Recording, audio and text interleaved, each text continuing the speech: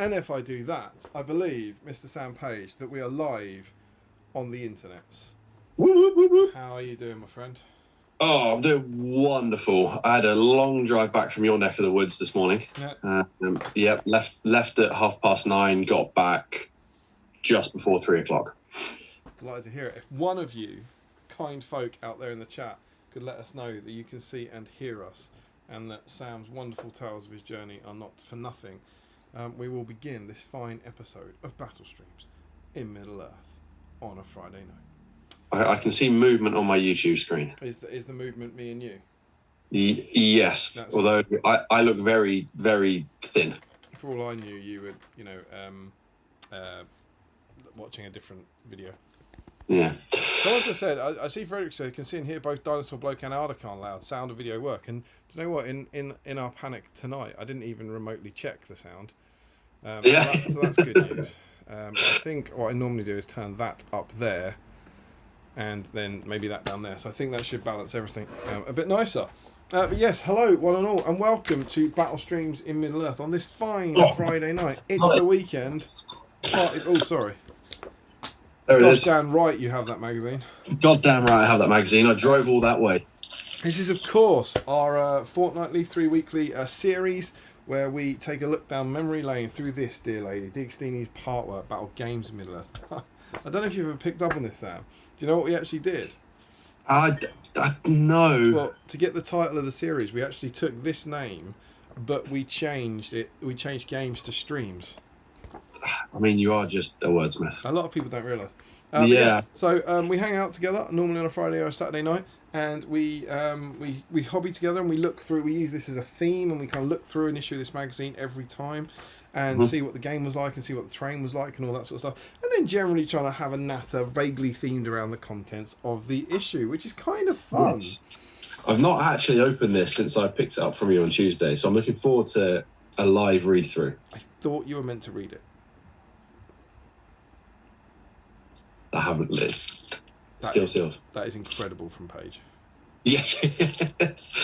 That is both the most dedicated anyone has ever been to the stream and the least dedicated anyone has ever been to the stream.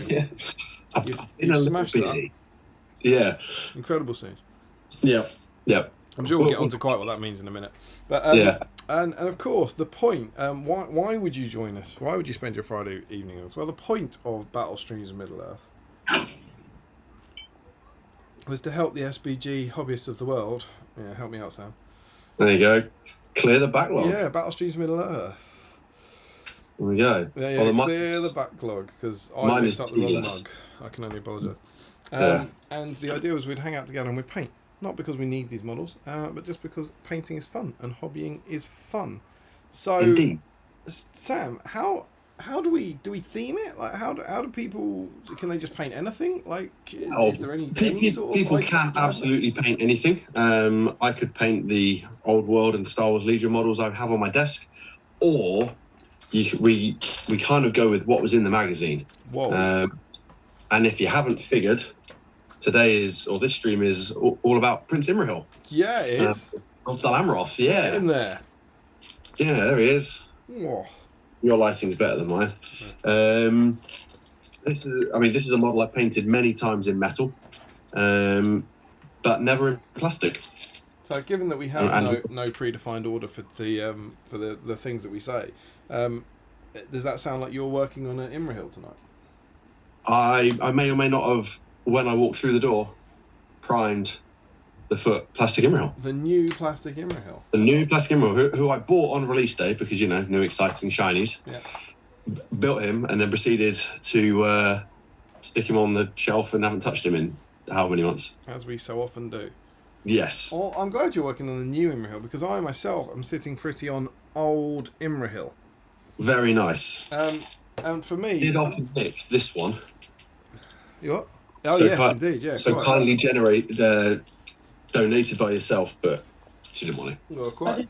Well, maybe later. But he's also not primed, so you may have to do some filling while I go outside and spray him white, so he can be painted pink. I have got no interest whatsoever in Prince Imrahil of Dal Amroth. I don't have a fiefdom's army.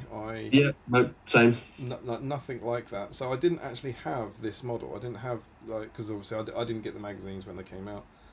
So I had no Imrahil in my collection. And I think I mentioned this on a stream back near the start of the year because in January the wonderful Mr. Chris Gross, one of our fabulous BSIME family, reached out to me and he said, "I've got an Imrahil taking up space," and in the spirit of clearing the backlog, clearing his own backlog, he said, "Do you want it?" So this is Mr. Chris. Oh, I'm having a knock. Oh. Yes. Right, brilliant. So that's both children, is it? Oh. Excellent. It wouldn't be battle streams without innovation. I don't know. Car photo bombs. Obviously not. Obviously not. Please. No, you're literally in the live on it. No. And so Mr. Chris Gross saved the day. Well, kind of saved the day. Preemptively saved the day, and sent me his Imrahil, which is very kind of him. And brilliant. That's good news. Well done. Please, can I have some chocolate Easter eggs? Nope. Please. No. Haven't even done our day. Will you save me a mini egg? Yes. No. You're not even gonna. And a bit of chocolate too. Yeah. Save me a mini egg. Remind me to do that, Sam, will you? I'm taking this away. What was that? I need to save them a bit of chocolate and a mini egg for the morning. Spoilers, okay, yeah, I will remind you. Leave it, please. No, not now at bedtime.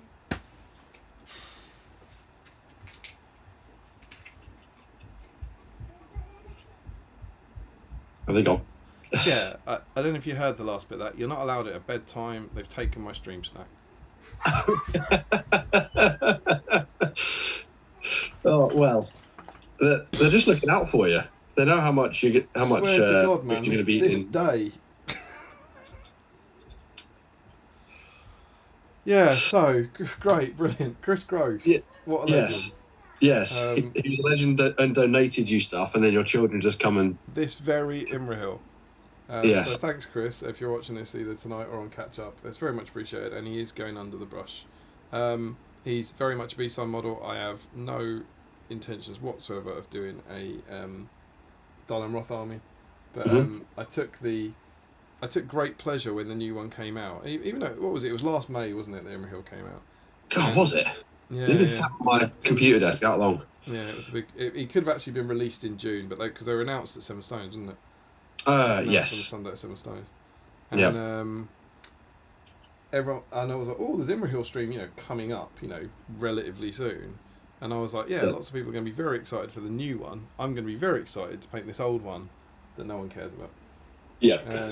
So yeah, I don't have the new one. Kind of much like you said you bought him and put him on a shelf. I didn't buy him just to put him on a shelf.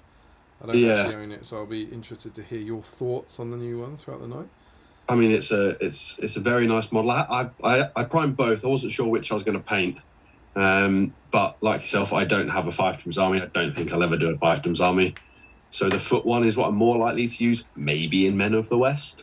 Yeah. But it looks pretty nice. I'll get the other one out. Cool. So we're both on theme. We're both working. Both on theme. On Imrahil tonight. Now we've said on theme, Sam. What does that mean? What do those words mean? Why is there a theme? Does it matter if you're on theme? What? Yeah. So it doesn't entirely matter if you're not on theme, but if you are on theme and the theme tonight is solely Prince Imrahil, I'm afraid no captains of Dol Amroth, warriors of Dol Amroth, or anything like that. No. And you get yourself over to the Great British Hobbit League Facebook page, you will find a whip thread. You will. And if you so fancied and posted a photo of what you're working on, and you are on theme, you could be in with a chance to win some swanky prizes. Some swanky prizes. I love your optimism. Yeah. Now, as of yet, I've got one USB 2 dongle. And that USB 2 dongle is currently running a backup on my computer. Sure. And so it's not currently plugged into Dicecam.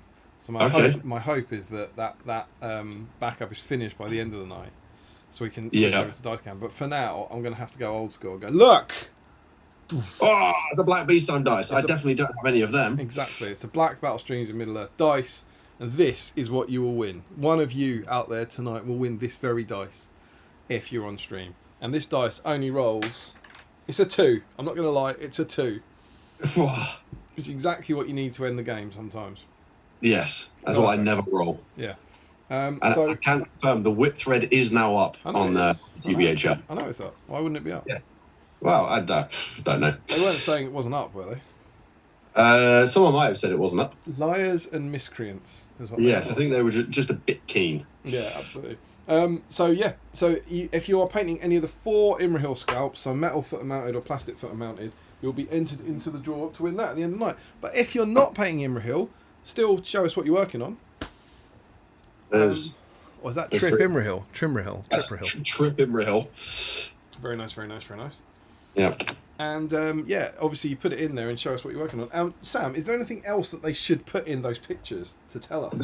They should put in their Grogu bowl of goodies. Is that a popcorn bucket? That is a popcorn bucket, Very not nice. full of popcorn. We'll get into that in a minute. Yes, if you've got any stream snacks, post that in your pictures. We want to see what you're eating. If you've got any stream snacks. Yeah. I think anyone could get through a stream like this without stream snacks out.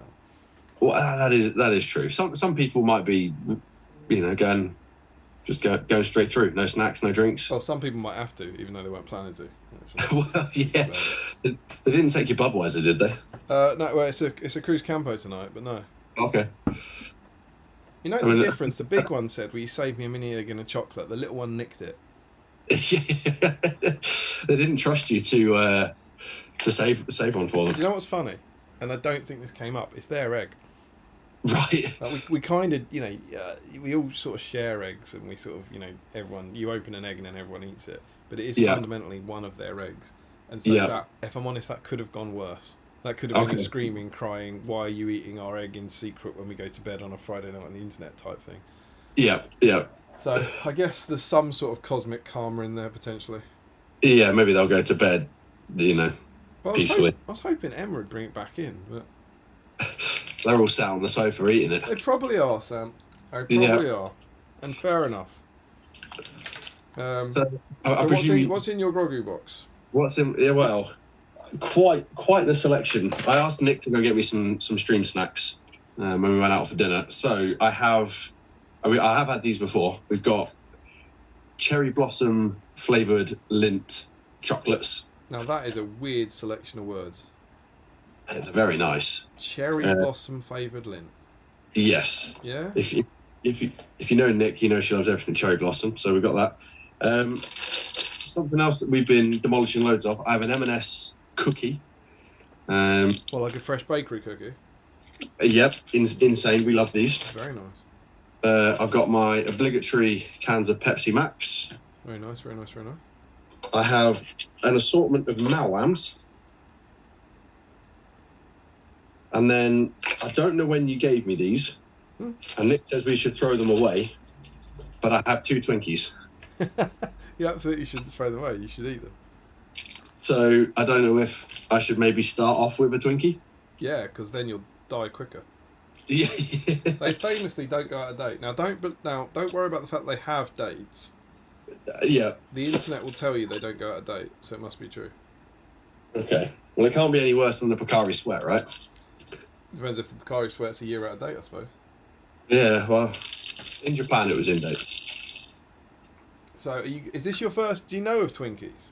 Have you had a Twinkie? I know of Twinkies. I only know of Twinkies from Zombieland. But you've never had one?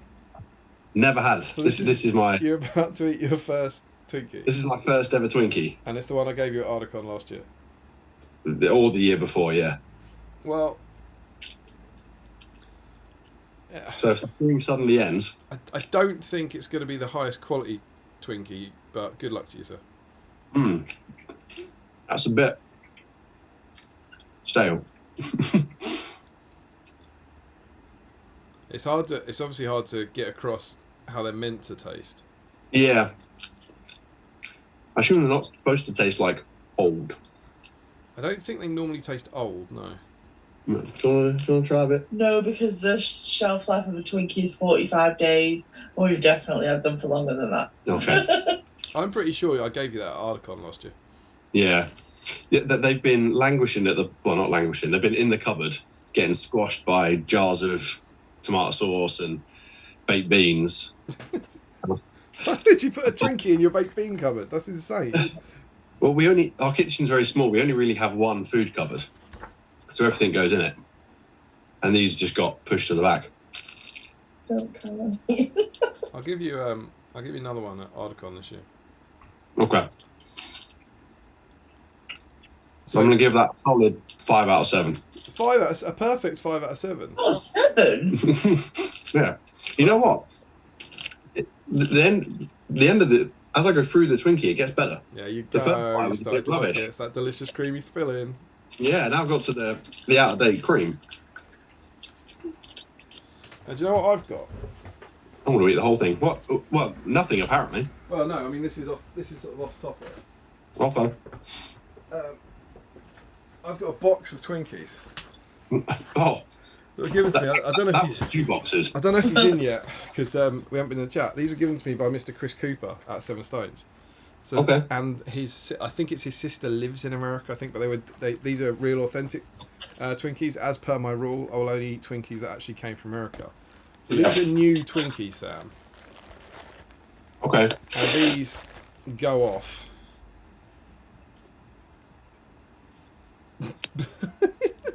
By May the 16th. Of this year. Yeah. Nice. So I guess they took a while to get here. Yeah. So just to be clear, the hand-delivered Twinkies that I've been given are already out of date. Nice. So yeah. Well, I don't know if that really wasn't what I was that. She's expecting. just I expected removed them my to other still be in Twinkie. date. Yeah. But what I am going to do is go into my other box, my open box, and join you. Because do you know what I've got for a stream snack? Absolutely nothing. Do you know what Blind I've got for a stream snack? Absolutely nothing. Oh. Because my children nicked it. Yeah. So I've got my cup of tea. I was hoping to Yep. enjoy a bit of chocolate. Yeah. and I've got a beer for a bit later, Nice. and I got a Twinkie. Yeah. A slightly less out of date Twinkie. So I think this one is probably out of date, but slightly less out of date than yours. Yeah. So I'm going in for that. Happy Friday, man. Lovely to have you. Yeah. Yeah. It's good. It's good to be back. It's been a long time. Yeah, well, I was going to say, I probably gave you that Twinkie to have on the next time you hosted. Yes. It was Anne Page. I think you were the first ever BSIME guest host. You're part of the family. Yeah. Do you know how long it's been since you last hosted? I want to say a year. I want to say about a year. Very close. I believe it was in July. Okay. So, yeah, somehow you've done a bit of a Harry Parkill. Despite being a massive part of the BSIME family, just various things have aligned or not aligned. You haven't hosted in ages, so it's lovely to have you back, man. Well, thank you for having me. I blame my change of employment. Being on late shift every other week kind of scuppers my my chance to A, catch a stream, and B host a stream. It's the world, right? Stupid real life. But yeah, welcome back. That's what we've got. That's what we've got to get us through the stream. We want to know what you're working on, in terms of your snacks and stuff, in terms of your Imrahils, and then we've got things to discuss, I suppose. So a plan for the night. Yeah. I think as we catch up with whoever's in the thread, we'll have a bit of a discussion about our news.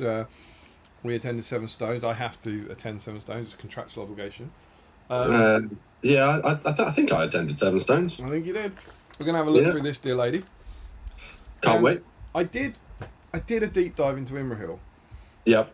And I'm like one book behind. Okay. So it's like I was like so close. And so what I might try and do is sneakily do a deep dive while you're reading comments or something. Okay. So it's not my best deep dive because everything got away from me this week. Sure. Including my mini eggs. But we've got some stuff to chat about with Imrahil later. A little look into the lore of his stuff, and we'll just have a kind of Imrahili night ahead of us. Perfect. Do we need to jump into the chat, or on what? Do we need to jump into the chat? I was just going to say, on relatively miserable news, 2 people died this week. John Blanche died. Yes. It was it's perfectly possible that some people, newer SBGers, might not know who he is, I guess, but most people will. And he's an absolute titan of Games Workshop art. I think his longest serving job role was as director of art, or art director for the company. His art is incredibly famous. He was a massive part of defining the look of both Warhammer and Warhammer 40,000. And if you like this hobby, he's a bit like the Jervis Johnson and Rick Priestley of the art, I think. Yes. If you like Mordheim, that's basically all John Blanche. I was recently playing Dreadfleet. That was almost all John Blanche.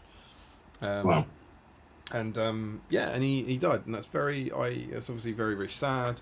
I don't think he ever did much for MESBG, but he did do stuff for Tolkien. He wrote stuff. He illustrated some stuff in some of those David Day books and some of the stuff for the calendars and all these kind of things. But yeah, he's a sort of titan of GW gone, which is sad. So I suggest we raise a glass to Mr. Blanche. Yes. Toast to him. As if that wasn't enough, Giles is dead. I don't watch Buffy. Well, you should. Yeah, I know him from Doctor Who. Yeah. Yeah. Anthony Stewart, titan of Nescafe adverts, of Giles and Buffy. Was it Merlin? Merlin. Yeah. And a number of other things. A wonderful actor, and he died this afternoon. And I'm really, really sad about that. That is absolutely rubbish. I fondly remember Saturday nights on Sky One in 1996, and at 6 p.m. there was Hercules, and at 7 p.m. there was Xena, and at 8 p.m. there was Buffy, and you could go in to school to people who didn't have Sky and just tell them you were watching 3 programs that all began with names that didn't make any sense. And, I was 4 in 1996. I was watching Buffy, yeah. and I was going to school. There's a really cool program on about, and it's like she's a cool vampire hunter, and she kicks ass, and it's awesome. It's really cool. And then of course it became this global mega thing. And Yeah. I'm gutted about that. So cheers, Giles, for all the laughs. And if you haven't watched Buffy, you should go and watch Buffy because it's bloody brilliant. Would you recommend starting with season 1? Is there any? That's the traditional starting point. Well, but sometimes the early ones aren't very good. No, you got to go in order. I think I rewatched all of it and the spin-off last year sometime. I always thought the weakest one is season 4, and when I went back to season 4, it was better than I remember it being. Yeah. It's very, very good, but like 1, 2, 3 are peak, and then 5's incredible, and then 6 and 7 they're cool, they're good, but 1, 2, 3, and 5 are the best ones. Sure. Probably 2 and 3 more than 1. Like it finds its feet a bit in 1. But, Sure. But it's really good, and it stands up really well. Sarah Michelle Gellar, proper teenage Damien crush. Sure. Yeah. And current Damien crush? Always Damien crush. Yeah. Aged like a fine wine, as Miss Gellar. But it's amazing. So that's rubbish. He ends the first episode, Giles, by saying the world is doomed, or the earth is doomed, and he's right. Yeah. But there we go. So sad things, but if you're sad about any of those things or anything else, hopefully you can join us tonight and hang out and have a bit of fun and be a bit happy. Yes. That is the plan. I used to be happy, but then my mini eggs got taken away. But you got a Twinkie, so silver linings. Into the backup Twinkie. Do your Twinkies taste old? No. Or do they taste like Twinkies? No. They taste a little bit old, but they're not a year old. Aged. Yeah. I love that you kept it though for the stream. Well done. Yeah. There was a few times I was like, we should probably throw these away, and it was like, but you got to stream it. There is a long running joke that they survive the apocalypse. Yeah. Like they last longer than cockroaches. So I think you're probably safe, man. It's full of preservatives. I'm off for another week anyway, so You're off it's for 2 fine. now. Yeah. There we go. Let's have a wonderful one. Do you wanna jump in and see who's in? Yeah, let me jump in. I know one name's in because I was chatting with him in the chat before we cracked on. Mr. So Frederick meta. Tilton's in. So good evening, Frederick. Good evening, Joe Holzman. He's in. Ryan Pickering is in. Frederick says he's going to be super on theme tonight, so I assume that's painting multiple Imrahil. Frederick was then shocked that Piano House started early, and then we had some technical issues. I thought Piano House started on time, didn't it? Yeah. And then he then asked, where's the whip thread? I think you'll find it's there. Absolutely. Thomas Macklin, the Mac Attack himself, is in. Captain Mac Flash. Captain Maclash. So good evening, Tom. Ricky Drinks Paints is in. Ashley Fish is in. Joe Achilles in from the States. Good afternoon. Good evening. Yes, I'm indeed the Articon lad. Michael Dublé is in. Hope he's recovered from signing all those CDs at 7 Stones. I don't want to upset him. I've got 2 of his giveaway CDs. They were left behind. Oh dear. I mean, that is just brutal. Absolutely. That's brutal. awkward. No, you hate to see it. Yeah. Oh dear. Well, that's top raffle prizes for next 7 Stones. Yes, it is. Yeah. Frederick says, I'm a bit louder than Damien. I then fixed that. Damien says a little low. Joe Holzman says, least dedicated anyone has ever been to the stream since Steve passed, you mean? Oh! He's not dead. He's not dead. I saw an advert for his barbecue. Absolutely, yeah. Pension, He's yeah. alive and well, making a living out of meat. Yeah. Circlehead reporting for duty all the way I'd from love to see it. all the way from your dungeon.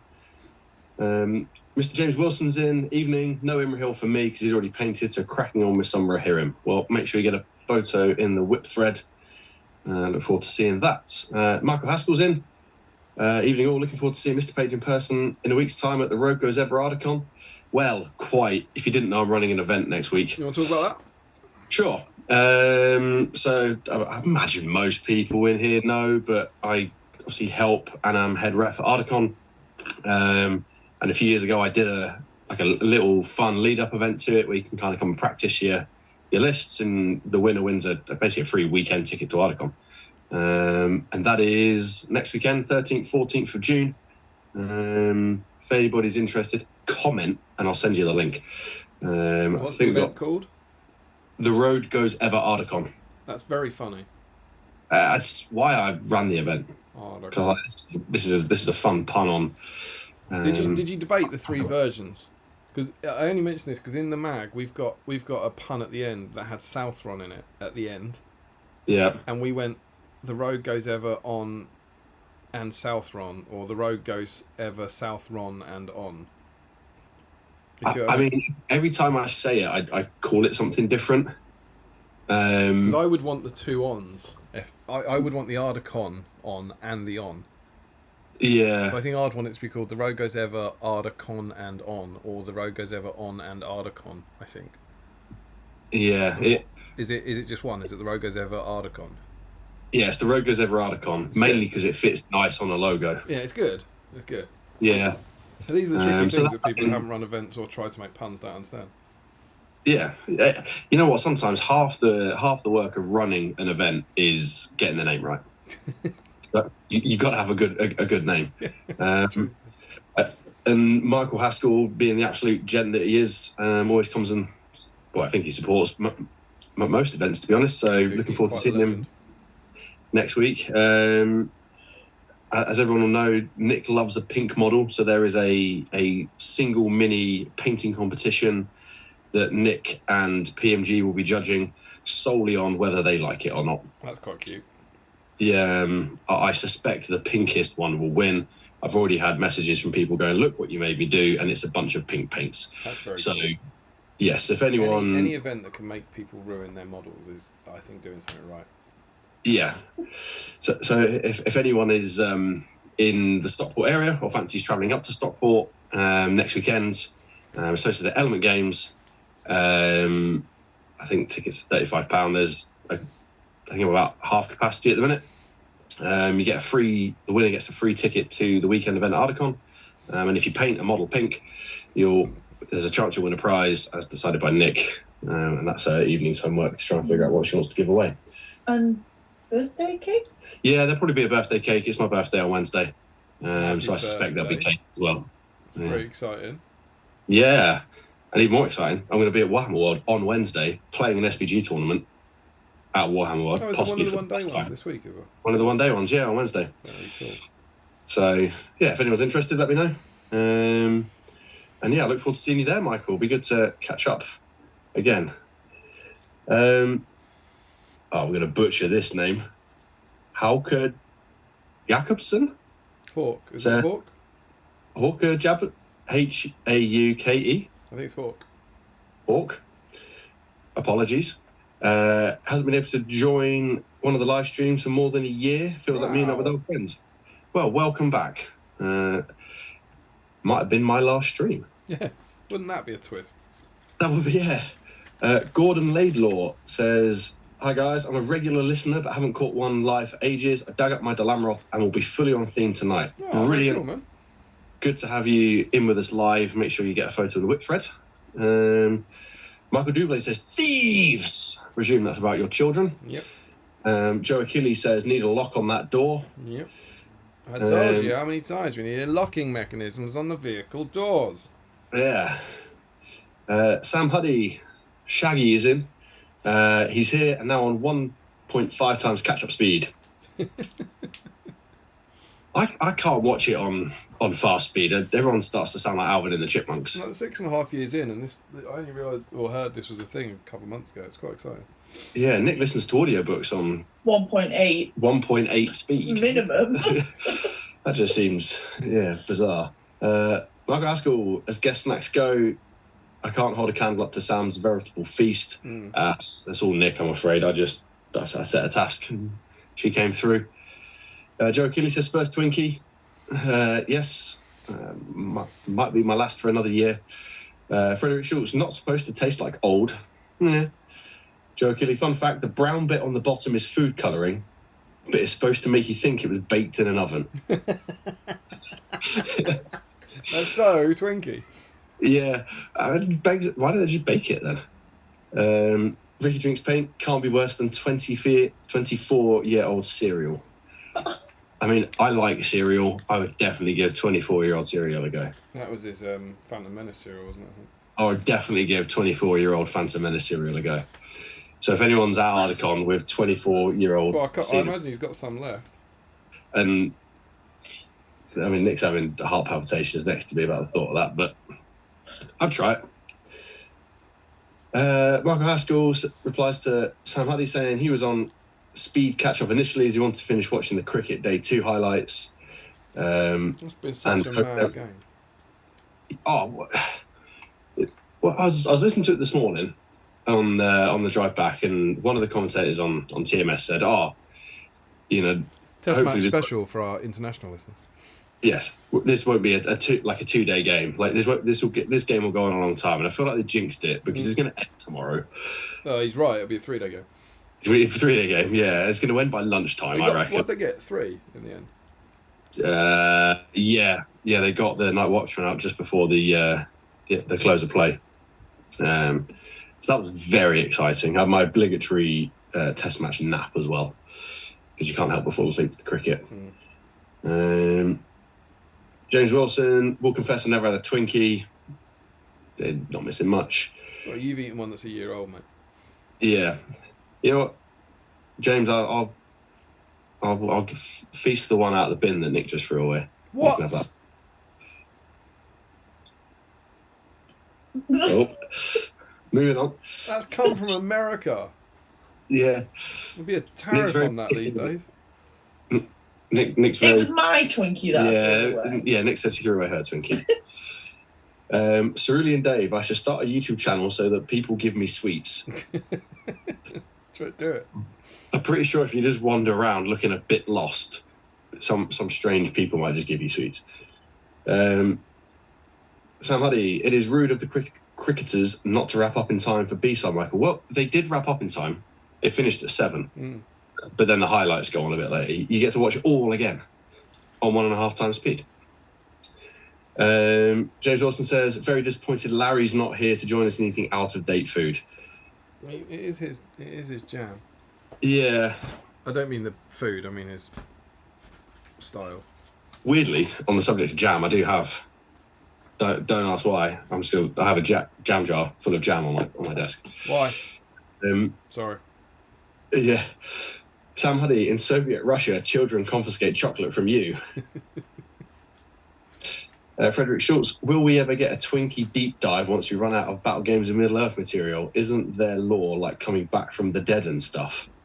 Sure. Oh, yeah. I'll leave that to the deep dive master. Joe Holzman, it appears Twickenham is now part of Soviet Russia. And Chris Cooper's tuned in just in time for the Twinkie chat. Good evening. If I may make a request, Chris, could we have some in-date Twinkies, please? Did he hear that his Twinkies are out of date? I'm not sure he was there. Yeah. Joe Holzman says, 1 book behind on an Imrahil deep dive. Does that mean you've looked through Fellowship and 2 Towers and haven't made it to Return of the King? Going to be a very shallow dive if so. Yeah. I don't know what other books he... What was that? I was literally mid deep diving and I heard deep dive. What was the... So Joe Holzman said, 1 book behind on the deep dive. Does that mean you've looked through Fellowship and 2 Towers and haven't made it to Return of the King? No. Like Lord of the Rings is done. I'm onto the behind, the draft books. Okay. Well, hopefully it'll be a deeper dive. It's slightly deeper than it was at 8 p.m. Cool. That's good. Jack Brown - random letters here has found his Imrahil. Brilliant. Get that in the whip thread. Look forward to seeing that. Back at the weekend. That was very cool. Yeah. Frederick Schultz says Blanche also did some Tolkien illustrations. I've seen them popping up. They look very good. I imagine they'll start to go up in price. Looked very... is it Alan Lee? Yeah. Not Blanche. Yeah. Who did the original illustrations for Peter Jackson? Was that Alan Lee? Alan Lee and John Howe were Tolkien artists who worked as concept artists on Lord of the Rings.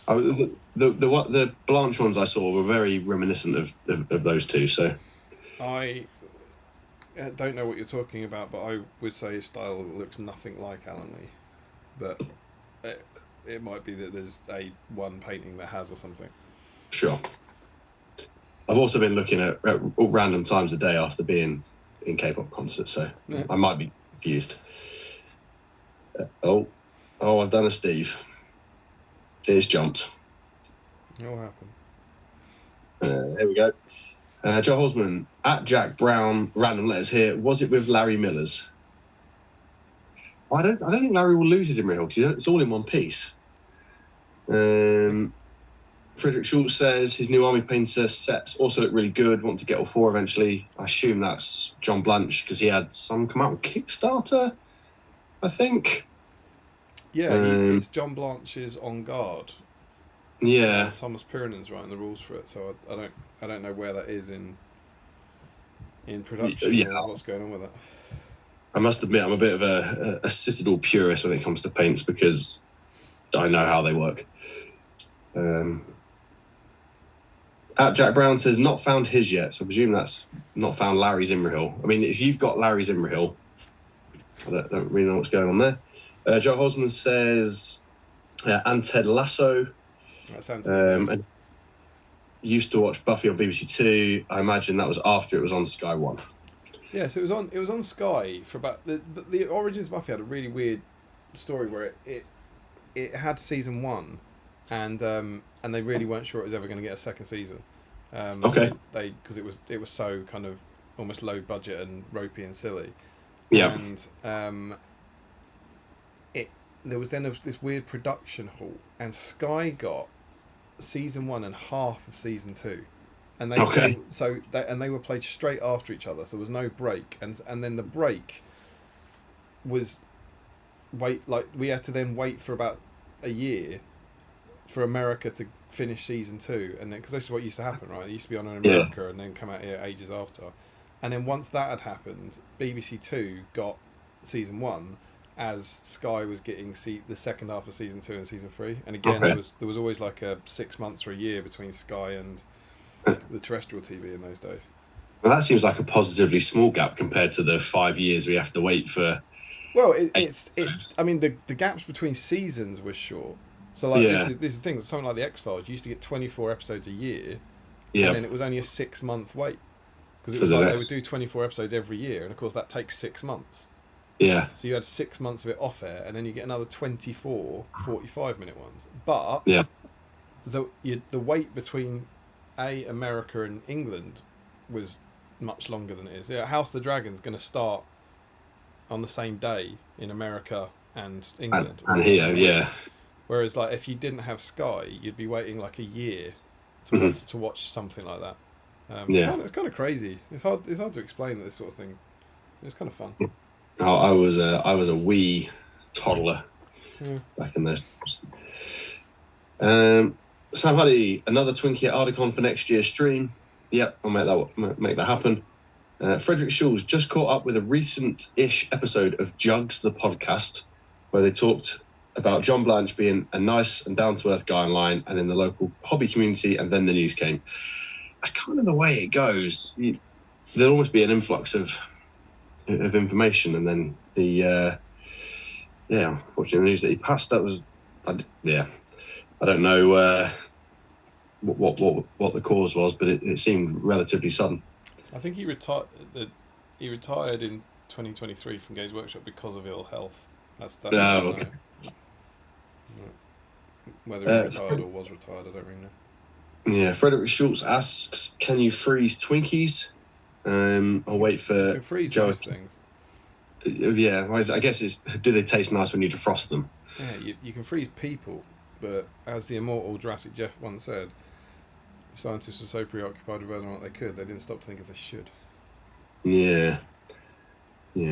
I'll leave that one. Chris Cooper says James Griffin also says hi. Hello, James. Oh, I understand it. Oh, that's. Oh, so James Griffin, who was at Seven Stones with Chris, is James who Chris sometimes hobbies with on here. I hadn't made that connection. So, like, sometimes, like, Chris will go around to James's house and they'll hobby watching the stream together. That's very cool. Brilliant. That sounds good fun. Joe Hosman, do you expect people to have finished their Ardicon lists in order to try them out next weekend? No, but some people might have. So some people might be locked in on their lists only to get smashed at the Road Goes Ever Ardicon and then the August FAQ to then thoroughly ruin it and then have to change it and go in with no practice. But is that what happens? Does Ardicon have the FAQ in action? Isn't it? Yeah, so we usually get an FAQ the last weekend of July. Maybe it'll be the second to last week of July, given Ardicon's a week earlier this year. But the August FAQ is almost always in effect at Ardicon. The Ardicon and on what? I don't get that, Frederick. I think having the second on makes it a bit of a mouthful, just that little bit too long. Yeah, I agree. Frederick says, are we moving into helmless helm territory here? Yeah, I think so. Luckily, Larry's not here, otherwise we would be in that territory. GR Hobbies, greeting from Canada. Been looking forward to this stream for a long time, as I really love Imrahil and his lore. I'll stick around. Damien's going to have a deepish dive on him. It's getting deeper. Yeah, good. He's going to be in and out watching, as it's still the work day over here. Ooh, well, at least it's Friday. And if not, you can always catch up on 1.8 times speed. Frederick, Sam, that pronunciation of hawk was pretty spot on. Don't listen to that Damien guy. I am serious. He is not a hawk. Hawker? Oh. I mean, we've been saying Hawk Jacobson for about 6.5 years, I think. So, is it Hawker? Maybe it is Hawker. I've never had it. I've never had it questioned, really. Sam Honey says that we know of. Yeah, he might be part hawk. Oh, here he is. My Seven Stones double partner, the duck pie. Still frantically searching for my Imrahil, but had to pop in to show my love for the quote from the best Jurassic Park character. Right, hang on. Is this Larry? This is Larry. So I believe he's going to say Robert Muldoon. Okay. But is the quote clever girl? Has he said what quotes he's talking about? No, he's not said any. There's no quotes. So what was his comment? Still frantically searching for my Imrahil, but had to pop in to show my love for the quote from the best Jurassic Park character. Had to pop in to show my love for the quote from the best Jurassic Park character. I'm pretty sure he thinks Muldoon's the best Jurassic Park character, which is a great choice. Yeah. I don't know what the quote. I mean, his most famous quote is "clever girl," but yeah, sure. Don't know. Well, I've just scrolled down. I can't. Larry, tell me what your favourite quote is. Stephen Ryan, devastating revelations in the Ryan household. Vicky has just informed me that she broke my BSIME mug last week. Oh. No, oh dear. That's not good. No, it's not that. It's worse than that. Go on. I've had a message from her. Am I allowed to? Maybe I'm not allowed to say that. Okay. She's probably despaired. Okay. Sorry. Maybe keep an eye on the post, Steve. I keep an eye on the post, but if Vicky's out there, sorry. Don't tell him you've broken it. We'll sort it out. Yeah. I was going to say it's bad enough that it was broken, but then doubly bad that he's only found out now when it was broken last week. Yeah, I think I knew it was broken before he did. What? Yeah. I mean, nothing. Okay. He's had a busy week not marking and instead eating McDonald's on the sofa. He's finished marking is what he's done. So it's been a week of dizzying highs and terrifying lows of mine. Okay. Battle Camper is in. Battle Camper's in? He's in. I found one of his dice in my car earlier. That's again devastating highs and dizzying lows. Like what? How's your van, mate? He was meant to. He was meant to be here. He was meant to be here. Okay. I mean, he had another breakdown. Disastrous scenes. Oh dear. Battle Camper, I think we should say, the reigning champion of Seven Stones. Yes. Well done. I was surprised that Ludicrous. no one's done that theme before. Yeah. And by people, I mean you. Well, can I tell you something genuine? And I've told Alex this because I got so happy when he did it. But I think at the very least, Cal would be able to keep me honest on this to prove that this is true. I have come very, very, very close to doing that at Throne of Skulls. Sure. It's been in the back of my head for years. I've chatted about it. It would just be me. It wouldn't be so. I wouldn't have the wonderful. If anyone doesn't know, they were stone giants. It was incredible. They were dressed up as stone giants. They had the models on them. On their bellies. It was absolutely incredible. So I would have been on my own because it was singles, and I wanted to do it as like a West End performance artist, with the idea being that I'd go to Throne of Skulls, and if I got a nomination, I would stand there at lunch for the voting for the hour. Yeah. And so it's always been there as a kind of, and I was like, but then what if you don't get the nomination? It's just stupid.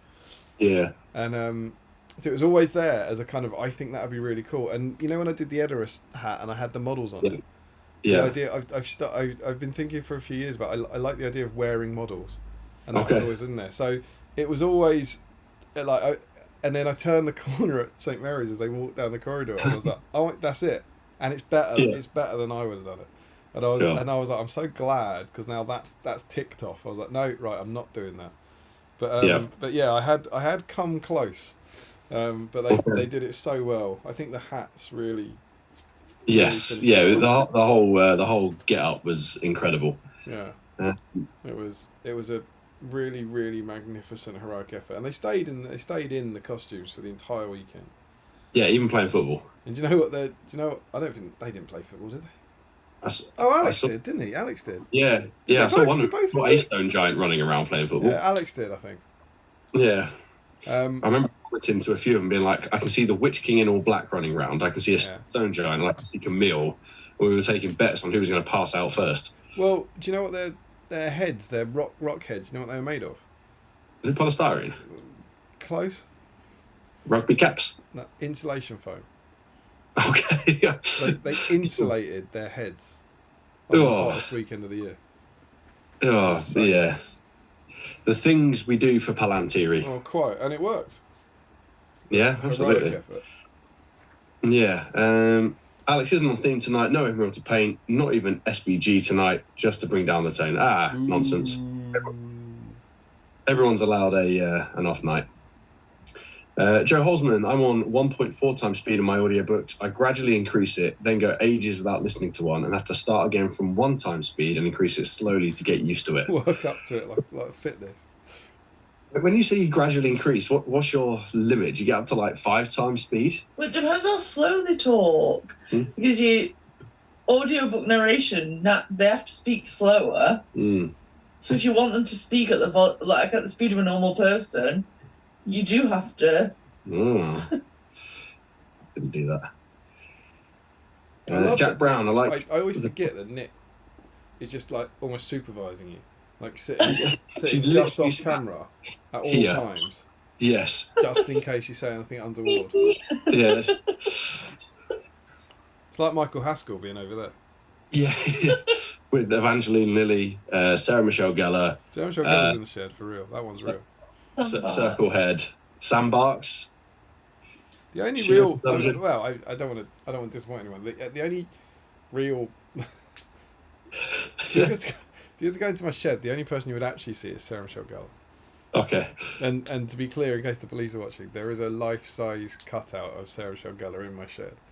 Not alive. No, well, not anymore. Okay, well, there we go. Moving on. Jack Brown likes the tiny swan on his helmet. I do not like attaching wings to said helmet. Is that the new one? I assume that's the new one. Wow, you have to attach the wings. Yeah. No way. That can't be useful. No. I'm looking at mine now. I assume I glued them on. It's been the day and an age since I built it. Michael Haskell, I do podcasts on 1.75 speed, but audiobooks on 1.5. Get through more content that way. Yeah, I couldn't do that. I just think it stressed me out a bit. Yeah. Like everyone was like sort of shouting at me. Whenever I mark student presentations, I've always tell them to slow down. It's like you're going too fast. Take a breath. Yeah. Update from the Ryan household. Apparently, she panic messaged Damien, but then worried she'd offended him as he hadn't replied. No. Yeah. See, See. Well, she messaged me. Didn't in any way offend me, but I'm rubbish. Yeah. I'm just rubbish. Yeah. I'm just rubbish at replying things. Yeah. I am hopelessly overwhelmed by the world, and behind on everything. So you certainly hadn't offended me. And then of course, what I realised as soon as I heard him say that, I was like, oh, that means she told him, because she reached out and said, can we replace it? Yeah. And I saw it. I saw a little pop up and went, yeah, obviously. But then what I did was say nothing. Your head said yes, and your fingers didn't type anything. Yeah. And then I pootled off, and tried to find some Twinkies or something. Yeah. So yeah, apologies. And then she's obviously gone, oh God, he's not replying. Oh, I've got to tell you about this. Stephen. Yeah. So yeah, sorry. So yeah, and now I've offended her because I'm the worst. You're not the worst. He has better news though. He realised on Wednesday that this is the only issue of the magazine he doesn't own. He ordered it on eBay and it arrived this afternoon. That's very good news. Did it come with the model, Steve? Or well, Steve is. I don't know if it's all of them, but he has. I don't know if you remember this. He's been basically opening loads of them fresh, and then opening the models fresh as well. So he's ripping into them new. Oh, excellent! Which is pretty cool. Yeah. Sam Huddy, it sounds more like an old 40s radio show where everyone speaks quickly. I'm guessing that's Michael's 1.75 podcast. Larry, that's where Twinkies belong, Damien. Oh, in the bin. Very funny. Okay. You eat glass. Yeah. Frederick Shaw's asks, Battle Camper, is he scratch building a new van tonight? It's a bit too soon. Too soon. Joe Holzman, are there tariffs on stuff from America? I thought tariffs were the other way. Well, they are. That was just a bit of light-hearted tariff humour. Sorry. Yeah. I think it also depends on... I thought the joke worked. So I think it was... Just saying it's American, there's probably a tariff in it. That was the gag. Sorry. Yeah. James Wilson was offended I offered to get him a Twinkie out the bin. He says, I'm not eating food out the bin. I'm not Larry. Fair enough, James. I'll get you a fresh English Twinkie. Frederick Schultz, that Twinkie was fresh by Larry's standards, also needs more glass. I did smash a glass at my parents' house earlier in the week, at last 250 miles away from the nearest Twinkie. Accident or anger? Accident. Oh, yeah, you did smash a glass. I did, yeah. James Wilson, that's libel. Larry doesn't let food get to the bin. That's fair. Chris Cooper, I didn't know Twinkies came in date. They don't. Yeah. Maybe they're all already out of date before. Yeah, they come out the factory sealed a month out of date. What a great feature. Yeah. Joe Achilles, if we ever have the North American BSIME meetup, I'll send Damien home with more Twinkies than he'll ever be able to eat. That sounds like a chance. Didn't he also... I think Chris has broken his arm. And did he do it at 7 Stones? I remember seeing some photos in the Patreon chat of him, his arm in a sling, and a conversation being had about football. And then James really injured himself as well. And they're partners, and they're hobbying together. And obviously, we knew that James had injured himself, and he was hobbling around. So if James is watching, I hope you're all right, James. Yes. I hope Chris. I know that James kind of had an accident playing football, but I didn't see what happened with Chris. I think 2 partners both damaged themselves at our tournament. Yeah, come for the hobby, go home with sport injuries. Oh, it's extreme sport, isn't it? It is, yeah. Joe Holzman, Larry Miller has lost his Imrahil. Larry Miller's always lost his Imrahil. Yeah. Green Tree Underhill is in. Do we know who that is? Green Tree Underhill? Yeah. I mean, I know who Green Tree is. That's Mark Green Tree, but is that... I don't know. That's a strange name to be a coincidence for. I wonder if he's changed. Yeah, all one word. He says, hello, hope everyone is well. Hope you are too. If you fancy, confirm your identity down below. Frederick, I was talking about the army painter John Blanche paint sets, not his miniatures game. Okay, I didn't know he had. Yeah, they might have crossed my my algorithm once or twice, but it's not something I would probably look at. But he's been busy with lots of stuff after leaving GW. Good for him.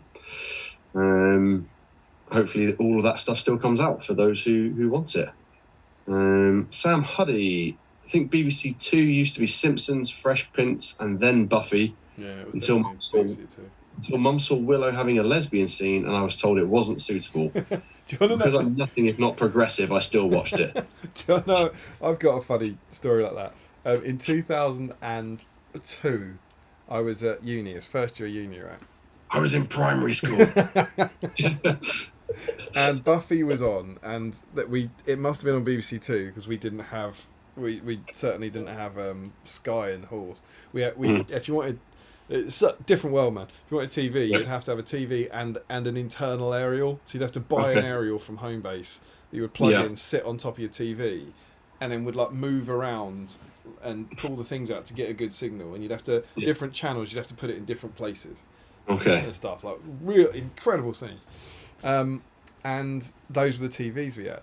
And there was a born again Christian on our hall. And to be absolutely clear where I stand on these things, I was raised Catholic. I don't think I am anymore. I was raised Catholic. I whatever, believe in whatever you want. I can see the point of the church. I don't believe in the literal interpretation of the Bible. But that's just me. Other people do, and other people don't. She was born again Christian. She had been given a Bible when she was 17, and told that space rangers made this happen. It's all real, and she believed it, which is weird. I always find it's hard. Is that if you're brought up with it at school, and you've believed it all your life, I kind of get why you believe it. If you're kind of indoctrinated into it, I find it harder. And she was, she came to me, and I was 2 doors down, and she opened the door, looked in. I was like, "You're right," and I was watching Buffy. She went, "Oh." And she shut the door, and I was like, that was weird. And I then spoke to my friend who was 4 doors down about an hour later. She went, "Did Laura come into your room?" And I went, "Yeah." "Was she annoyed?" And I was like, "Yeah, because you were watching Buffy." I went, "Yeah." And apparently by the time she'd got to Rachel, she said, and I quote, "Oh, I'm so sick of everyone watching these Satan programs." And she'd obviously like gone just door to door, getting more and more annoyed until she'd snapped. And it was like, and I was disappointed because I didn't get to say Satan's not in it. It's not really a Satan program, but that was again that kind of indoctrination thing. It wasn't even what you believe. It's like, and you can't watch Buffy because Buffy's evil.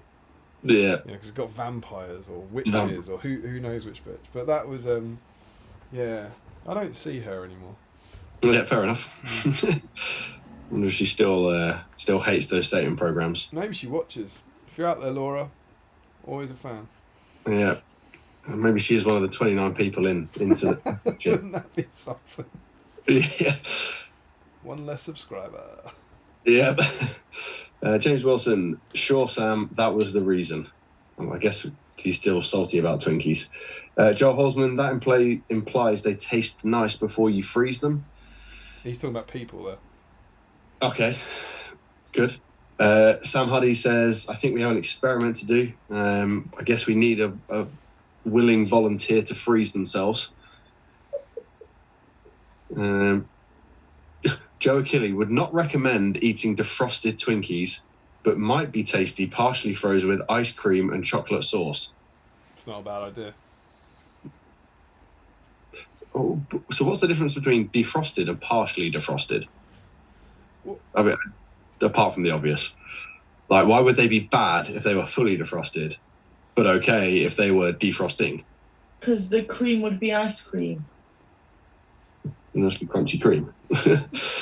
If you freeze cream and you defrost it, does it become ice cream?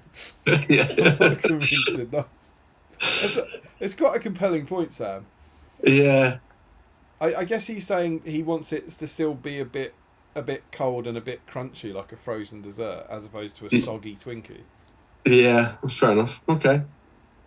Well, maybe we'll do that with our next batch of Twinkies, and this time next year we'll have one partially defrosted with some ice cream as a stream snack. You have a bin next to you, and you have a freezer. I think tonight's the night, man. Okay. I have to wait for Nick to go to bed to do that. Well, then you Take have it out, bin. Yeah.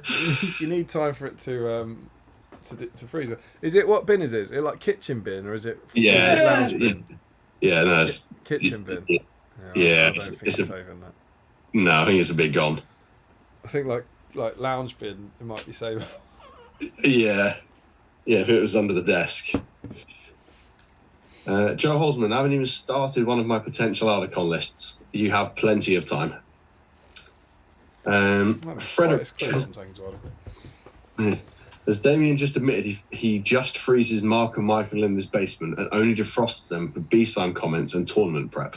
I didn't admit that. Okay. Where's he gone? It was something about. Oh my! I jumped right to the bottom.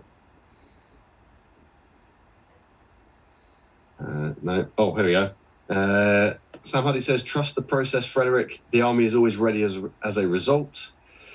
He has a point. Michael Haskell, waiting for the next FAQ. Sweaty times for Ardicon attendees wanting to take Men of the West, perhaps. I think they will be fine. I don't think they'll get touched. You don't think Men of the West will get touched? Not in any way that will have an effect on their competitiveness. Aren't they a big problem one? Aren't they top of the list? I think they're only a problem. I think they're only a big problem because they're a very simple and they're a very forgiving army to use. They're quite point and click. You've got arguably the two best heroes and three best heroes in the game, backed up by a very solid fighting force. Oh, he's blue. He's more than mine. Mine is dry brushed up to whitey grey. Ready for later. We're doing that. I wasn't bragging about how well I've painted him. I was saying he's in the list. He's in the list. Unfortunately, I don't think he makes it into the list a lot of the time if you're playing at a GBHL 100. He does tonight, Sam. Well, maybe later on I'll make a list with him. Tonight he makes it into all of our lists. Yes, of which I think there are three. Out and grab a book. Okay. Frederick, I'm having some minor human rights related concerns about freezing people, but okay. Don't worry about it. I think the UK might be coming out of the human rights stuff, so it's all fine. Joe Hosman, given Ardicon is the first week of August this year, I'd assumed the FAQ wouldn't arrive in time. Possibly, but then historically it's always been published in time for Ardicon. And I'm led to believe that Ardicon is why we get the August FAQ. So we can hope. Sam Huddy, and when I'm going to say Hauke has been sat there seething the entire time. Why don't they say my name right? Because we're English and we're not very good at saying foreign names. He then says the ends justify the means. I assume he's talking about freezing Michael and Mark Stone. Joe Hosman, did you reference it when you introduced the mag? Damien's gone. Important BSIME question. Will tonight's alternative approach be Imrahil Hill or Imrahil on a hill or Imrahil's hill? I'll let you guys decide. Michael Haskell, I think Larry is making reference to the quote Damien recited regarding scientists should. It's Larry, though. He could be referencing something that's not even been said on any stream ever. James Wilson, I think Larry meant the quote about locking mechanisms on the vehicle doors. That's likely. Battle Camper, the van doesn't seem good. Hashtag pray for it. Everyone type pray for it in chat. Frederick Shaw says one van prayer. And Alex is back in, thanking everybody. Winning 7 stones is genuinely his proudest hobby achievement. It should. I think 7 stones winning 7 stones is up there with winning Throwing the Skulls in terms of the amount of effort you have to put in. And Hoi hoi. speaking of Throwing the Skulls winners, he's back. Do what? I was just one of the comments I was reading out was Alex saying winning 7 stones is his proudest hobby moment. Oh, thanks, man. That's lovely. I reckon it's a comparable amount of effort for 7 stones as opposed to Throwing the Skulls because of how hotly contested it is. Yeah, all those gold trophies on your bookshelf. I jest. But yeah, maybe potentially. I don't know. I have never had the opportunity to attempt to win 7 stones, but it looks extremely difficult to me. Yeah, it never fails to amaze me what people do. Yeah. Alex continues. He played a bit of football, and then he says, "I think Chris would have died." I assume he's talking about Chris Cooper there. No, he's talking about Chris Powell, his partner. Oh, We okay. were talking about did the Stone Giants play? That's fair enough. If you're wearing insulation on your head in 30-odd degrees. Sam Huddy, I'll be honest, until I saw the costume up close, I thought it was paintball gear. Once I saw it up close, it was brilliant. So glad for Alex and Chris to win. Yeah, it was phenomenal. And if you haven't seen the video, the movie Oscar-winning video that was posted on the GBHL, with water pistols and amazing CGI, Incredible cinematography, I think. Is that on the GBHL? Yeah.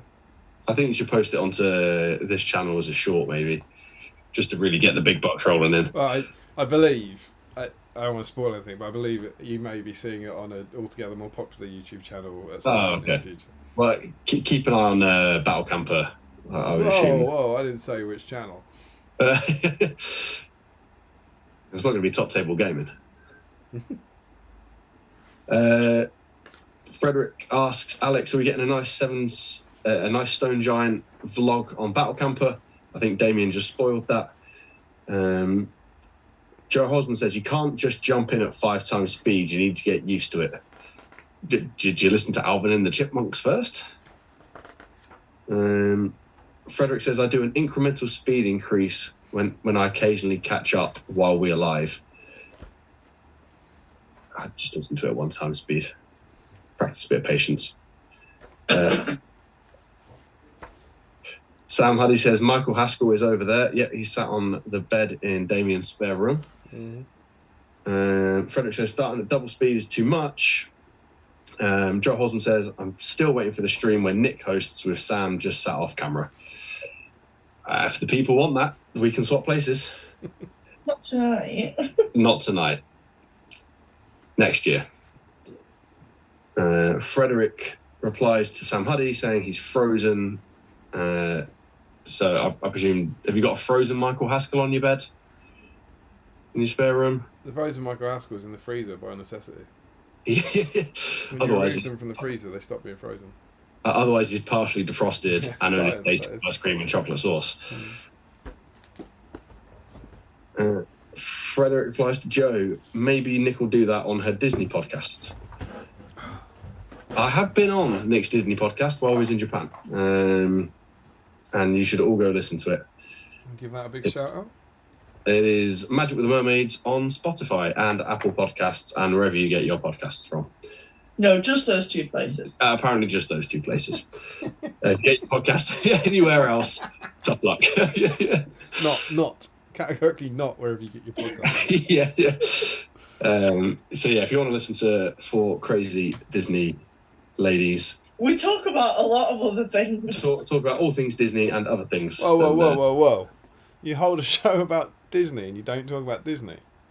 What kind No, of we monster? do talk about Disney, but we have a recommendation station at the start of every episode where we go off on major tangents. What kind of monster would host some sort of show about an IP and spend very little of the show talking about that IP? No, we do not spend very little of the time talking about it. It's just when you try to get 4 people to stay on one topic, it's hard, okay? I'm well aware. So yeah, if everybody can go and listen to that podcast, it'd make Nick very happy. Mark Stone Circlehead says Sarah Michelle Gellar, Evangeline Lilly, and Circlehead. Never thought I'd be mentioned in the same breath in such manner. That's why he doesn't mind being in the shed. That's just his house in Guernsey, isn't it? I haven't developed houses over there. It's just all sheds and tents. Sam Huddy, I don't think Michael meant 1.75 times podcast and 1.5 times audiobook simultaneously. Who knows these days? Some people are very good at multitasking. Frederick says, to be fair, who isn't hopelessly overwhelmed by the world at this point? Yeah, I kind of agree. Yeah. Joshua Crosby, he who speaks Latin, is in.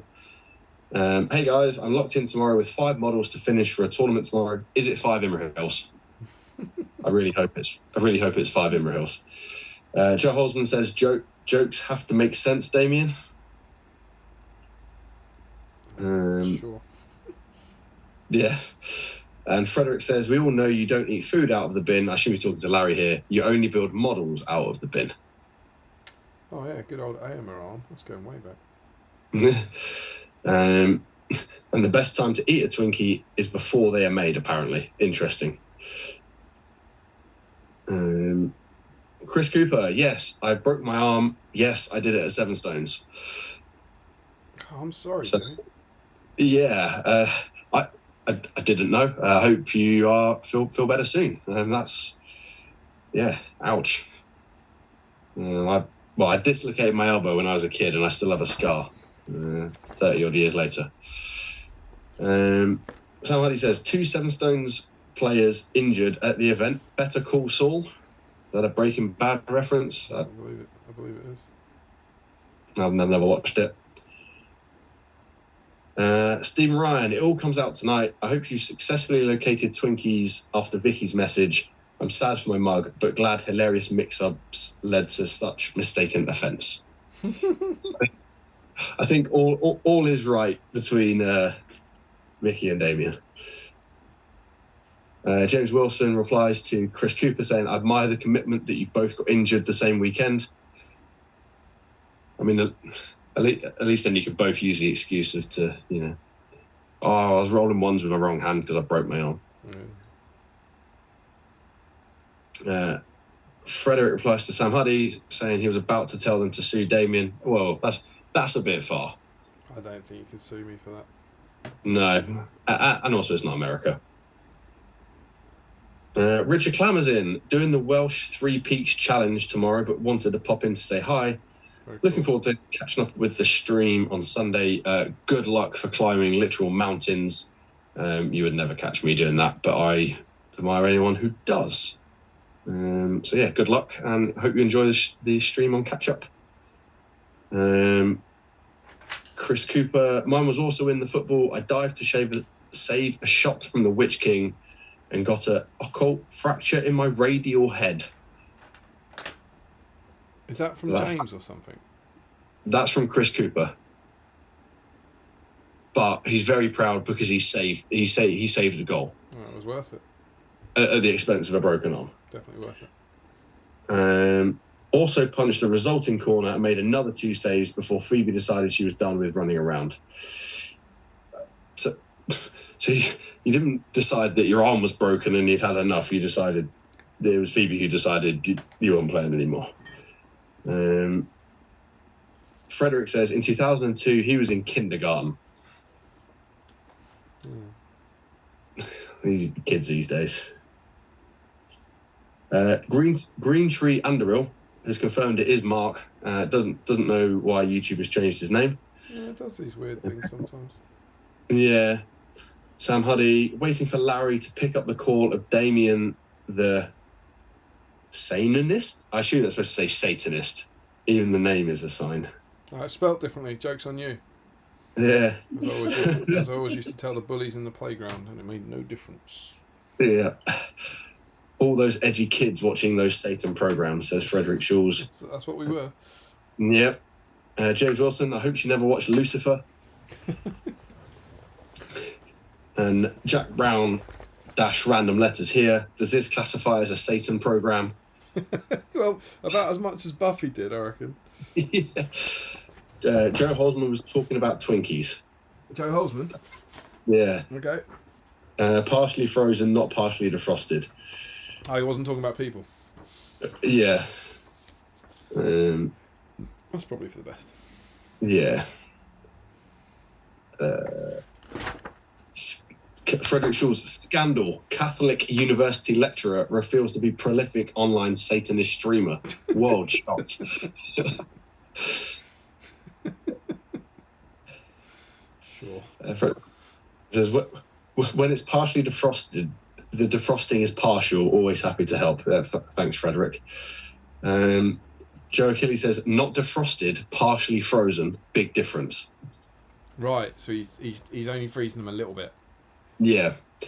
And Joe Holzman says, cream does not do well frozen than defrosted. And James Wilson asks if the frozen equivalent of Twinkies is an Arctic roll. Isn't Arctic roll like rolled up cake and ice cream? Yeah. It's not, it's not. I'm looking at the older generations. Yeah, it's been a while since I've Arctic rolled, but that seems about right. Yeah. Frederick, you tested my pronunciations tonight. We used to eat wind butyl, German shoe pastry, literally wind bag, half frozen or frozen because the filling was ice cream-ish. Really nice. Delicious. Oh, what have we got, Mother? It's windbag again. Fantastic. Yeah. I'd like some windbag with ice cream-ish. Nom nom nom, said no one. Yeah. Jack Brown, how many parts would you guess mounted Imrahil is? Let me see if I can figure it out. Oh, that's a great question. How many parts would mounted Imrahil be? So I am going to guess. I don't own it. Sam's obviously counting.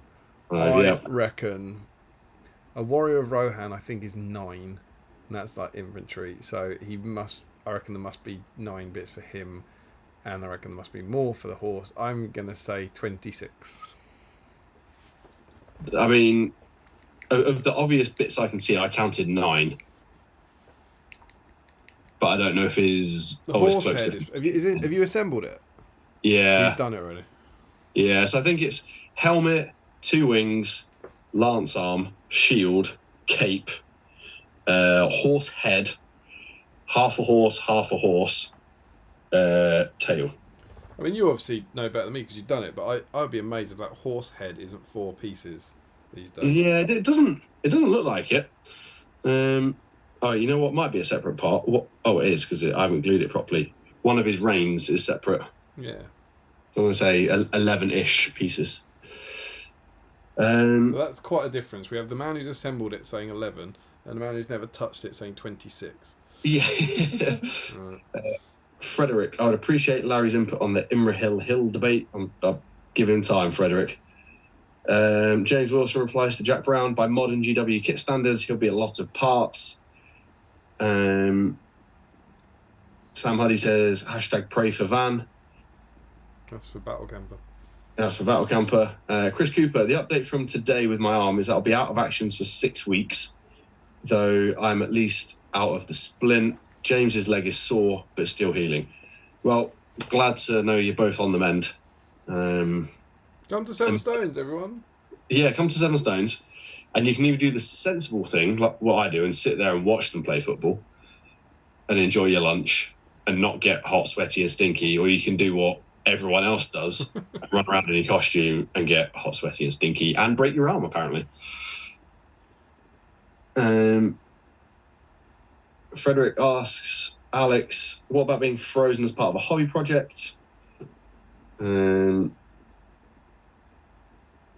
see if he replies. Surely we could tie that in. Like Alex could do a great, get like being frozen with Frozen. You could get like Anna and Elsa and freeze a human being, and at some point Alex would scream, "I said enough."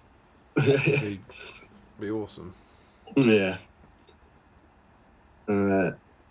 Sam Huddy agreed. It took months of dedication and silly ideas. I'm assuming that is related to Seven Stones. Alex says, saying Seven Stones matches Throne of Skulls is a real conundrum for Damien, undermining undermine his hobby prowess or undermine his tournament's prestige. That's exactly what I had to do. That's exactly. He's exactly right. Yeah. And he seems to be okay with being frozen as part of a hobby project with Frederick. Kieran Townsend, evening all. Not painting this evening, but great to have the stream on. Thanks, guys. Hope everyone is well. Hope you are well. And no worries on not painting. I've had many of those evenings. Chris Cooper, of course, I was still charging around with a broken arm once Phoebe took over from me in goal. Finished out the day with James on one leg before I drove home. So you drove home with a broken arm? Well, they had one functioning body between them. Didn't get it checked out until halfway through Tuesday when I was struggling a bit at work. When I dislocated my elbow, I passed out and I lost there's a week gap in my memory where I don't remember anything. In my memory, I broke my arm and I woke up in hospital. When I tell Mum this, she goes, "Oh no, you was at home for like a week before we went to the hospital." So how he was running around with a broken arm, I don't know. Maybe he's cooler than you. Maybe. That's not hard these days. Jack Brown, what are frozen Michael Haskell's top trump stats? Specifically frozen Michael Haskell as well. Hobby skills 10. Terrain providing skills 10. Compassion 20, I think. Yeah. Gentleman of the hobby 100. He's got his own stats. Yeah. He is the top trump. James Watson, we were very glad to win 7 stones because it meant we didn't have to try as hard anymore. We do, of course, still try to do something as fun as possible, and I've already started prep for 2027. Well, they did this guy. Yes. It was James. James was the Hasharin, I believe. And yeah, it was the Kinstrife, wasn't it? Yeah, and Sam was, I don't know, I don't know much about this stuff. I can never keep it in my head. Del Gamir or something, but that's just the name of the guy from GW. He was the upstart Prince guy. Yeah. I think it begins with D. Yeah, we played him that year. Awesome. I think I want to say game 1 or 2. It was a very fun army. Yeah, it was super cool. You did a great job. Michael Haskell is up for a short spell in the freezer once or twice, and it would have been bliss with the 7 stones weather this year. So, good to know, I suppose. Yeah, good to know. Joe Hosman, I've immediately forgotten the name of it, Sam. I shall require a link. Is that to my event? Don't know. Maybe. Let me know, Joe. Every time it's near the bottom. Jack Brown, I've also started prep for 2027. And Circlehead, Chris picked up part of our 2027 display board on the way back to Scotland. Yeah, that's from an amazing story. 2026 7 stones. That's pretty special. Is he? I assume that's SBG related. No, they're bored. So, on the journey home from 7 stones, they picked up part of the display board for 7 stones next year. Oh, okay. Oh, well, I look forward to seeing that. Sam Huddy broke his arm at 7 stones, didn't get most heroic act. I didn't know he'd broken his arm. Yeah. Yeah. Maybe if you'd got it checked out sooner, he may have got most heroic act. It's pretty damn heroic. I'm not going to lie. Yeah.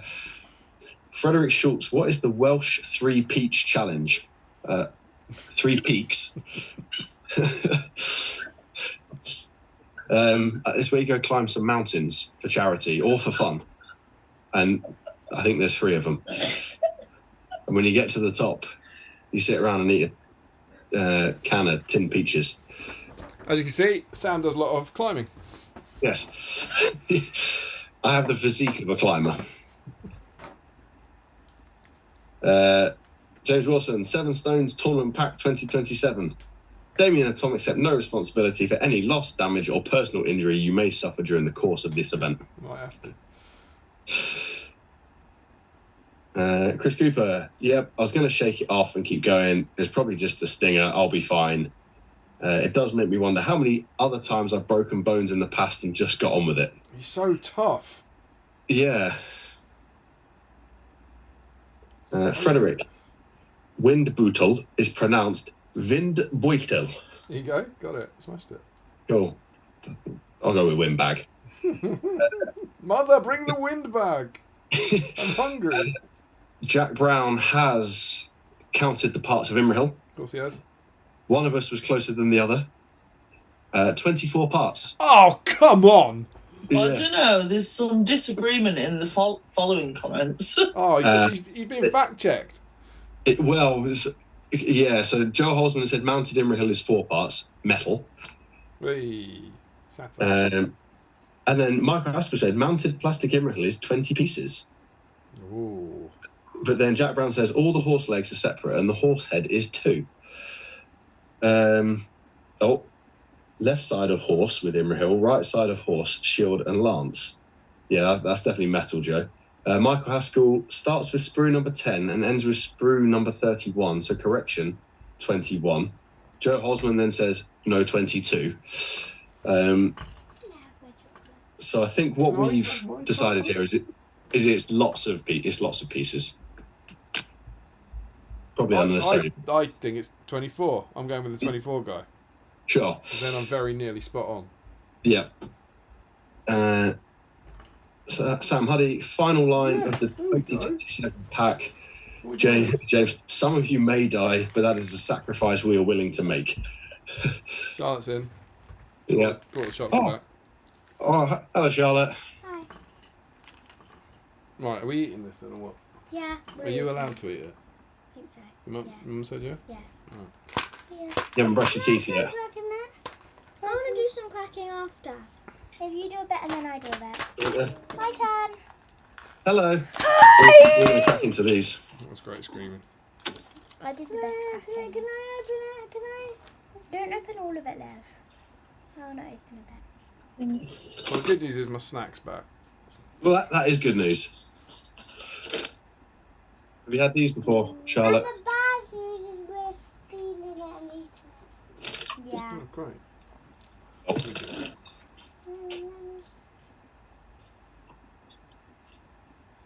This is a great part of stream where we all just eat snacks. I'm currently opening it. Time! Oh, don't do that. What? Oh, this was cold and hard when I got it out of the fridge. You didn't put it back in the fridge, did you? No. Oh, the eggies are cracked. They're not eggs anymore. That's probably because you just want. Okay. Sure. 2 eggs and a bit of chocolate. Yeah, 2 eggs and a bit of chocolate. Should I take this bit? Okay, great. Bye. Bye. Bye, love you.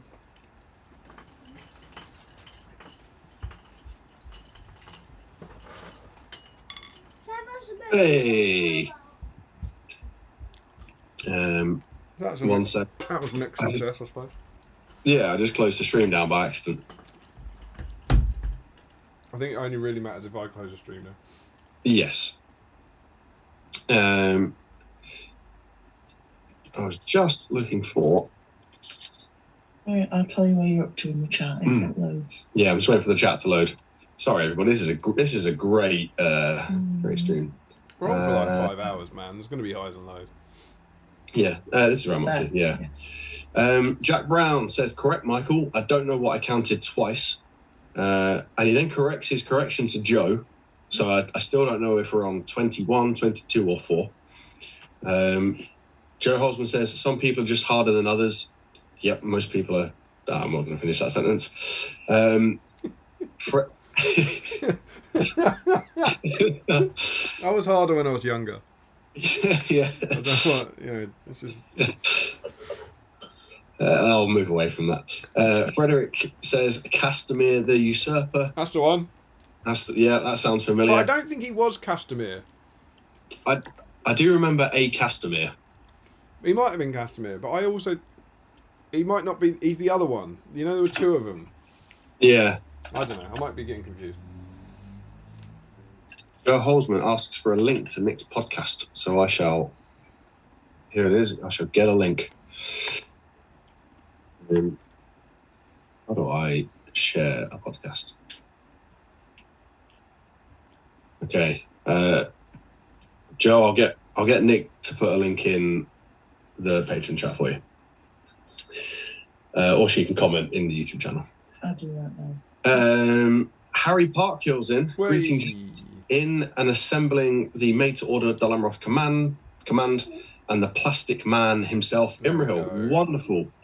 Get yourself in the whip thread, because that will definitely be on theme. Sam Huddy, I was King Castamere.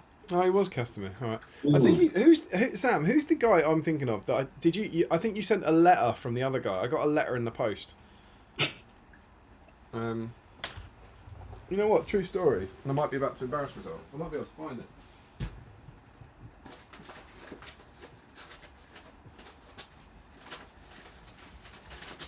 Because it might be this. I keep stuff. Castamere, right? No, okay. I mean, good news, I kept it. Bad news, it's from Castamere. Eldercar was the one I was thinking of. Eldercar. Okay.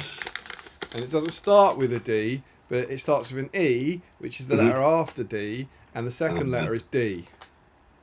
Gotcha. So look at this. We got this right. Dear Damien and Tom, I've learned you have an item, indeed several of these items in your possession. An item which I desire to possess, having been denied one that was rightfully mine by the foul half-breed who dare sit the throne, and has been rightfully cast out by one fit to rule a great kingdom of the men of Numenor.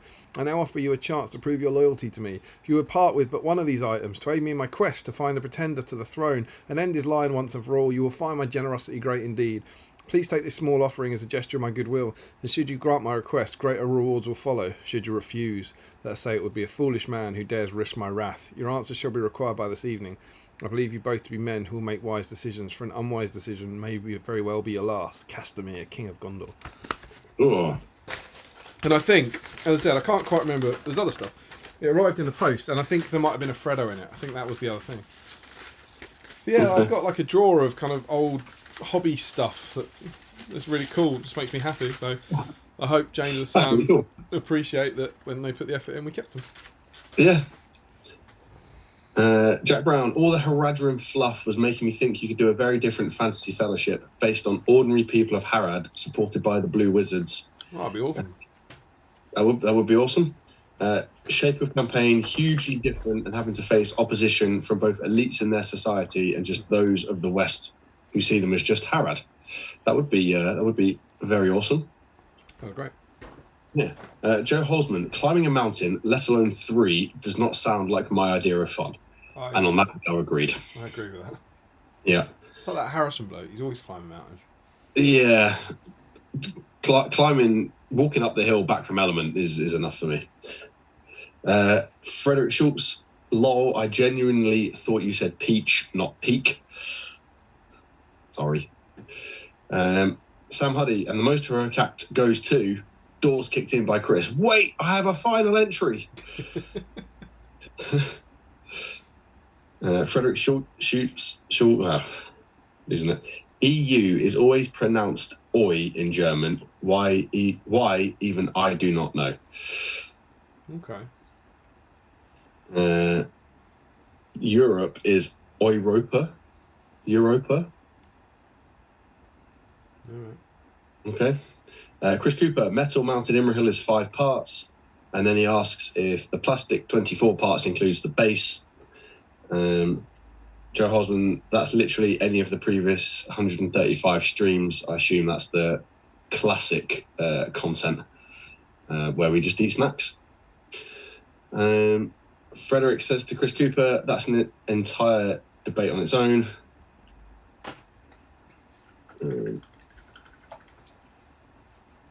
Sam Huddy, I love how as the chocolate was mentioned, Olivia just faded into view from nowhere. That's childhood correctly.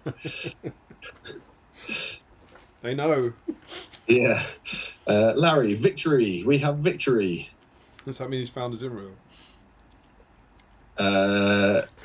We'll get to that in a couple of comments by the looks of it.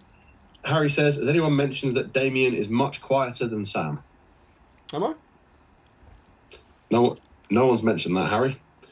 So what I can do is I can pull this up, which makes both of us louder, and that down, which makes you quieter. Cool. Sam Huddy asks Larry if his victory is for finding Imrahil or for getting chocolate back, to which Larry says yes. And to which Sam Huddy responds, brilliant.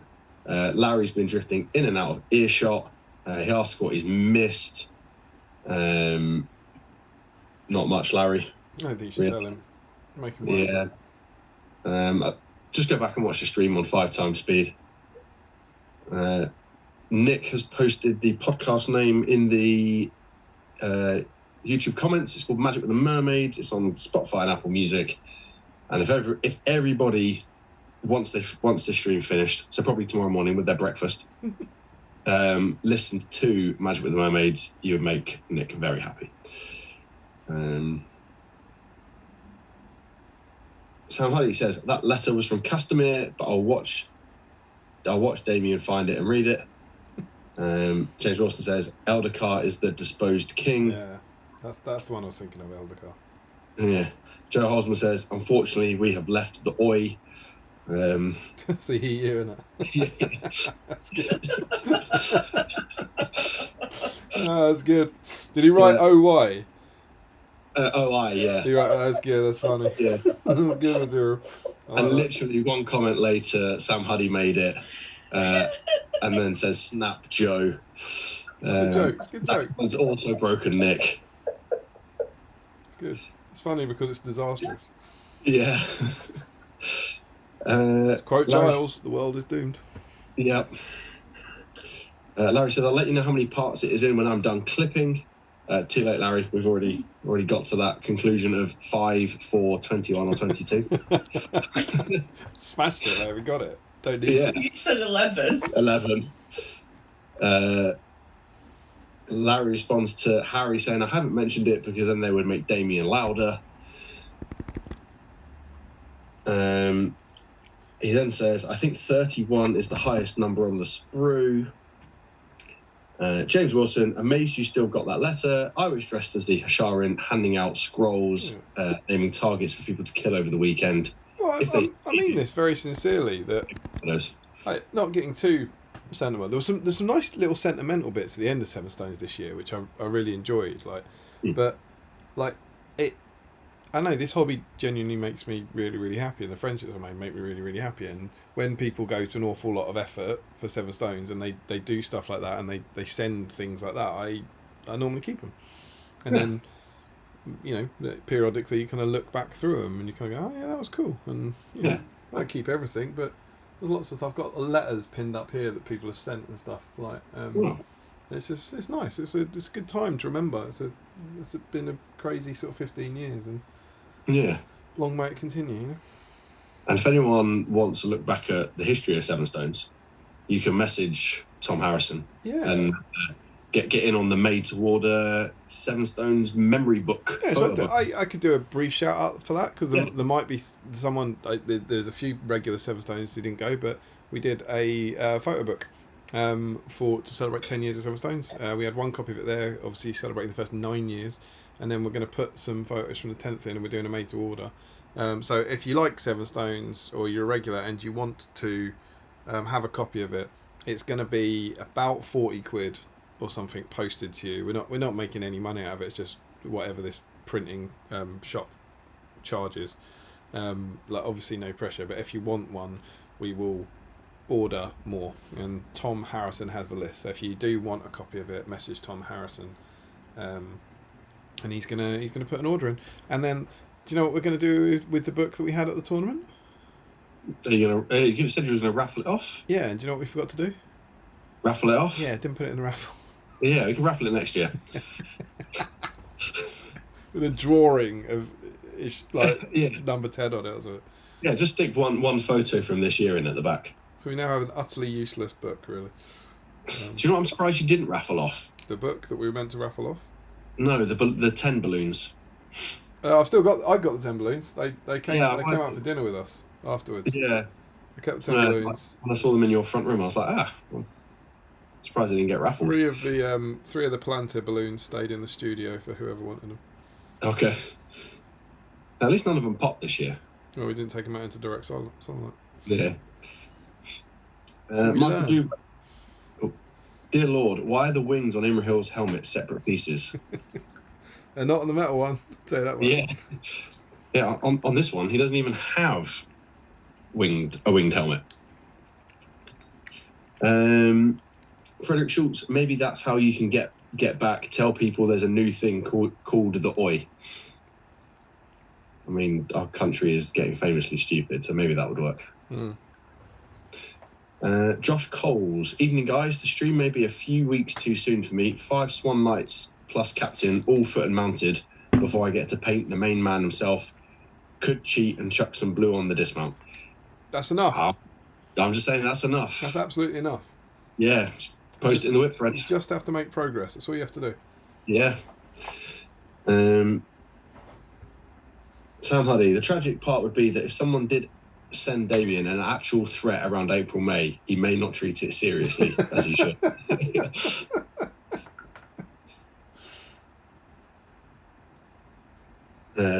Jack Brown, even better next year. Put the drawing in the raffle separately. Larry says we only raffle off divorced balloon weights. Yeah, that's true. And then he says those down balloons. And then Jack Brown says it is a trainable skill, double. The foot one I was annoyed at the wings, and the mounted ones they were easy. That's interesting. And that is the chat. Good work, my friend. Good Caught chatting. Caught up as Solid work. I would say. And I would say I have done, genuinely, I mean this, because I've pretty much been painting, so that's nearly 2 hours painting. I think I've done more painting on this stream than I have done in the last 3 months, I think. Good. I am still sitting pretty at 2 completed models for 2026. And on the last stream, I painted, I don't know, 2 Harad cloaks black. Yeah. I've done more than that. Well, I've actually got, I think this is quite fun and quite BSIME. Check out what I've got on my desk. Are they the upcoming models? Well, and the past. I've got In the Siladan, past? I've got Hasharin, Yep. I've got Imrahil, and I've got Garnbury Gun. Gambari Gan. So I am just, genuinely, I mean this, like I'm enjoying painting these, none of which I want. Yep. And I've got open like 4 painting guides. So Nice. I'm following 4 BSIME painting guides. Yeah. But yeah, it's weird. I'm just not painting this year, which sucks. But I'm trying to find some mojo. Oh, and I will say actually, while we're relatively early on, we've got 33 people in, most of whom are our wonderful BSIME patrons. A bit of a shout out because on Monday we are doing one of our BSIME patron watch-alongs. So there might be some patrons in here who don't follow the chat. But what this is, we did it for season 1 of Rings of Power. What we're going to do is at 9:30 a.m. on Monday, I'll be starting a Zoom call, or it'll probably start earlier than that, but we'll be starting Rings of Power season 2, episode 1 at 9:30 a.m. and then we're going to hang out and hobby as we watch most of season 2, and it'll end at about 5:30. So I think I worked out we get to like the penultimate episode or something. But that's just what we can get. So you can join for some of it. But any of the patrons will get the link. You can join for some of it. You can join for all of it. Just pop in. I'll send the link out via Patreon, and I will put it in the Facebook chat. It was really fun last time when we did season 1. Just hung out and paint together. And then I've got the day off work, and that is my plan to further motivate me to try and get some painting done. I may come and join you. I'm also off. Well, I'm off all next week, so. Oh, well, there you go. Jackpot. I will likely see you in there. You will need an Amazon Prime subscription, or it'll be a very strange description thing. Yeah, we use my mum's. Oh, we use Nick's mum's, so there we go. Sorted. We all hit play on the episodes at the same time and watch along and just have a natter. It's really good fun. Cool. Well, that'd be good. Yeah. So if you've caught up on the chat, we've got 2 main items of business, and I've kind of finished a colour, and I'm really chuffed with what I've done already. So I'm happy to take over for a bit if you want. Sure. Do we want to Imrahil deep dive pre-magazine, or do we want to magazine and then Imrahil? Well, let's deep dive Okay. while I get some done, and then we can magazine. Yeah, we've got. I just want to find out where we are. We've got Jamie Alano said, "I've got new Imrahil. I've had new Imrahil box in my hand 3 times. Always had to put it back because couldn't justify the purchase. This stream has convinced me it's finally time to buy. You're welcome, Games Workshop. Yeah. Where's my cut? That's what you get for dropping Throne of Skulls. Yeah, take that. Yeah. Anything exciting to talk about? There's no Throne of Skulls? No, but is there... You thought there might be something exciting to talk about? No. No? Yeah. No, I think I can talk about this. That's why I don't know, can you? Sorry, I want me to just confirm if you can talk about No. Yeah, Nick, can you check with the legal team? Can Sam talk about this? No. I can talk about this. If you can talk about this is exciting. Everyone sit down. You're going to be excited. So I will read out what I can say. It's the letters from your lawyers. Yeah. So this is from the Ghost of Ben Bowles. The Ghost of Ben Bowles. I don't really mind anyone knowing now, but I want people to enjoy it when they walk in for the first time. And given it is due to open in a couple of weeks, I'm going to ask Ben first. 1 sec. Oh, he's bottled it. Bottled it. Yeah. It's not wholly my news. All you've done there is that's a desperate tease. Yeah, I'm just teasing everybody. Ben Bowles, I'm live on BSIME right now. Do you want me to plug this? So you'll have to hang fire. Whoa. Some people in chat know now what is going on. There may or may not be an exciting or not exciting thing to talk about. Yeah. All right. You could talk about how you watched Mandalorian and Grogu for the second time last night. I did watch Mando and Grogu by myself last night while Nick was watching the K-pop concert.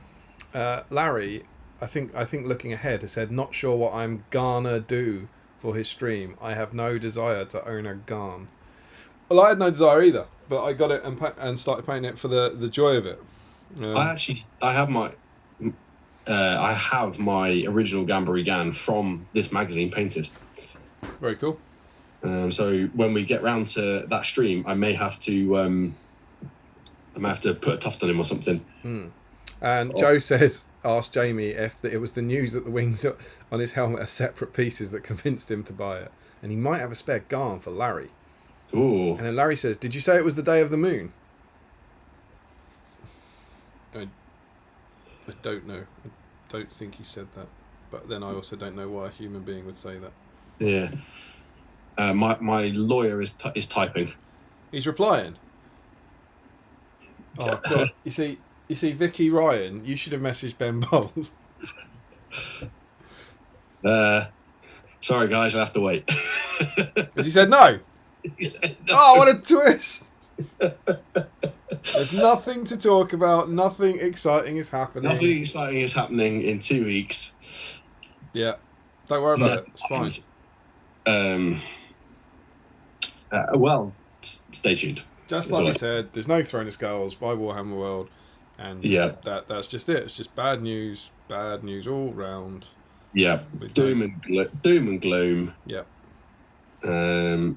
And Michael Haskell furthers the tease by saying this is like being on a coach with a stolen trove of gold bullion bars perched precariously partly on the side of a mountain road. Yeah, and Jamie has confirmed that was the final push in making him buy it. I'm only buying it if the wings are separate. Yeah, a Steve Crow quote comes to mind about forgiveness. Quite, but equally something about being paid and whatnot.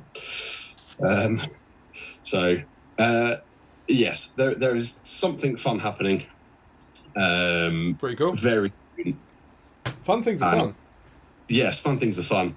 And what was that phrase you don't like, Damien? Cool things coming soon? There's so much exciting stuff to tell you about. So much exciting stuff to tell you about soon. Any variation on that? Yeah. But yeah, so that's we can't talk about that exciting stuff at the minute, I'm afraid. Yeah, but so much exciting stuff coming soon. Yes. Absolutely. BSIME Meetup 2026, is that happening?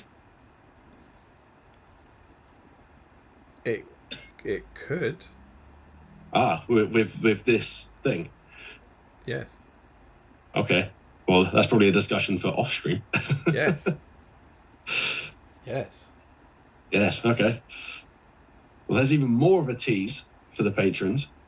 That's very good, because that fixes what Warhammer World did to us. Yes. I've just seen Sam Huddy say, in other news, nothing is happening. Back to your painting. Oh, that's good. Yes. Agree. Yeah. Yeah. Well, don't talk about that then. There's nothing to talk about. Yep.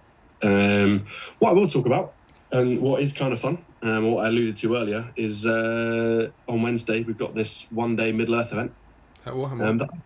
At Warhammer World, that I believe, I know at least Harry Parkhill and John of Team Diva are going to. Very cool. I like that they're doing single-day events in the middle of the week. Yeah. I think that's good. It's much better than 2-day events at the weekend, I think. I especially like it in months where I just have to burn my annual leave. Yeah. I remember that I never really liked those 2-day events that they did at the weekend. Yeah, I didn't really like them either. Rubbish. Yeah. Waste of time. I'd far rather it was events that I can't get to. And don't justify the petrol man. Sure. So I hope you enjoy it. Yeah. No, I'm looking forward to it. And the fact it's on my my actual birthday. That's very cool. Good luck, sir. Thank you. I haven't decided what to take yet. Can we pick for you? Yeah, I've got a Khazad-dûm option. I've got a I don't want to play, so I'm bringing Bionings option. You know, like I don't want to think option. Obviously got the I really don't want to think, so I've got Eagles. Cool. How many points is it? 500. I mean, those are 3 very powerful armies you've picked there. Yeah, and it's all stuff I have painted. That's convenient. Yeah. So are those the 3 options?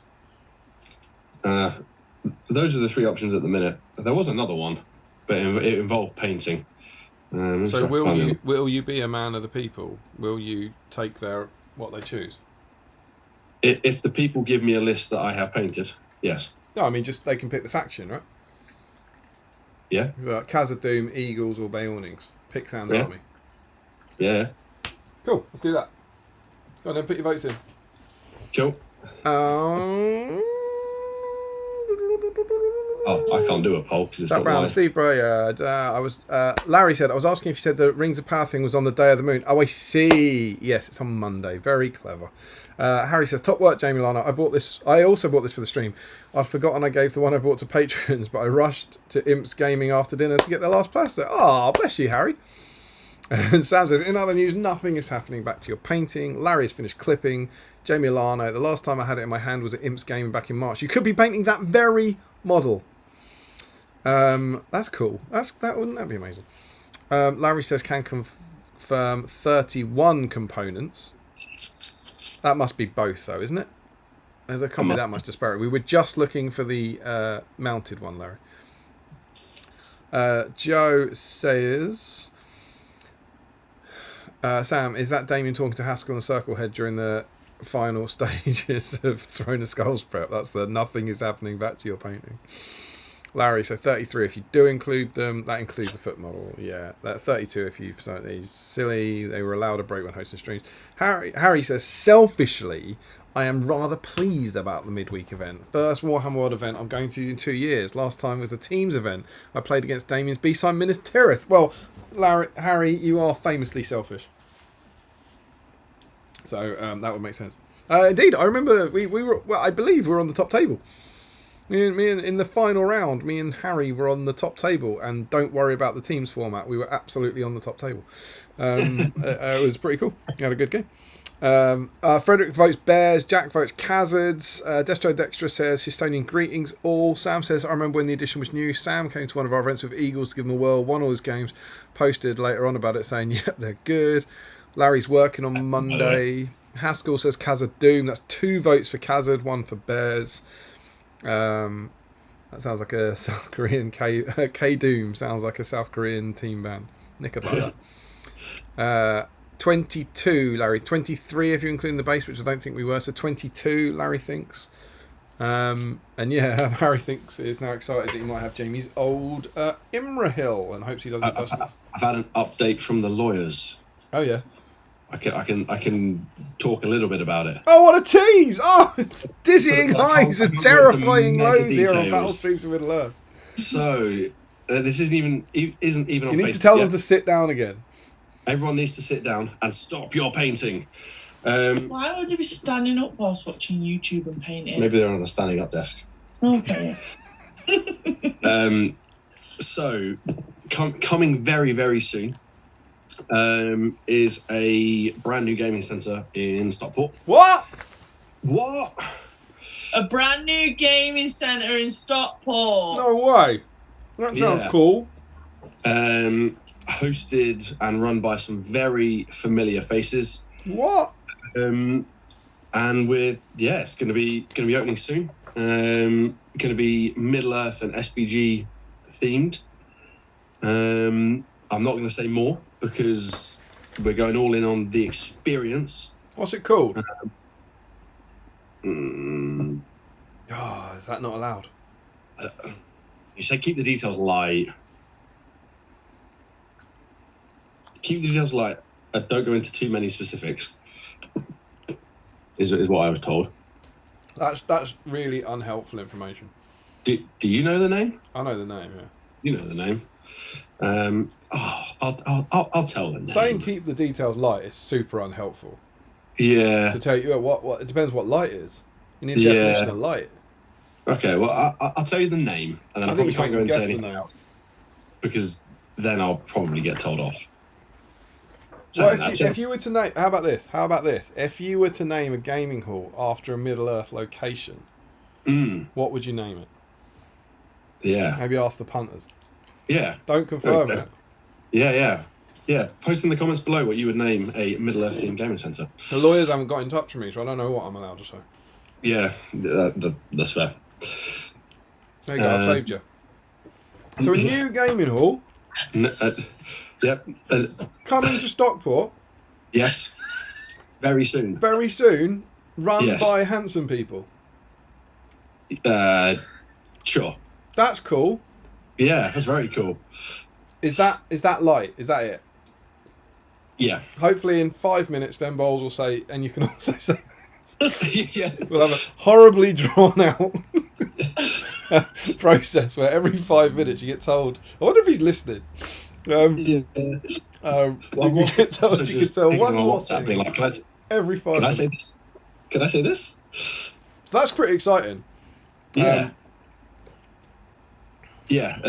There will be lots of promotion and details and advertisements going up. I want to say this week and next week regarding the gaming centre itself. There's been issues with people's getting stuff ready, which is why it's been under wraps until now. Kaz and Doom have got 3 votes, Eagles have got 2, and Bears have got 1. Okay. So that's Kaz and Doom at the moment. Jack Brown, I assume Larry does that so he can try and engineer a tie to be at least helpful. Yes. Oh, I think maybe I think he's voting the way he is to engineer a tie to be least helpful. I think that's what he's saying. Joe says, keep the details light, don't go into too many specifics. Is a bit of a mouthful for a gaming centre. Jack wants high levels of details about the bulbs. And Stephen Lang goes, what? And then we've got Shire, Rivendell, Pelennor Fields, Mordor, Mordor wouldn't be great, would it? Osgiliath, Moria. Jack Brown said Medicels, based on calling it a hall. The Teen Spirit says Battle Shops in Middle Earth, or BSIME for short. I like it. Harry says, God, I hope there'll be details. Jack Brown says, catering done by a departed spirit. I can, you can, gaming set. And Larry helpfully says, Collins' dictionary defines light as brightness or illumination. And Frederick says Ministerial. Well, one of you may be correct, or all of you may be incorrect. I can't confirm. We're not allowed to say any details. Yeah.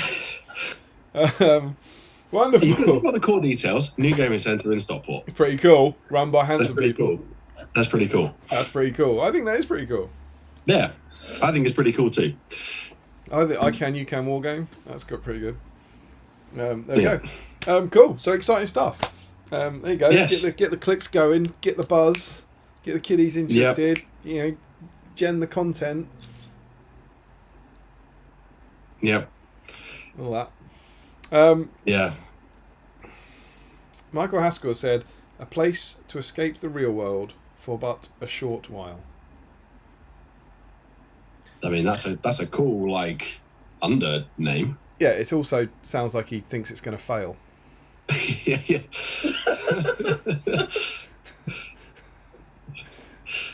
Yeah, I hope it doesn't. I don't think he means that. Yeah.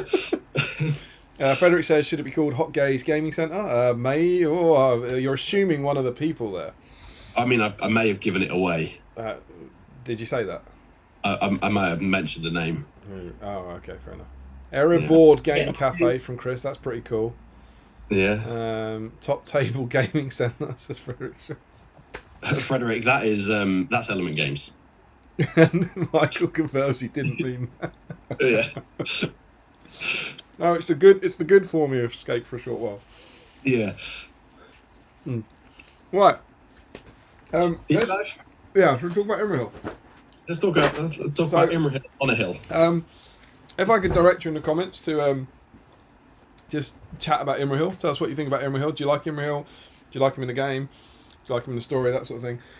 As I said, I did try with this, and things got on top of me this week, and I ran out of time to order it. But I've got some stuff. I've got some fun stuff that I think will be fun. I'm going to start for a couple of reasons. I'm going to drive the kids wild with this. It's the Illustrated Tolkien Encyclopedia. You wouldn't believe who it's by. Is it? Oh, David Day. David Day, famously accurate David Day. And I wanted to see what they said about Imrahil, basically.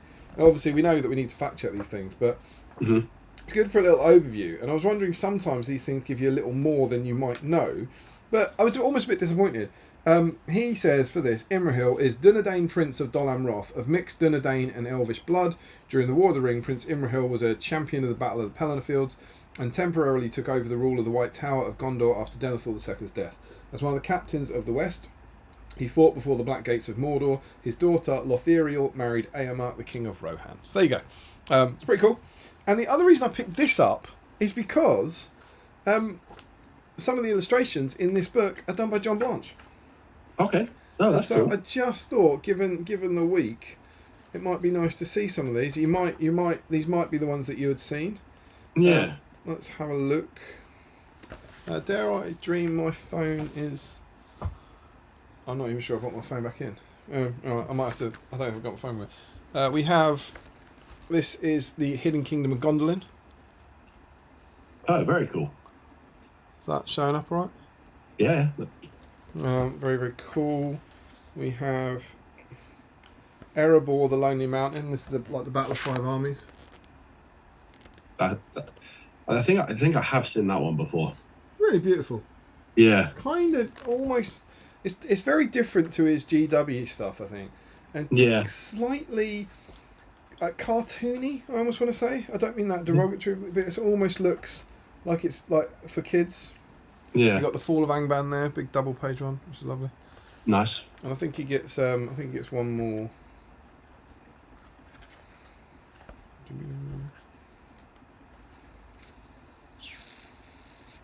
$40.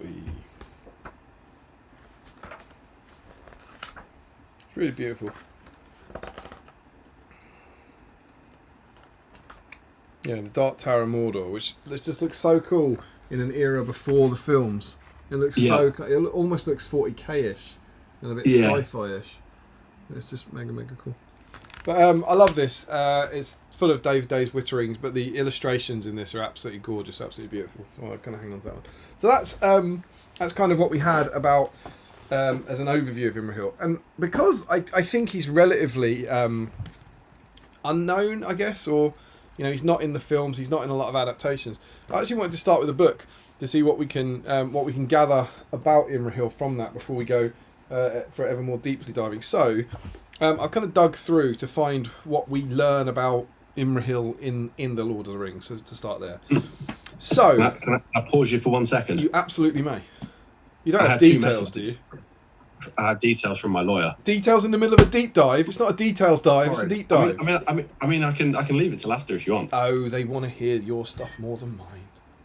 Yeah.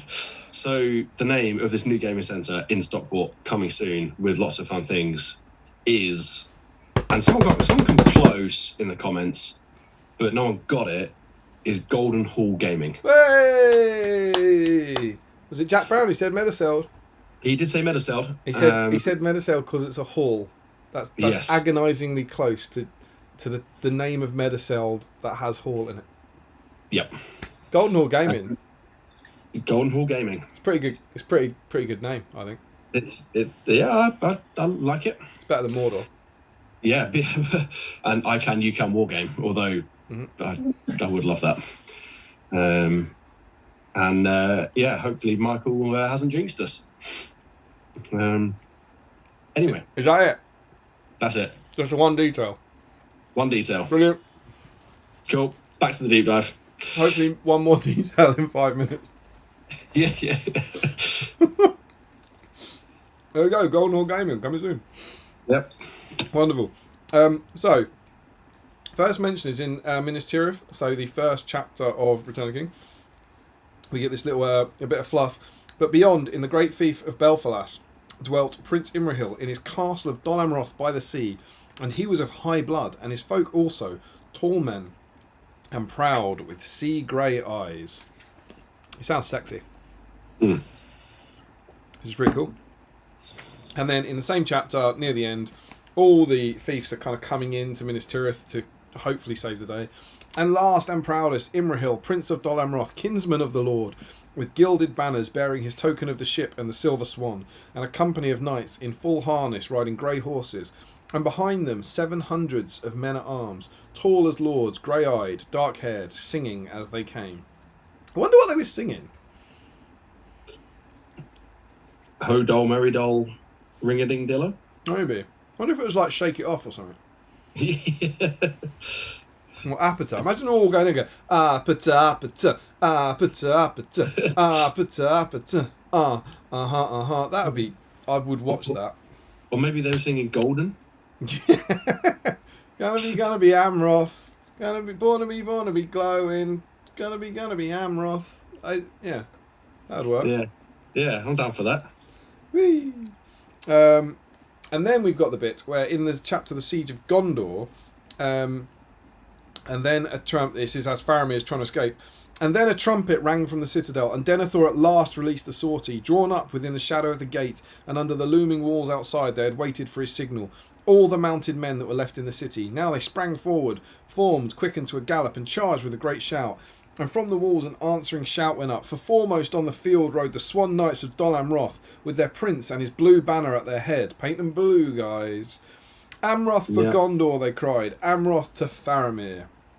Last of all he came. His men passed in. The mounted knights returned, and at their rear the banner of Dol Amroth and the prince, and in his arms before him on his horse he bore the body of his kinsman, Faramir, son of Denethor, found upon the stricken field. So if you didn't know, Imrahil is Faramir's uncle. So his Imrahil's sister marries Denethor, so Imrahil's his uncle, and is clearly, I think, duty bound to follow Denethor, but also is a bit kind of dude. Yeah. And so he swans in. Hey. Yeah. It's not bad, that. Yeah. He swans it in, and he sort of saves the day. He's like, you're leaving your son to die out there. That's my nephew. I'm going to go and get him, which I think is super cool. And I also I thought this was fun. So when they're telling of what happened, he bore him away up the winding road to the citadel and his father. Even as the Nazgul had swerved aside from the onset of the White Rider, there came flying a deadly dart, And Faramir, as he held at bay a mounted champion of Harad, had fallen to the earth. Only the charge of Dol Amroth had saved him from the red Southland swords that would have hewn him as he lay. The Prince Imrahil brought Faramir to the White Tower, and he said, "Your son has returned, Lord, after great deeds." And he told all that he had seen. Again, he's very keen to big up Faramir to his dad. Yeah. And the reason I mentioned the other bit is because that dart, there came flying a deadly dart, and Faramir was held at bay a mounted champion of Harad. That is one of the 2 darts that is the reason that the ring race have got black dart in the game. Yes. There's that, and there is the one that hits Snowmane. And so in here, is it an arrow? I'm not sure if I highlighted it, but there's actually discussion later in the book that it might be an arrow. But Alessio Cavatore said in his designer's notes, there's black darts, and we don't know exactly what they are, so I've made it a weapon for the Nazgul. So if you've liked black dart over the years, that's one of the reasons we have it. If you haven't, that's one of the reasons we have it. Then we get... so this is in the Battle of the Pelennor Fields, as they meet him as they're bringing in Theoden and Eowyn. Then the prince went from his horse and knelt by the bier in honour of the king and his great onset, and he wept. And rising, he looked then on Eowyn and was amazed. "Surely here is a woman," he said. "Have even the women of Rohirrim come to war in our need?" Then the prince, seeing her beauty, though her face was pale and cold, touched her hand as he bent to look more closely on her. "Men of Rohan," he cried, "are there no leeches amongst you? She is hurt to the death maybe, but I deem that she lives. Haste is now needed," he said, and he sent one riding back swiftly to the citadel. He's just awesome. Yeah. And do you see what's happening? He's like, "Oh, I'm going to go over there, I'm going to save Faramir," and go, "Oh, you idiots, she's not dead." Yeah. All Rohan, intelligent 13 plus. And he's like, "No, she's not dead, save that, he's alright, save him." He's just kind of, swanning around. Yeah, you're going to use that pun a lot, aren't you? A little bit. And saving everything. A bit later, Aragorn and Éomer and Imrahil rode back towards the gate of the city, and they were now weary beyond joy or sorrow. These 3 were unscathed, for such was their fortune and the skill and might of their arms, and few indeed had dared to abide them or look on their faces in the hour of their wrath. He's also a badass.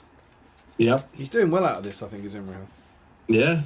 The following chapter in the Power of Denethor, Gandalf's going, "Oh God, I don't know, there's someone burning alive, I don't know what to do." And he says to Imrahil, "Make all haste, I will come when I can, but I have an errand to the Lord Denethor that will not wait. Take command in the Lord's absence." So Gandalf then trusts Imrahil to take command of Minas Tirith. I mean, he's pretty much close to an elf as you can get, right? In a man. As close to what? An elf. Yeah. Well, he's got elven lineage. Yeah. And in the Houses of Healing, Aragorn turns up. Oh yeah, Aragorn turns up and he's all like, "Yeah, I'm here, dudes. I'm going to save everyone." And he said, "But," this is Aragorn, "but for the present I am but the captain of the Dunedain of Arnor, and the Lord of Dol Amroth shall rule the city until Faramir awakes." So again, he's very Aragorn's like kind of wants to do things right. I think he's like looking at line of duty, and he wants to make sure that he becomes king in the correct manner so that he can't get arrested for it later. But he's also very keen for Imrahil to carry on as interim king. And then in the last debate, I thought this was quite interesting. When Gandalf is sort of saying, "You have a choice of evils. Prudence would counsel you to strengthen such strong places as you have, and there await the onset. For so shall the time before your end be made a little longer." And Imrahil says, "Then you would have us retreat to Minas Tirith, or Dol Amroth, or to Dun Harrow, and there sit like children on sand castles when the tide is flowing," said Imrahil. And Gandalf goes, no, dude, I don't. But there's some nice kind of honour in Imrahil there, going, "I don't want to go and hide." There's an implication there that he thinks he's, that's the wrong thing to do. That the noble, don't go and hide. And then, when they're like, "Oh, should we go and do it? Oh, should we go and fight? Should we go and sacrifice ourselves?" Imrahil says, he's just rocked up to the city quite recently. "As for me," said Imrahil, "the Lord Aragorn I hold to be my liege lord, whether he claim it or no. His wish is to me a command. I will go also. Yet for a while I stand in the place of the steward of Gondor, and it is mine to think first of its people. To prudence some heed must still be given, for we must prepare against all chances, good as well as evil.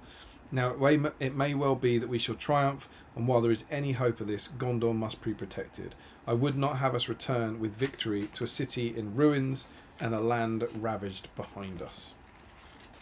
Again, super cool dude. He's like going, yep, I will come off, I will fight with you, I will fight for you, but we've got to look after the house. We've got to protect Gondor as well, and that's important. So that's kind of what we get about Imrahil kind of in the books, and there's no real surprise that people like him. I think he's super heroic. I think a lot of people were disappointed he wasn't in the films. That was often, there was chatter about that. But I think perfectly understandable that he's not in the films. I think if he'd been added in, obviously in Return of the King, it would have been this other badass level character who just kind of gets dropped in with no kind of, I guess, backstory or anything. Kind of a bit like Dane in The Hobbit. Yeah, like, just sort of turns up and he's really, really cool. Yeah. And it's like, it's hard to, you don't need him ultimately, fundamentally. You don't need him for the story they're telling in the films. No. I then began to delve deeper in the letters of Tolkien. As a post-it note. He's not got a lot to say about Imrahil. The only thing in here is that he says, when he's talking about the Fourth Age, I think this is the bit about where people are mean about Faramir. Mm-hmm. Yeah, he's responding about Faramir, and he says he's talking about what Faramir would be doing in the Fourth Age. Because I think he's trying to say becoming Prince of Ithilien isn't a bad thing. I think this guy has written in and sort of said, why would Faramir settle for that or whatever. And he says it was made clear there was much fighting, and in the earlier years of Aragorn's reign, expeditions against enemies in the east, the chief commanders under the king would be Faramir and Imrahil, and one of those would normally remain a military commander at home in the king's absence. A little bit more fluff here. A Númenórean king was monarch with the power of unquestioned decision in debate, but he governed the realm within the frame of ancient law, of which he was administrator and interpreter, but not the maker. In all debatable matters of importance, domestic or external, however, even Denethor had a council and at least listened to what the lords of the fiefs and the captains of his forces had to say. Aragorn re-established the Great Council of Gondor, and in that Faramir, who remained by inheritance the steward, or representative of the king during his absence abroad or sickness, or between his death and the ascension of his heir, would be the chief counsellor. And that all kind of applies to Imrahil as well. So that's all that are in his letters.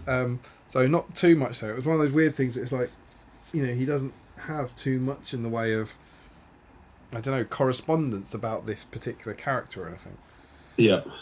Just allow me to find.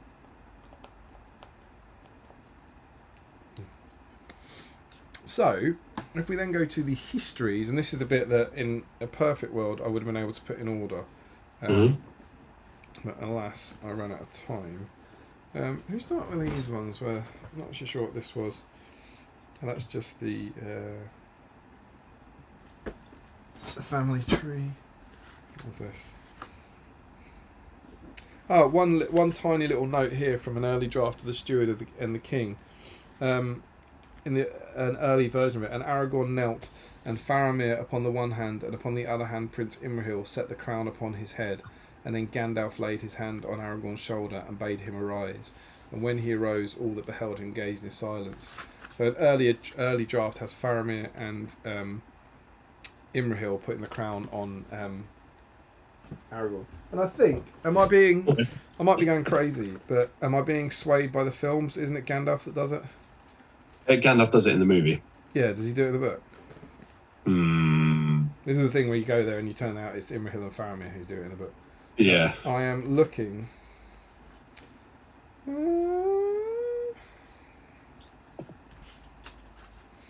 Faramir opened the casket, ancient crown, several gems. Then Aragorn took the crown, Then to the wonder of many, Aragorn did not put the crown upon his head, but gave it back to Faramir, and said, "By the labour and valour of many I have come into my inheritance. In token of this, I would have the ring-bearer bring the crown to me, and let Mithrandir set it upon my head, if you will, for he has been the mover of all that has been accomplished." Then Frodo came forward and took the crown from Faramir and bore it to Gandalf. And Aragorn knelt, and Gandalf set the white crown upon his head and said, "Now come the days of the king. May they be blessed, while the thrones of the Valar endure." So yeah, poor Imrahil. He had this big crown moment nicked from him. Yeah. And then the most kind of intriguing bits, and again, there really wasn't much, but this is the version that deals with the drafting, the War of the Ring, that deals with the drafting of the Siege of Gondor chapters and the Battle of Minas Tirith. And so there's a few bits. And the stuff I wanted to start with, and this is where I really wanted to go back and find the dates. So I think this is 1944. So bear in mind, the book comes out in 1955. The book was finished, I think, in 1949, I think. And it starts in 1937. So he's about halfway through the process of writing it. And it's his first draft of the chapter Minas Tirith. And in this text, so this is the bit where we're basically at that section where all the people come in. And in the first draft, there is no mention of Emin Arnon, of the Harland, of Lossarnach, of Belfalas, or of Imrahil of Dol Amroth. So the first drafts of those chapters just don't have any mention of Dol Amroth existing in any way, shape, or form.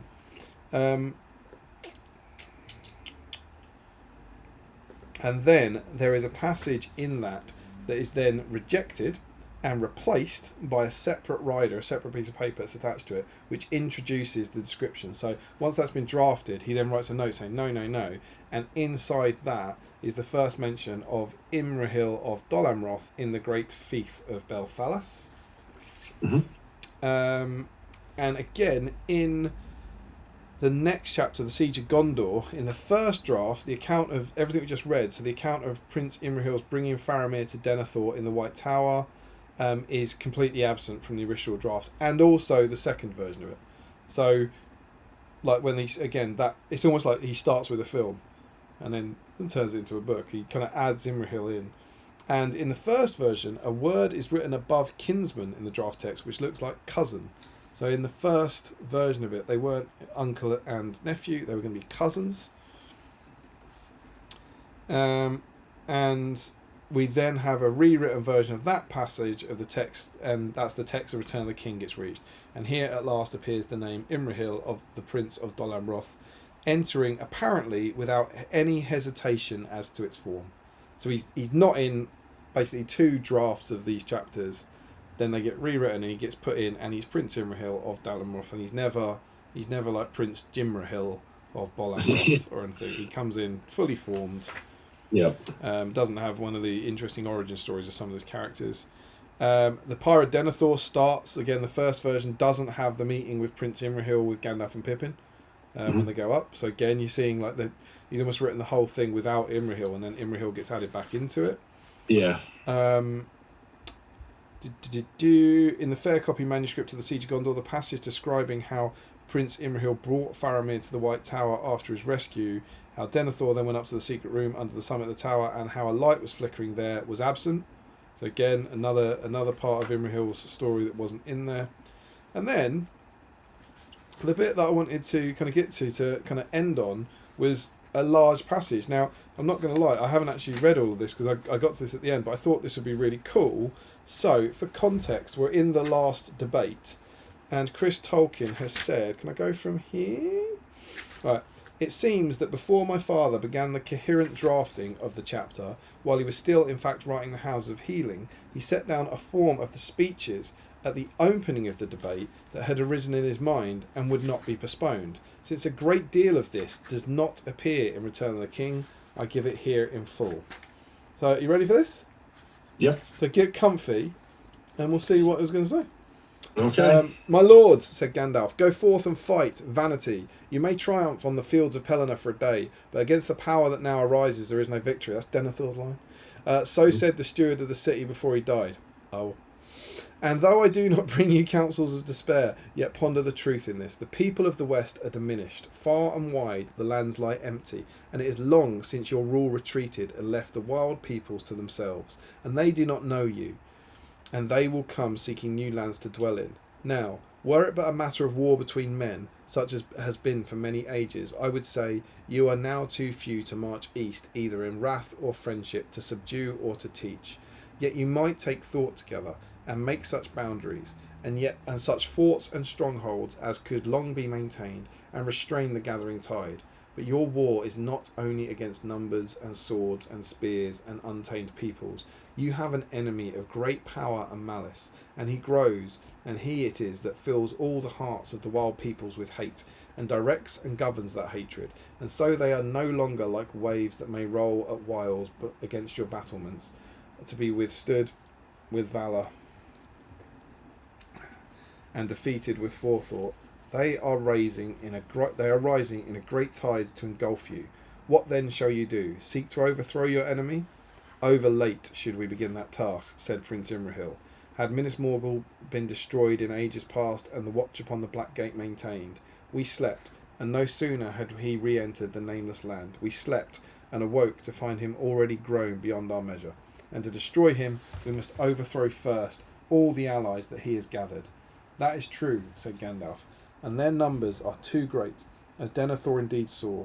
Therefore this war is without final hope, whether you sit here to endure siege upon siege, or march out to be overwhelmed beyond the river.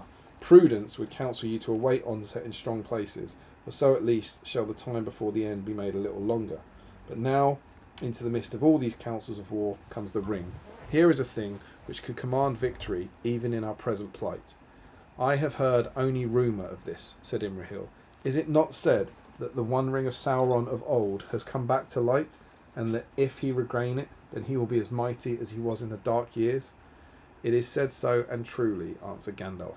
Only he will be more mighty than of old, and more secure, for there is no longer any land beyond the sea from which help may come, and those who dwell beyond even the west will not move, for they have committed the great lands to the keeping of men. But if we should find the ring and wield it, how would it give us victory? Asked Imrahil. It would not do so all in a day, answered Gandalf. But were it to come to the hand of one of some power, royalty, as say the Lord Aragorn, or the steward of the city, or Elrond of Imladrist there, which is interesting, or even to me, then he, being the ring lord, would wax ever in power, and the desire of power, and all minds he would cow or dominate, so that they would blindly do his will, and he could not be slain. More, the deepest secrets of the mind and heart of Sauron would become plain to him, so the Dark Lord could do nothing unforeseen. The Ring Lord would suck the very power and thought from him, so that all would forsake his allegiance and follow the Ring Lord. So they would serve him and worship him as a god, and so Sauron would be overthrown utterly and fade into oblivion. But behold, there would be Sauron still, but upon the other side, a tyrant brooking no freedom, shrinking from no deed of evil, to hold his sway and widen it. And worse, said Aragorn, for all that is left of the ancient power and wisdom of the West, he would also have broken and corrupted. Then what is the use of this ring? Said Imrahil. Victory, said Hurin, Warden of the Keys. At least we should have won the war, and not this foul lord of Mordor. So might many a brave knight of the Mark or the Realm speak, said Imrahil. But surely more wisdom is required of lords in council. Victory is in itself worthless. Unless Gondor stand for some good, then let it not stand at all. And if Mordor does not stand for some evil that we will not brook in Mordor or out of it, then let it triumph. Triumph it will, say or do what we will, or so it seems, says Hurin. But after many words, still I do not hear what is our present purpose. Surely it is but a plain choice between staying here and marching forth. And if those who are wiser or more foresighted than me tell me there is no longer hope in waiting here, then I for one am for marching forth and taking doom by the outstretched hand. So we may give it a wrench at the last before it grips us. And in this, at any rate, I approve Hurin's words, said Gandalf, for all my speech was leading to just such a counsel. Was that a knock? Someone out there who loves some Imrahil stuff. Yeah. Brilliant. You're still awake, eh? You alright? She wants to show you one of the 5 canvases that she made for Yemen.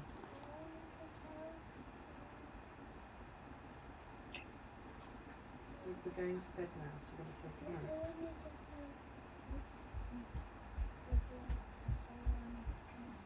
I did say that. Olivia wants to show me one of the canvases she's painted tonight. Ah, this is exciting. So good that you still work. That's lovely, darling. Do you want to show sound? Or show the internet? It says Gaga, wow. Gaga, Nana, Nana, lots of love from Olivia. That's good. That's gorgeous, darling. From Olivia, yeah. It's Nana's birthday on Sunday. No. What birthday? Can Sunday? we have a bit more chocolate? No, absolutely not. Mum says no. Come on, honey bunny. It's beautiful. So the movie to get them to sleep, didn't work. Have fun. Love you. At least it wasn't a jump scare. Thought I didn't care about Imrahil either. Yeah. For my speech was leading such counsel, this is not a war for victory that cannot be won by arms. I have rejected the use of the ring, for that would make victory the same as defeat. I have, like a fool, said Denethor, set the ring at a great risk that our enemy will regain it, and so utterly overwhelm us, for to retain it would be to risk the certainty that ere the last throes came upon us, one among us would take it, and so bring about at least as great an evil. But still we have set our hands to war, for resist we must while we have strength and hope. But now our salvation, if any can be achieved, does not rest upon our deeds of arms, yet it may be aided by them, not by prudence, as I say, of the lesser wars of men, but by a boldness, even a rashness, that in other case will be folly. For our hope is still, though daily it grows fainter, that Sauron has not recovered the ring, and while that is so, he will be in doubt and fear lest we have it. The greater our rashness, the greater his fear, and the more will his eye and thought be turned to us, and not elsewhere, where his true peril is. Therefore I say we should follow up this victory as soon as we may, and move east with all such force as we have. And yet still there must be prudence, said Imrahil. There is scarce a man or horse alive among us that is not weary, even those that are sick or hurt. Even those that are not sick or hurt. And we learn that there is an army left unfought upon our north flank. We cannot wholly denude the city, or it will burn behind us. True enough, I would not counsel it, said Gandalf. Indeed, for my design, the force we lead east need not be great enough for any assault in earnest upon Mordor, so long as it is great enough to challenge a battle. So there you go. So a completely, I think, fairly different version of the council, and Imrahil gets like a boosted roll. Yeah, like quite bonus Imrahil. yeah. Being pretty cool, but a very older version that didn't make it into anyway. So there you go. That's Imrahil. There's no sort of exciting story for him. There's no, like, sometimes these characters kind of have a really weird kind of strange journey, but he didn't really do a lot. He just wasn't in there at all. And then he was. And then he was kind of fully formed, and his name was fully formed, and the only change really seems to be about his parentage. Mm-hmm. Compared to Faramir. Did we? I didn't get to this in the appendices. Is there a Dolam Roth family tree in the appendices? Ooh, I couldn't tell you. Appendix C, family trees. Baggins of Hobbiton, Tooks of Smiles, Brandybucks, Longfather. That's just Shires. I don't know if we got one, because we do get one in one of the other histories, but I didn't want to show it. We get Durin, we get the Khazad-dûm one. I don't want to show it if it's just the same as what's in here. Yeah. I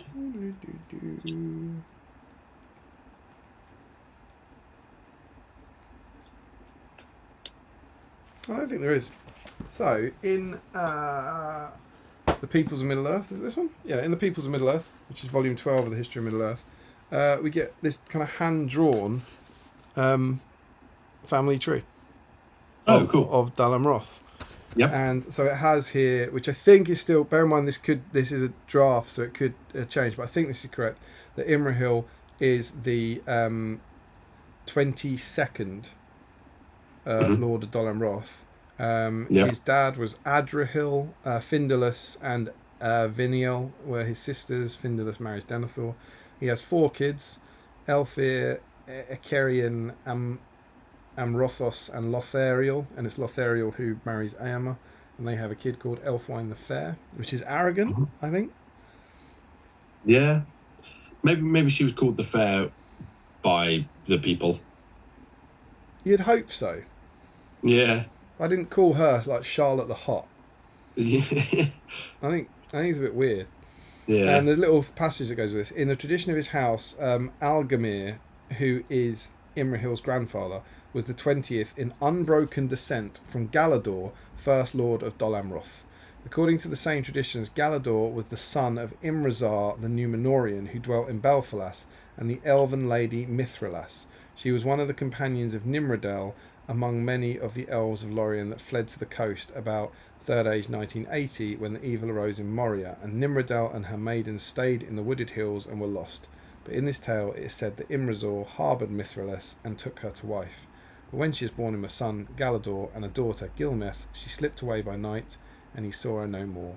But though Mithrilis was of the lesser Sylvan race, and not of the High Elves of the Grey, it was ever held that the house and kin of the lords of Dol Amroth were noble by blood, as they were fair in race and mind. There we go. There's Imrahil for you. Yo. And there's some nice stuff in there. Not you know, not the deepest of diving. Yeah. We've not gone down. Yeah. Sometimes you can only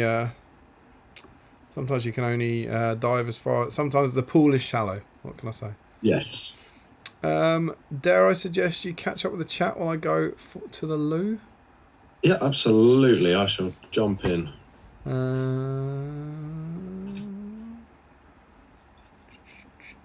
I think we're about here. Can you wargame? Place to show. Yeah, Michael's saying, I didn't mean that. Chris Cooper, Merc, wouldn't you like to come and play here? Merc would. I get it. Merc, wouldn't you like to come and play here? That's quite good. That's like an answer smash on Richard Osman's House of Games. Yeah, that's exactly what it is. Michael says, didn't Adam Troke name check Imrahil when he gave his paper on chivalry in Middle Earth at the 2019 Seven Stones? He didn't name check Imrahil. His talk was about Imrahil. Imrahil's Troke's favourite character, and this whole thing was about chivalry and about riding to certain death out of honour. He was riding to a guy who he kind of hated because it was the right thing to do and what honour demanded. Yep. Have you found it? Yep. I'm here. So see you soon. See you in a minute. So, Cerulean Dave. It might not be the most accurate, but I do enjoy the pictures. That's me with any book, to be honest. Sam Huddy. Wonder if I can convince Carrie that the little girl will need a trip up to Stockport when it's open. Would love to have you up here, mate. Just drop me a message when you think I'm going to come in. Jeff Flora. I wish fiefdoms saw more play in the new edition. I think they're suffering from Men at Arms going to Legacy, and just generally being quite awkward models to get hold of.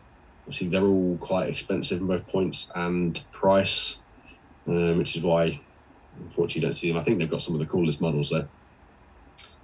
Sam Hardy says he has a full fiefdoms army to do, but it keeps getting bumped. I can understand why. Maybe next year's project. Work it into 7 Stones somehow. And he says he gets knocked down, but with a musical note. So I'm assuming that's but you get back up again.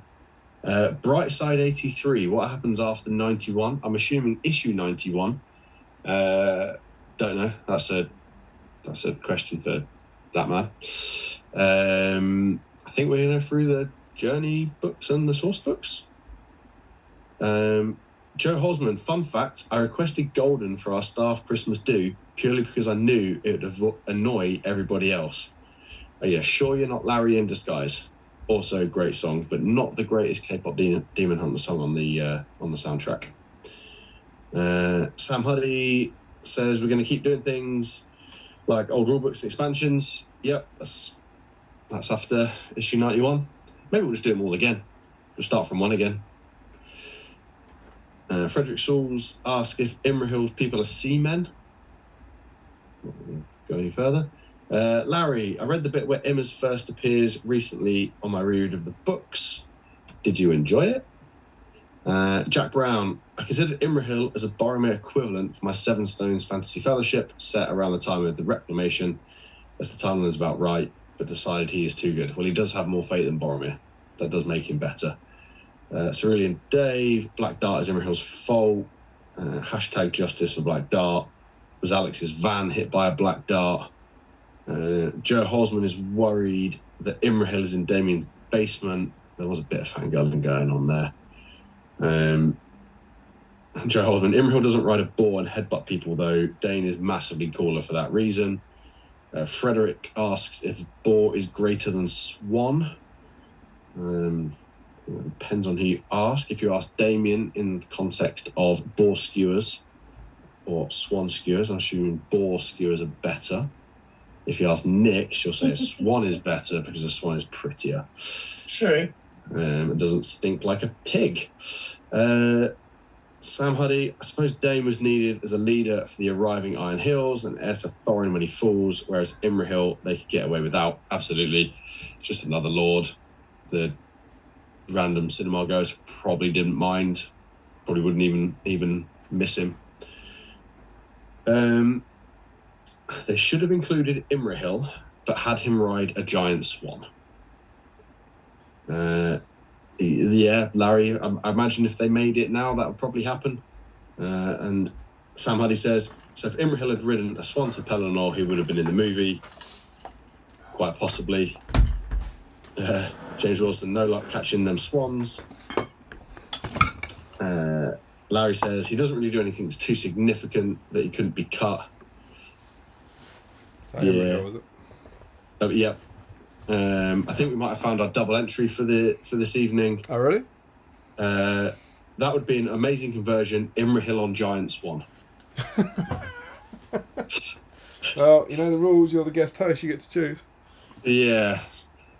I'll see if there's any other suggestions. Sam Huddy, orcs wavering and breaking, not from the charge of the Rohirrim, but from a hissing swan ridden by the Lord of Dalamroth.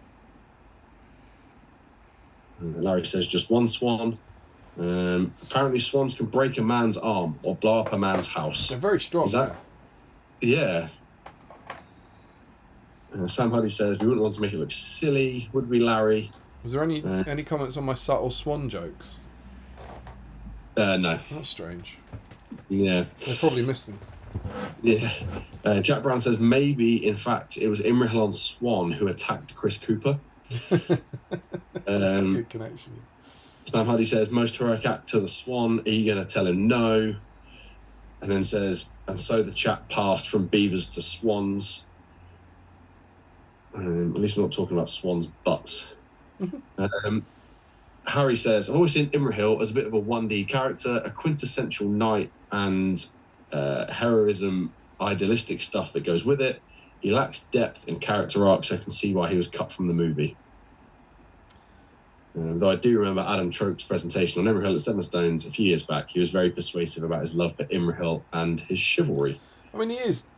There isn't much in the way of character development. That's just because of when he comes in, I think.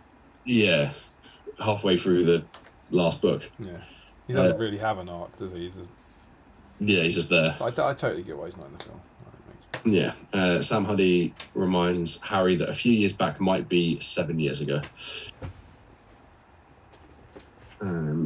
Charlesman says, one last bit to end on, almost like the Swan song. Hey! To which the Teen Spirit says, hiss. Frederick Schultz says, parenting streams in Middle-earth.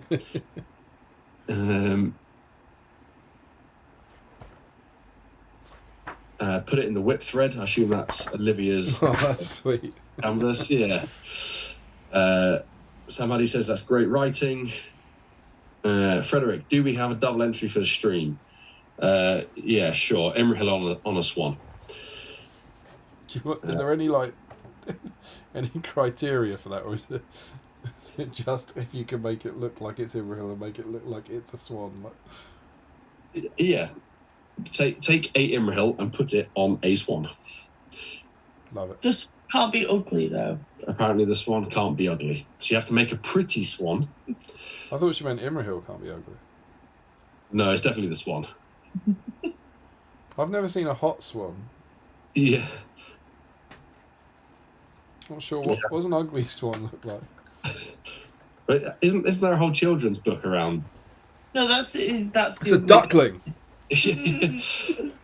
Famously so. I read kids book. Kids books. It's been longer since Damien and I have read kids' books. Damien will be reading kids' books to his kids. Yeah, but it's been longer since Damien was a kid. Mm. It's both. Take that. Yeah. Yeah, old people. Larry says Adrihill definitely sounds medicine-y. It's definitely one of those who would turn up in a Tolkien. Is it Tolkien? Is it medicine? Yeah. Quiz. Joe Holzman, naming your daughter the Hot sounds dangerously close to Trump territory. Oh, politics. That's not how it works. Larry says Galador like the largely forgotten and not very well remembered Lego action figure theme. Yes. Sure. Joe Holzman, you catch up on the chat, then you abandon the guest host. We're used to it at this point. I didn't do that. Yeah. I didn't do that this time. I gave you lots of chat. Yeah. James Wilson, interesting deep dive. Can also remember a presentation from Adam at Seven Stones one year where he stayed at Imrahil and the Knights of Dol Amroth were the epitome of chivalry. Yeah. I think that was the year. Epitome of chivalry. Okay. Not the epitome. Should you be interested in that? I'm pretty sure it's on the GBHL, you know. Is it? I reckon. I think I uploaded them. Well, I don't think I was there in 2019 because that would have been not long after I moved up to Manchester and I had to skip a couple. Let me have a look. GBHL podcast. GBHL podcast. Alas, the fire. Is this the YouTube channel? Just imagine the letters of GBHL forming the logo. There we go. Yeah, and because of when it ended, it's pretty close. So we've got 2 panels. I think we've got the Seven Stones Open Day panel 1, James and Dan. The Seven Stones Open Day panel 2, Laura, Stephen, Ben, and Adam. So cool. Yeah, it's on there. All that's 5 presentations I think are up there. Mm-hmm. Okay, If you want to go back and watch them, yeah, they're on the GBHL podcast YouTube channel. Mm-hmm. There you go. That's cool.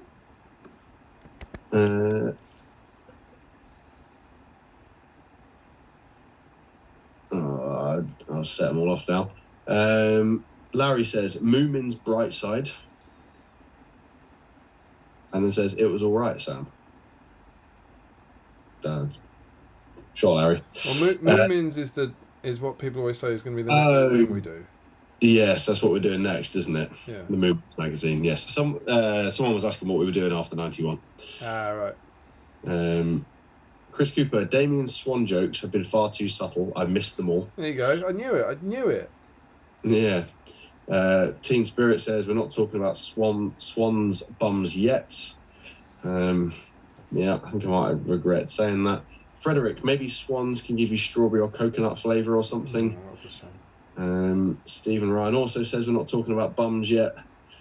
Ashley Fisher's off. Ashley Fisher? Oh, you're saying he's off as he's leaving? Yes. Oh, this won't help. We've got a Barrow White's cloak. Does Rutter or Fisher want it back? Yep, I'm sure he'll let you know and catch up tomorrow. Yes, he's catching up on the rest of the stream tomorrow and he's excited about the new gaming centre. Golden Hall Gaming. Golden Hall Gaming, yes. I've also seen the Patreon chat. Someone's found the website. I hadn't even seen that yet. There's a website? There's a website. Someone's cracked it. Someone's hacked it. Someone's got in. Someone's found it. They found a back door. Yeah. Harry can't believe it was 7 years ago. Frederick says it's really sad that there's not more Swan stuff going on this stream, given this is Birdall streams in Middle Earth. Joe Holzman, fun fact, scientists study swans' bums in order to determine how healthy they are. That is fun. Do they have to? Is that business or pleasure? Yeah. That sounds to me a bit kind of like a scientist was caught staring at a swan's arse. Like, what are you doing? You go, oh, it's for just checking. Science. Just to check they're all right. Yeah. By the bum. Chris Cooper, well, if we're going to talk about swans' bits, it's interesting to note that male swans have corkscrew-shaped thingies. I do. Yeah, lovely. Ducks too, I think. The duck, Larry, the swans or the scientists? Assume that's about Joe's comment. Frederick asks Joe, how else would you determine the health of an animal's body part? Also, why do you know about swan butts? Joe Holzman says, I think you'll find that Ugly Duckling is about a swan. Larry says that's the same as ducks, Chris, to which Chris agrees. Joe says, why wouldn't he know anything about swans' butts? I said that's what you're supposed to do. Sam missed the lead-up comment. There's a lot of comments. It's going a bit quick now. Now we're talking about swan buttocks. They finally found something they're interested in. Yeah. Oh, here we go. Here's how you know if they're healthy. A slim concave bum means the swan lacks food, while a plump double bulge indicates a well-fed bird. Is that true for humans as well? Stick that on a mug. Frederick asks Joe why he doesn't study more interesting stuff like beaver bums or beaver parachutes, like a normal person. To which Joe says he does both, and he wants to clarify the definition of people. He doesn't think Larry qualifies as a person. I think we're all in agreement there. Joe Hosman, where do animal bums rank on your tier list of hobbies/interests? Mine? Near the bottom. Larry, I thought it was a King of the Dead cloak. That was enjoyable all weekend. Yeah. Frederick, I'm also scared of what Larry will say about animal bums. But don't worry, he's doing science. It's very normal. Harry says, ducks have two thingies, question mark, exclamation mark. And Frederick replies to Harry saying, I believe female ducks have labyrinths with dead ends to fend off intruders. Labyrinths? This is going beyond what, yeah. God, as if it isn't hard enough. Imagine having to find your way through. Apparently cockroaches do have labyrinths, and Right. male ducks can be spiky, and that's the end of the chat, thank God. And you know what? You complained that we go off topic of Disney on our Disney podcast, and them comments. I didn't complain. I think you missed it. I was saying we do exactly the same. That was the gag. Oh, okay. And they've beautifully proved it for me tonight. Yeah. I think I said something like, how absurd would it be to host a podcast about an IP where you very rarely talk about that IP? Yeah. I thought you were just having a go at me. No, the very No, never. opposite. Never. So yeah, I think that's enough chat about ducks anatomy. Yeah, I thought that was very good. Yeah, that was a fun little. It's always good to learn something new. Yeah, and to any new viewers who may now have switched off. I think we get new viewers. Yeah, sorry. I think they're either regulars or they've tried it and turned it off. Yeah, that's fair. How is your Imrahil coming along, and are you following the painting guide? I am following the painting guide. Well, as I said, I'm following 4 painting guides. He's kind of base coated at the moment. He's ready for some washes, but I'm also, as I said, I've made far more progress on Siladan and on the Hasharin than I have in the previous weeks. So they're all kind of ready for washes. My plan was to get these base coated, to be able to chuck a load of washes over them, and then on Monday to be doing all the highlights on these 4 while I watch Rings of Power.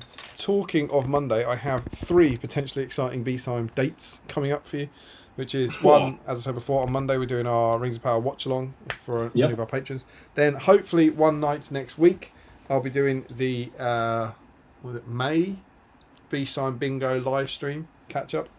So Very the second cool. of those, so they'll be much shorter. It'll be on a weeknight, and we'll just be looking through our the progress that people have made, and then I hope, and make sure I get my dates right, that the next stream will be on the evening of Saturday the 20th. So that's 2 weeks tomorrow. That's the plan for the... You know what that date is, right? I do know what that date is, yeah. Okay. Yeah, that's the plan. I imagine Sam will not be co-hosting that one. If it's no, maybe actually. I mean, Yeah. if certain things finish. Yeah. But yes, Are you so allowed to do 2 in a row? you're certainly allowed to. Harry's just done it. Yeah. Oh yeah, Harry did double Harad. Yeah. If the people want me. That's mainly because Harad was like 3/5 of his name, though. Yeah. But yeah, so you can put that one. Hopefully, put that one in your diary. That's certainly the plan. As after that, it gets very, very, very tricky, because the 3 weekends after that, Emma and or me are away, which means best case scenario, I'm at here with the kids. Although as if the kids don't wander in when Anyway when she's here, but it means if they wander in upset, I would have to put them to bed again. Then there is one chance for a weekend, which is actually graduation, and then there are 3 weekends where I'm away on holiday. Then it's Ardacon. Then I'm at a wedding. So there's a very real possibility. There's no way we won't do a stream, but after 2 weeks, so after the 20th, I'm busy for 2 months. We do a live BSIME Ardacon. We could do, or one from Disney. Yeah. Yeah, or one on the plane. Yeah. You've got a lot of time to kill. So yeah, there's gonna be some disruption at some point. I'll have to kind of trigger it. We might have to do like a midweek stream or something, to make sure we keep them rolling. But yeah, it's about to enter a very busy period. So there'll be the next one will be 2 weeks tomorrow. Is the hope, which of course will be this chap. Gamburigan. I know I should have got him out the loft at my parents' house. No, you're just there. You haven't said that actually. As we kind of potentially move towards magazine, would you like to tell these people what you did for them this week, Sam? Yeah. So for those who don't know, I used to live on the south coast, very close to Damien. My parents live even closer to Damien now. And when the opportunity came up to host tonight's stream, obviously I'm sans mag. I have lots of like random bits of mag, but I didn't have this one. Damien very generously offered to post me this one, to which I said, no, it's all right. I'll drive to your house and get it, because I was staying at my parents, who are about half an hour, 40 minutes away. So yeah, Tuesday just gone.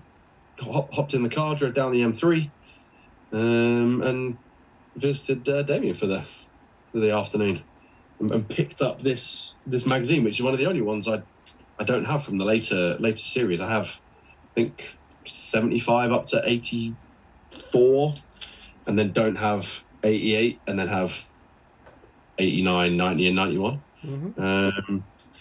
So yeah, haven't opened this yet. Well, I did earlier to get the model out, but I haven't read it. Yeah, it was good to hang out and chat all things nerd and Disney and Lord of the Rings. Absolutely. So I mean, not to say that I don't think that many hosts have actually had the opportunity to, but you are the first co-host to ever drive to my house to get a magazine for these people. So if this was a live crowd, I would kind of get them all to clap you now. But it's very much not. So perhaps you could express your gratitude by writing the word clap in the comments. Sam will know that they're grateful. So yeah, it was fun. We had a bonus Sam, and he drove down the M4 to pick up a magazine for you guys. Give it up for Sam Page. And it smells like 20-year-old air. Well, yeah, it will. So there we go. So I think we can see if there's a few more comments, and then should we have a look through said magazine? Yeah, let's do it.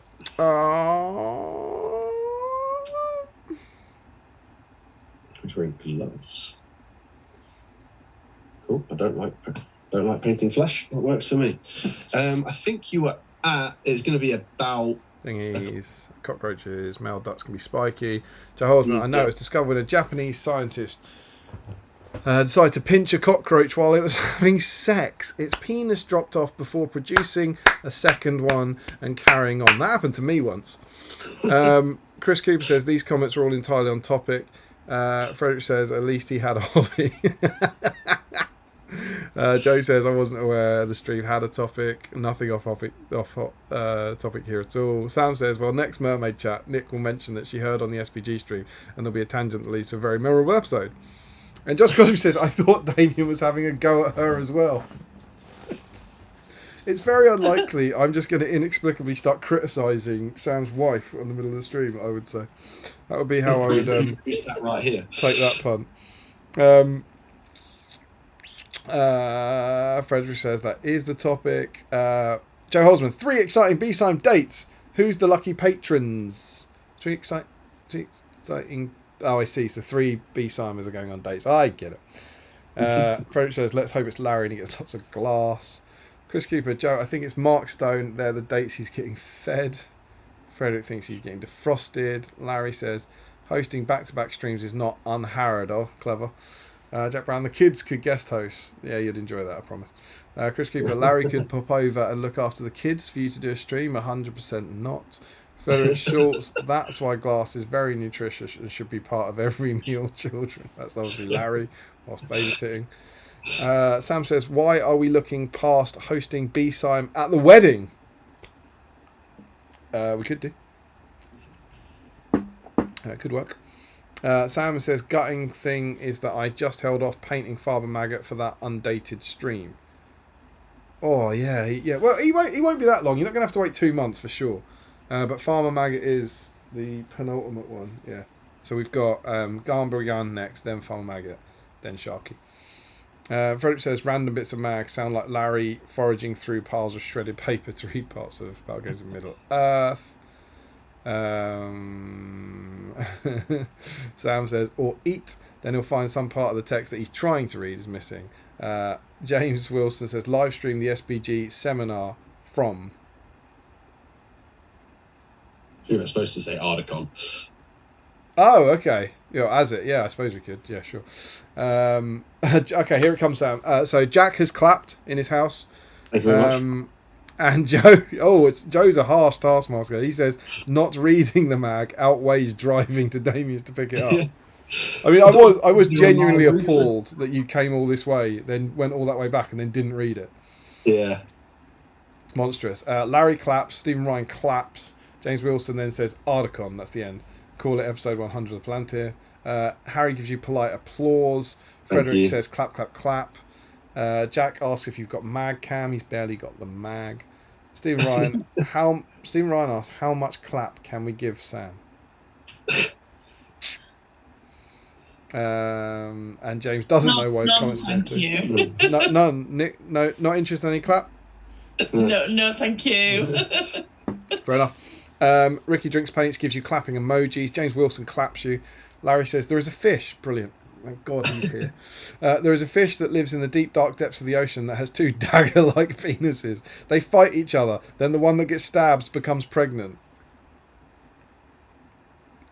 That's a sea worm. Is that true? Yeah. Fantastic. Joe Kelly, Damien, can you send those dates in one email to patrons? I'll forget otherwise. Yeah, well, I will. I sent an email about the first 2 today to patrons, which you should have got, about that one and the about tonight and about Monday. And so I'll send another reminder about Monday and try and put the other ones in as well. And Ricky Drinks Paint says, what about a 4th date for the BSIME Christmas giveaway shopping trip? Yes, will do. And Joe Holzman says, how does a... I'm not going to answer that. So, the magazine. Yes.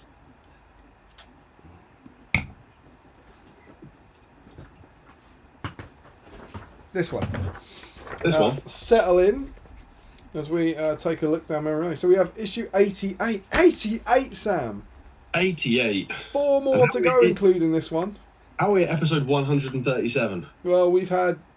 Have you waffled 49 on for specials. 50 episodes. Specials, isn't it? Yeah. And we have Prince Imrahil faces the Fury of Harad. And there he is. Is that how you picture Imrahil? We obviously never seen him. Does that look like Imrahil to you? I mean, he looks like a cool lord. How do you... Because we haven't had him on film. How do you picture him? How old is he? Like... I never really pictured him. like when I was reading the book, I must admit I just went off the Games Workshop interpretation, which I assume is off this artwork. Because I used to think he was younger. I think like when I first read the book, I think I thought he was like 30, whereas I think he's probably about 50 or something. Yeah. Dare I suggest we could find it?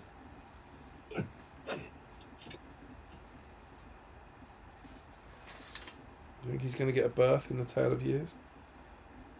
Oh, old. Oh, AI will beat me to it. He must be younger than Aragorn. Theoden, Gandalf, Findulis, daughter of Adrihil, born. Come on. Denethor weds Findulis. He must be born by then. Got it. According to 8. Findulis is older than him, right? It's an older sister. So according to this, he was born in the year 2955 of the Third Age. He was 64 at the during the War of the Ring, and he 64? lived to the age of 100. So his sister gets her birth in the Tale of Years, but he doesn't. Findulis gets it. Yeah. Because it follows. It says Findulis, daughter of Adrihil of Dol Amroth born, and it says Denethor weds Findulis, but he doesn't get his birthday. 64. Yeah. See, that's what I mean. I never pictured him as that old. Yeah. He certainly doesn't look 64 on the front cover. Well, he's like the Numenorean blood, though, right? Yeah. Anyway, here we go. We have the Citadel of Dol Amroth. On the southern border of Gondor lies the mighty fortress city of Dol Amroth, home to Prince Imrahil and his elite cadre of loyal knights. These proud warriors, known as the Swan Knights, are among the greatest of all Gondor's protectors. And we get a quote of him from Legolas: a fair lord and a great captain of men. Which is cool. Legolas is all like, oh, he's got some elf in him. Lord of Dol Amroth, and we get that lovely model. Do we like the model? Do we like the metal model? He's obviously been replaced now, but how did we feel about the model? I quite like that metal model. I seem to remember it being one of the early blisters I picked up because it looked cool. I know the old mounted one got a bit of slack for the face. Yeah. But I liked it. What's the size comparison between the two? I feel like his old one looks more heroic because, no helmet. Is there not an unhelmeted version on the plastic? No, it's you only get a helmet option now. So I think he blends in a bit with his troops. Yeah. Also that way, similar heights, but I just think that one looks more. Sorry, the metal one looks more heroic. Yeah. I always thought they looked a bit too much like Warhammer Silver Helms to me, the Swan Knights. They're Gary Morley as well, aren't they? So they always just looked a bit chunkier than the Lord of the Rings models. But I think he's better than I thought he was. This is obviously the first time I spent any time with this model, and I think he's better than I thought he was. Yeah. The plastic one's nice to paint though. I've enjoyed putting the model. Yeah. And then inside we get the forces of Dol Amroth. So Prince Imrahil and the Swan Knights of Dol Amroth are loyal warriors of Gondor who valiantly fought alongside Aragorn and the other three peoples of Middle-earth. Here we present the full rules for using these warriors in your battle games. So we actually get a passage about armoured horses, which I guess is something we've never had, which is kind of cool. Just being defence 5. The Swan Knight's horses are protected from the rigours of battle by thick armour. And then we get the original Imrahil profile. So he's 135 points, fight 6, strength 4, defence 7, 3 attacks, 3 wounds, courage 6, 333 for his heroic stats. Pretty cool. Yeah. He's got a special rule, Inspiring, which I found quite interesting because his rule, Inspiring, gives him a 12-inch standfast, which is cool. But it's interesting that I don't know when that changed. Did they just change it to standfast or something? But I don't think it's still called Inspiring, is it? Yeah, I think he's got. Mine's back there.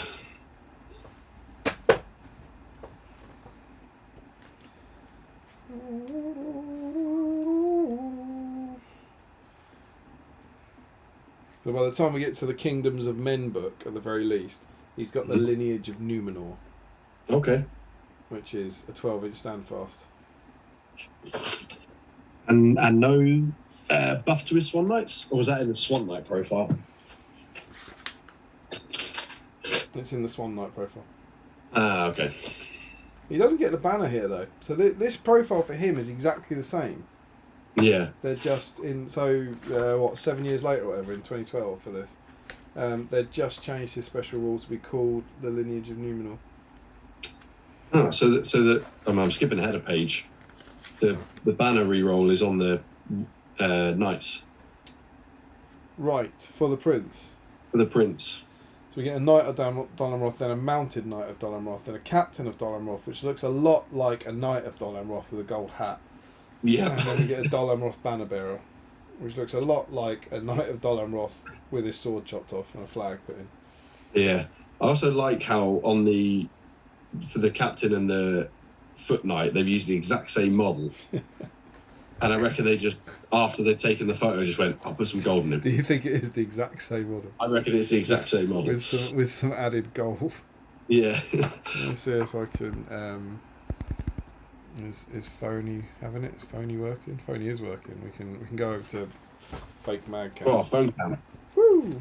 So we have the absolutely normal warrior of Dol Amroth. Yep. And here we have the altogether more elite Captain of Dol Amroth.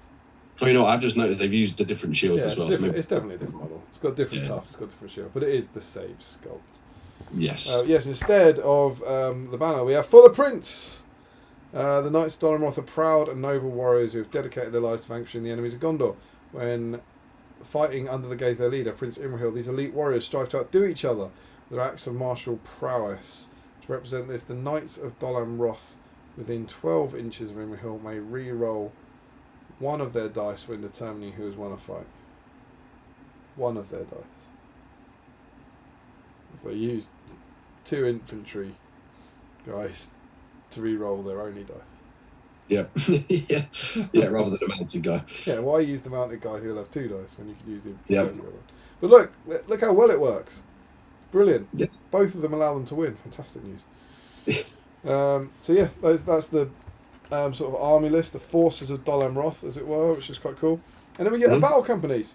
Although interestingly, it says Dol Amroth companies, which I don't know if that's just like kind of the same parlance they've been using for all the other ones. I'm not quite sure, but they do talk about battle companies using Dol Amroth in battle companies. Yeah. And there's a new profile here, which is quite fun. Throughout this section, you'll notice references to warriors of Dol Amroth. Simply use the Warriors of Minas Tirith profiles from Pack 23 to represent these. So the starting... where's the starting... Oh, it's there. Yeah. It comprises 6 Warriors of Dol Amroth, so that's like Minas Tirith warriors. And includes a single Swan Knight of Dol Amroth on foot. And our reinforcements are here. You have to get a knight. You have to get a 6 to get a knight. So we get some cool special rules.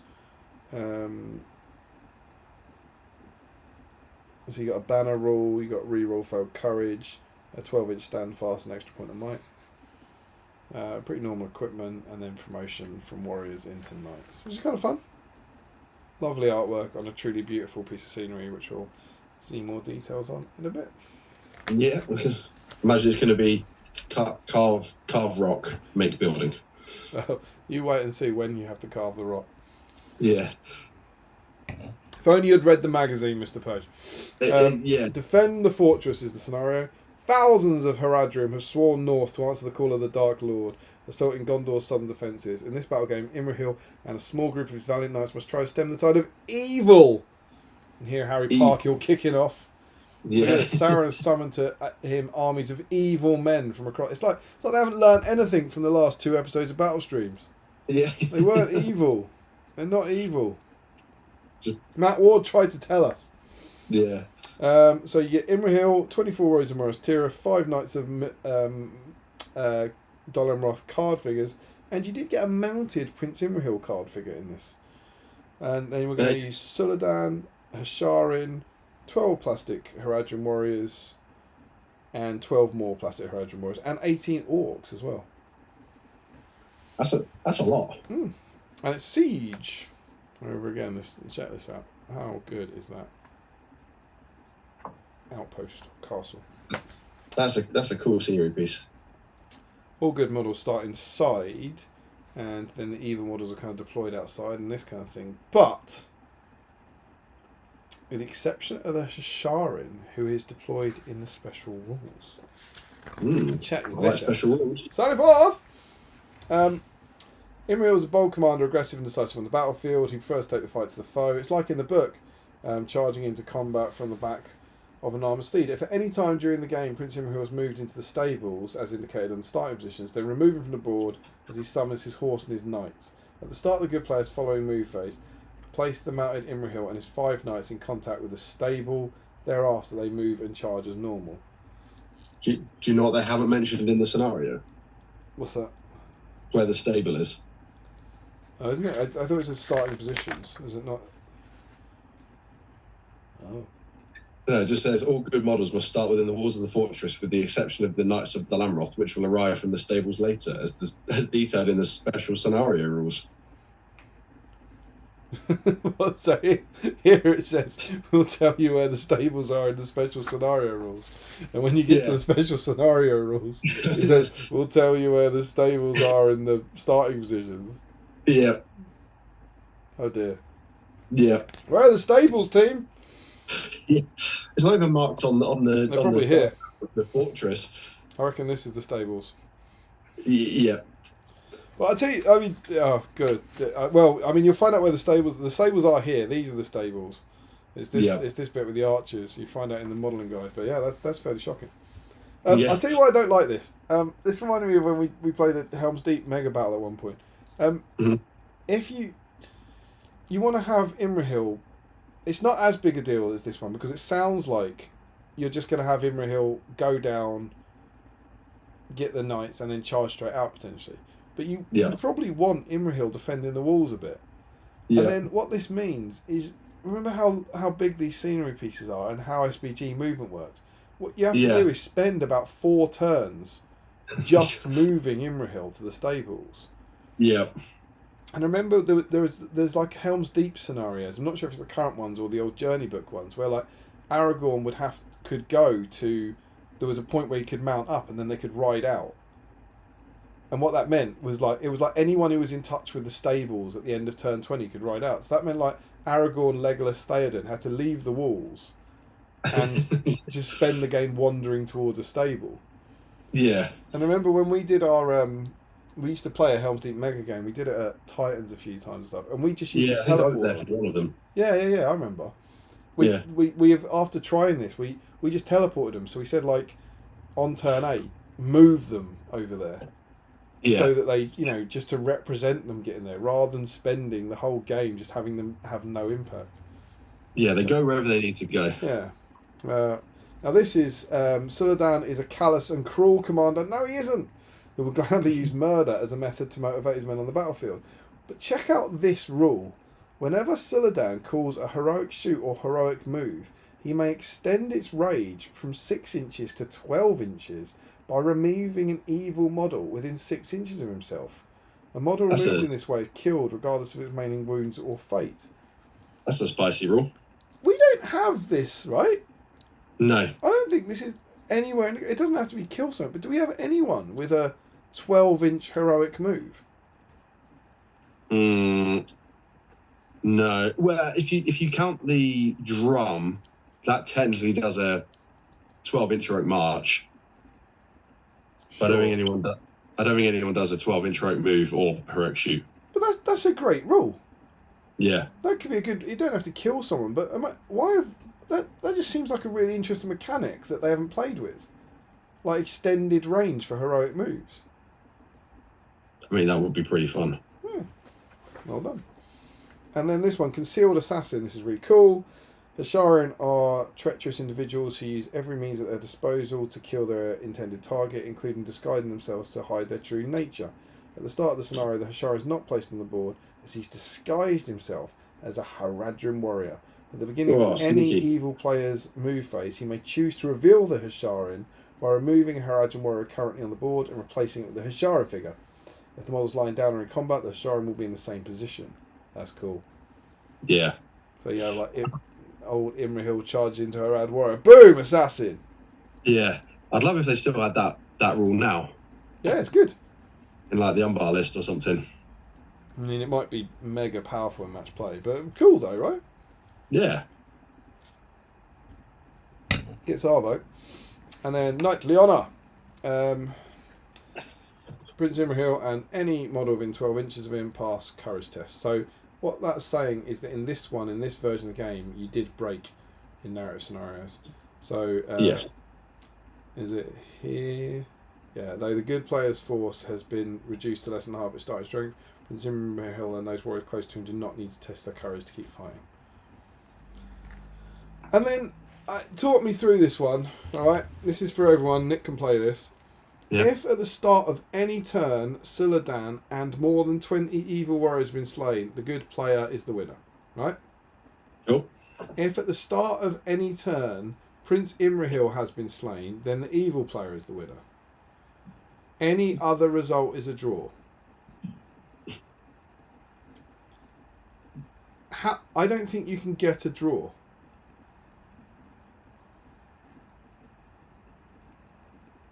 No,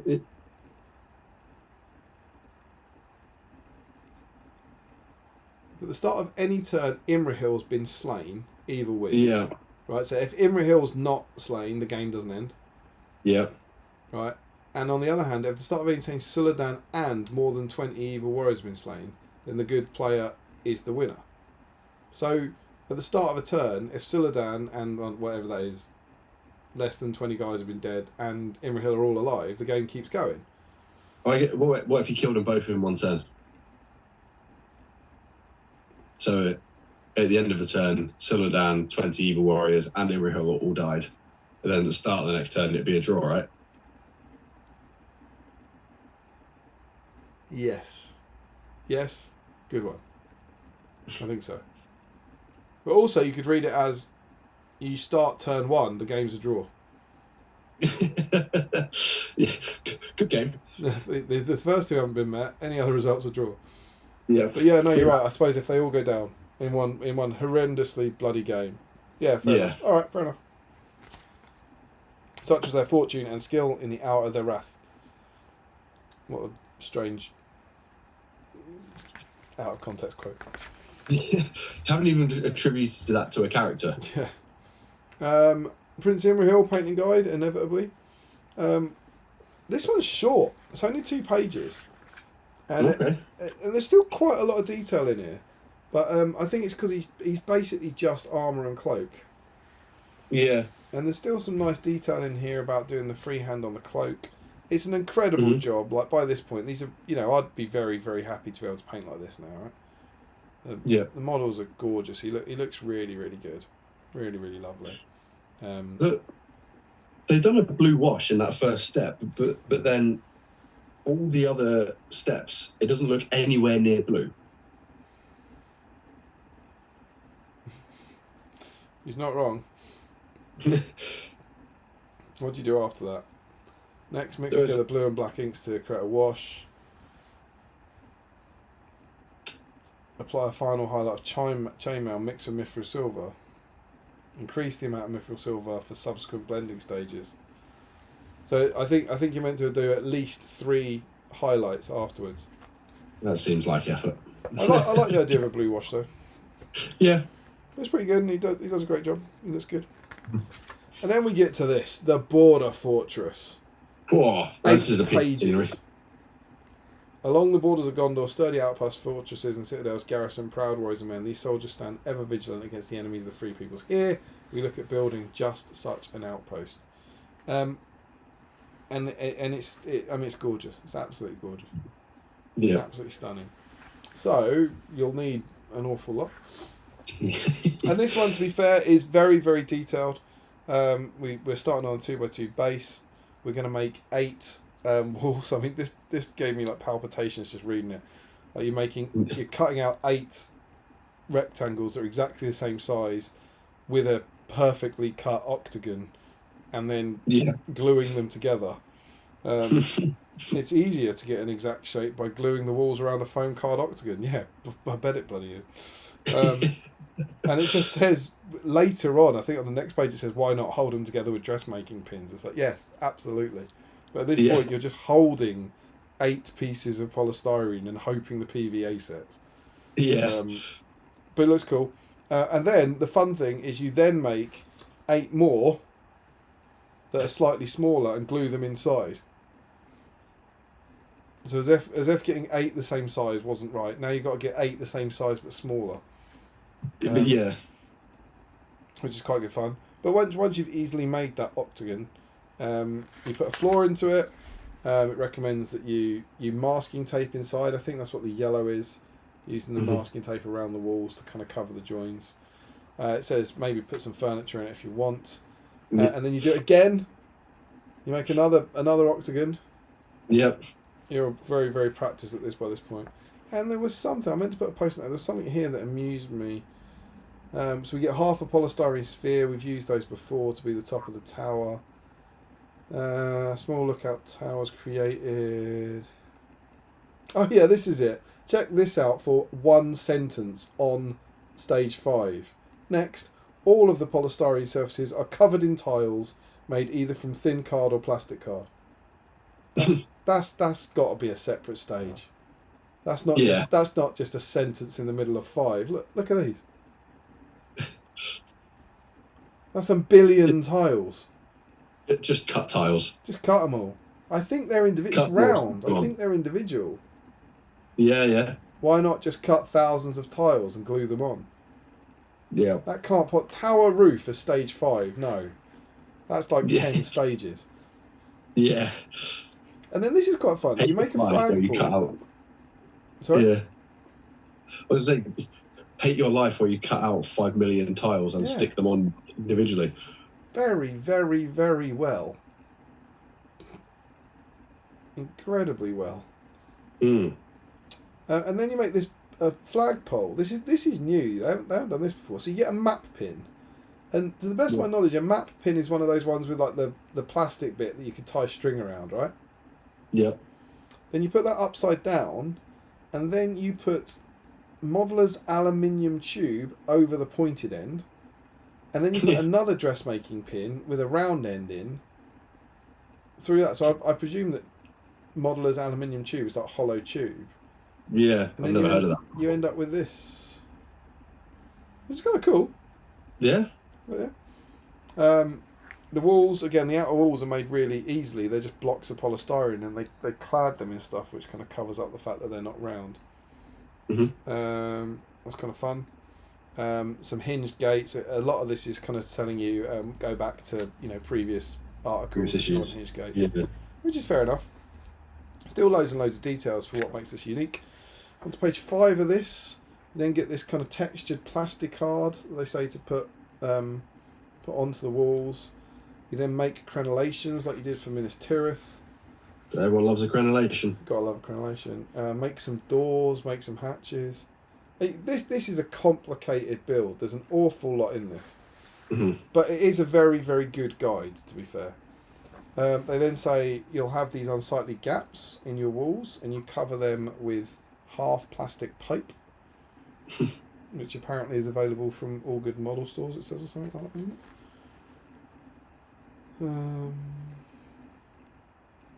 The stables. Yeah, there you Yeah. go. And yes, the stables with this little bit here, this bit's with the arches. Okay. The stables, and then get this, the tops of the pillars can be made more ornate. Now, I think this is the tops of the pillars, right? I think it's this. Yeah. The front of the stables are represented by a series of stone arches which are carved from foam card and attached to dowel pillars.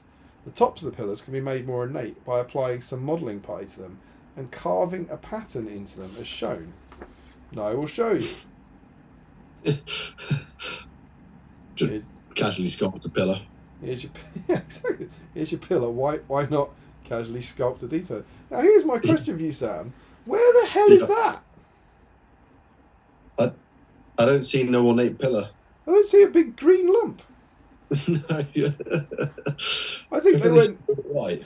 I think they went, you could make them more ornate, and then the guy went, sorry, you want me to carve 5 of them? Unlikely. Yeah. I'm not really sure, but I think that's an option. That's an alternate approach, if you will, for here. Sure. But yeah, and stairs.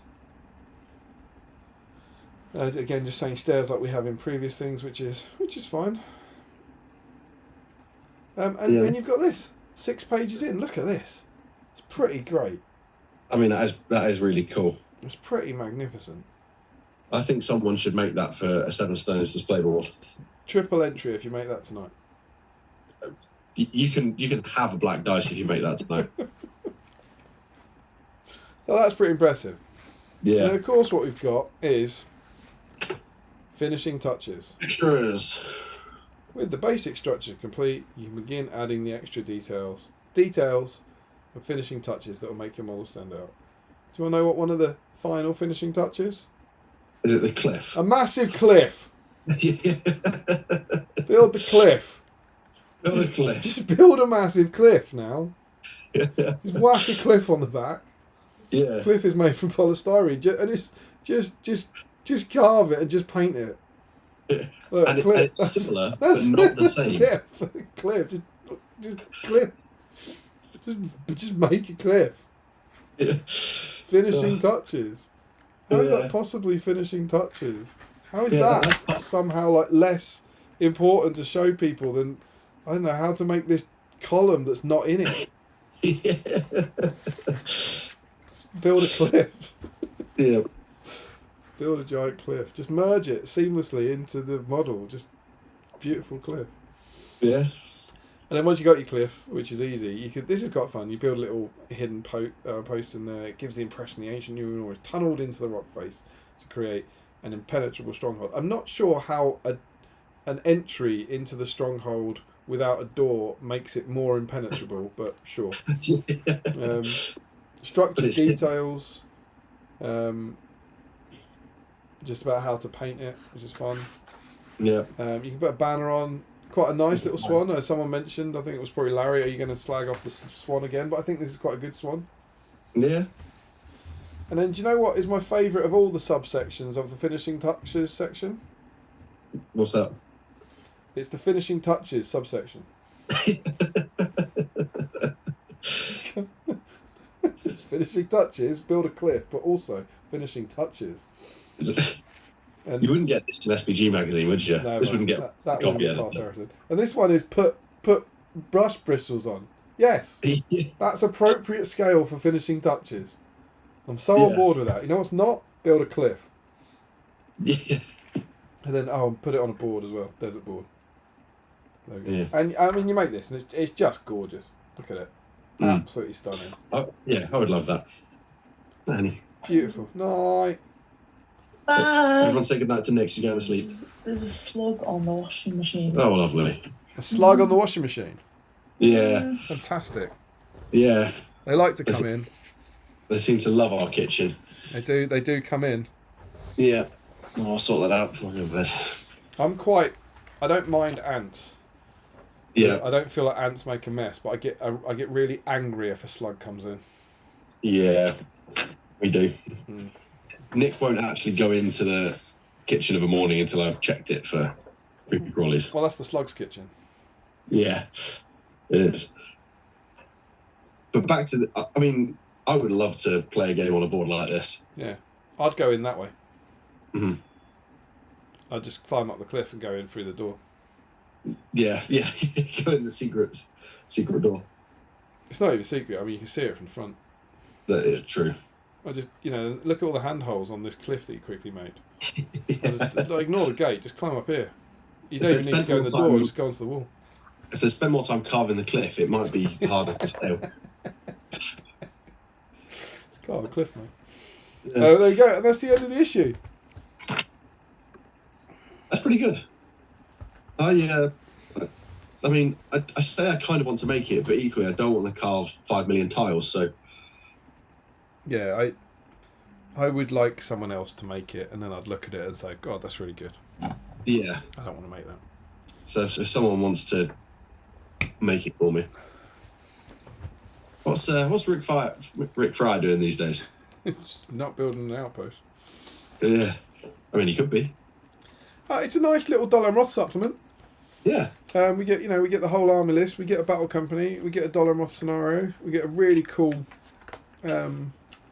modelling guide.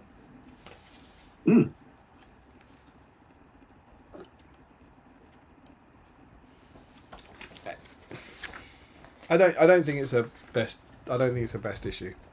No. Is that fair? I think that's fair. I think it's very good. I enjoyed it. I enjoyed reading it. I think the modelling article was excellent. I actually think the painting guide's really good, given that it's only 2 pages. But just something, I don't know. There's a lot in there that is old profiles, I guess. That is part of what I think. I guess by this point they're kind of reusing everything. They're not going to put it all back in. I imagine if you were collecting it for the first time, this would be like, oh, there's tons of new stuff in here. This is like Dollar Roth. This is a cool new faction. Yeah. But yeah, well done, issue 88. We enjoyed you. We enjoyed you a lot. Yes. Would you like to catch up on the chat and I'll sort out the Facebook? Yeah, let's see do what the it. kiddies have been saying. Yep. You just scroll back up.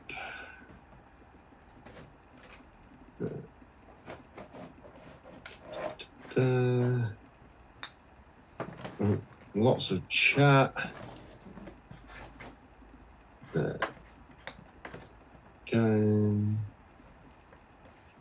Going. Oh, I think we're getting up there now. It's about to start.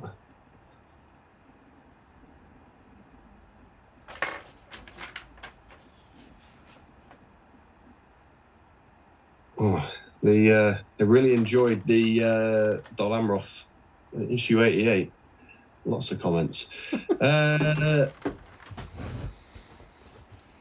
Right, well, ignore all the stuff about sea creatures. Larry, Aragorn doesn't look 80. I'm assuming that's in relation to Imrahil looking 64. Yeah, exactly. Yeah, that's fair enough. Frederick says he would look that if he'd eaten the stew. Frederick says hot take, which I don't think is that hot. Don't really like either version of Imrahil. The new one looks too high fantasy for me. Never really liked the ridiculous swan helmets, too big, not just the metal ones.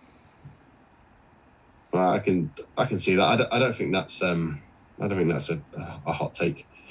I think Damien mentioned it earlier about was it silver helms? But yeah, I just always thought they looked like high elf silver helms to me. Yeah. Larry says there's no space on the sprue for a helmetless option. I mean, they could have probably made space for it if they wanted. Frederick says Imrahil's lance is different from the plastic knights for some reason. I think that reason is he's Imrahil, so he gets a fancy lance. Maybe it's different to make it stand out if there's no helmetless option. Yes, he's got a smaller like pennant on his lance as well. And then Frederick also says the new mounted pose doesn't really do it for me for some reason. It's fair. It's a guy on a horse. I do think the new plastic one could have benefited from a helmetless option. But he has got a fancier horse. His barding has a lot more swans on. Larry says that rule is inspired. Hey. The inspiring rule. James Watson, there's a bear head on the Knights of Dol Amroth sprue. Maybe use that for a head swap. I think I've seen a few people do that. Just make him stand out a bit more. Frederick says the pose would be okay for a jousting historical knight, but that doesn't feel right for a character like Imrahil for me. Is that kind of not his shtick? It's what? Well, is Imrahil not kind of a jousting historical knight? Is that not what he's kind of based on? Is that not his thing? Yeah, that's his thing, right? All he does is ride out with a lance and runs down the enemies. He is quite jousty and quite knighty. Yeah. Frederick says the Photoshop stuff for rulebooks, etc., all the time.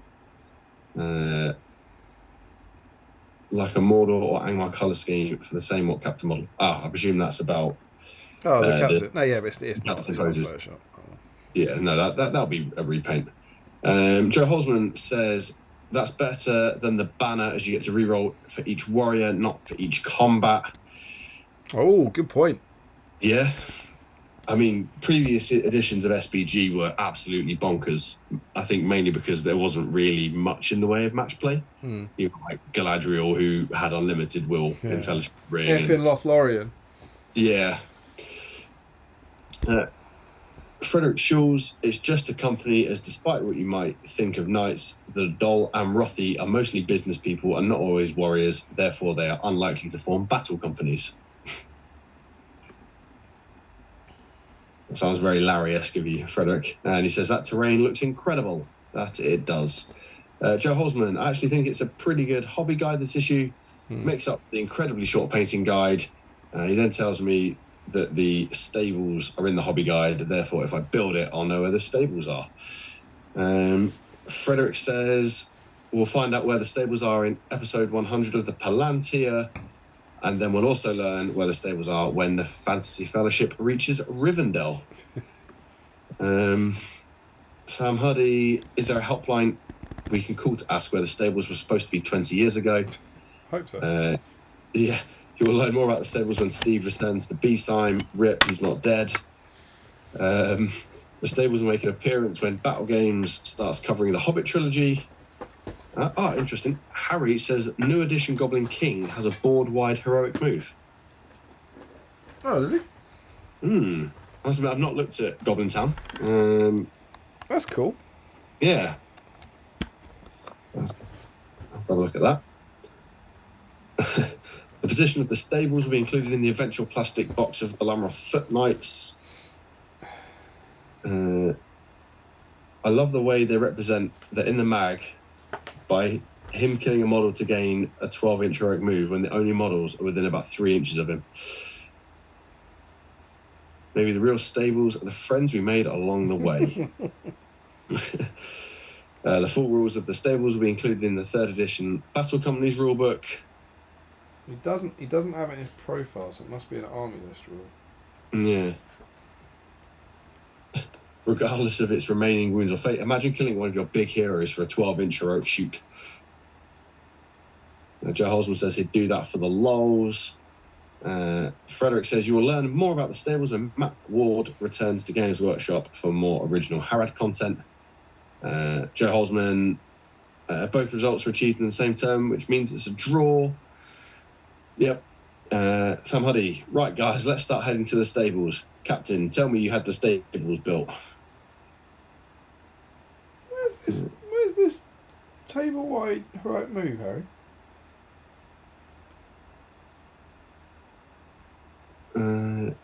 Let's go back up to Harry. Yeah, new edition Goblin King has a board-wide heroic move. That was his comment. Well, I can see he doesn't.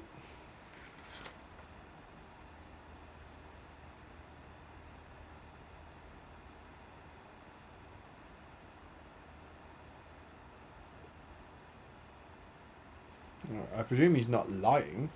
Yeah. But I can't see it in either his profile or the army list. Interesting.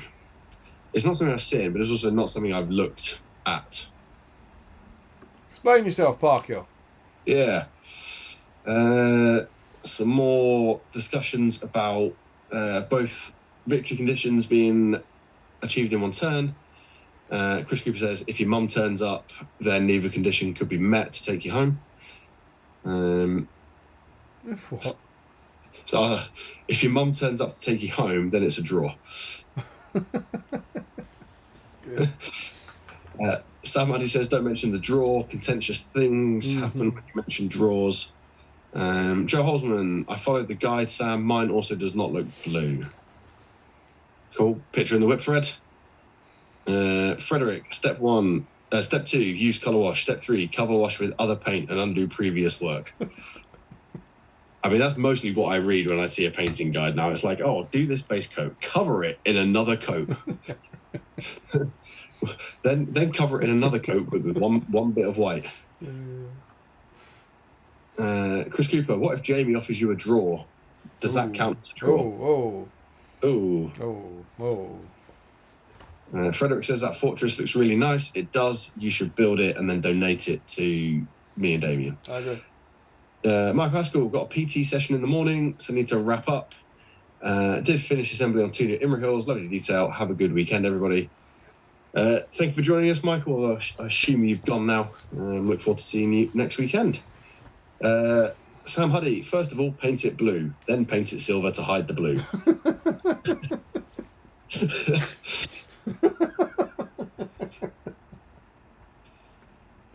This is the way, man.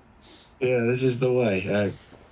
Chris Cooper and Sam Huddy wish Michael a pleasant evening. Have a lovely weekend. Frederick, someone really likes octagons, and Chris asks, or says, so we make an octagon. When do we put it on the lawn of the White House? Frederick. Yeah, that's the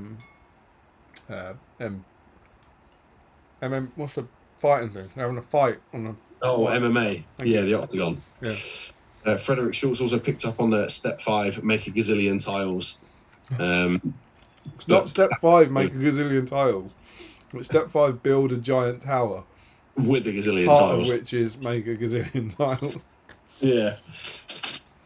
And he also caveats that with step 1, get an architecture degree. Step 2, get 20 years experience in professional miniature model making.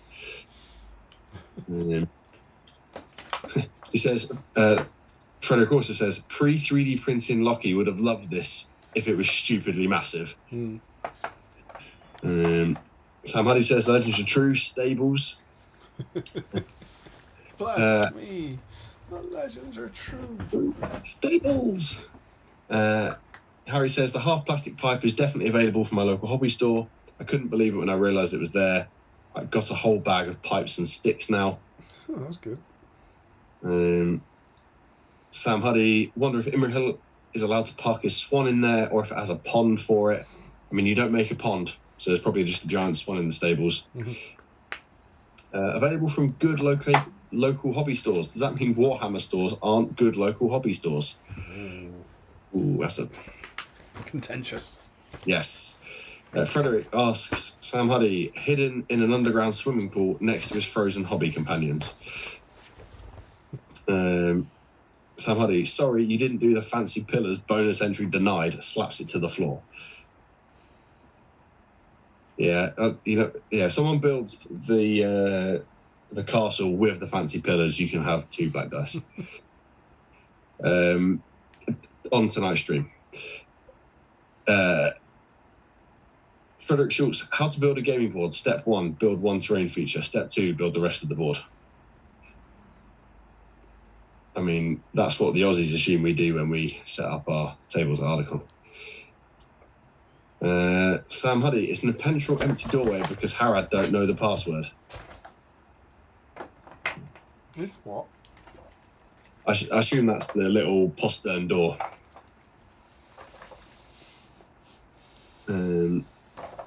Frederick Schultz, the best finishing touch is a finishing touch, not gonna lie.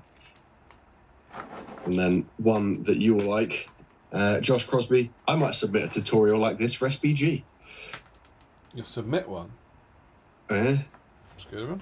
We'll take it. Yep. Lots of people saying goodnight to Nick.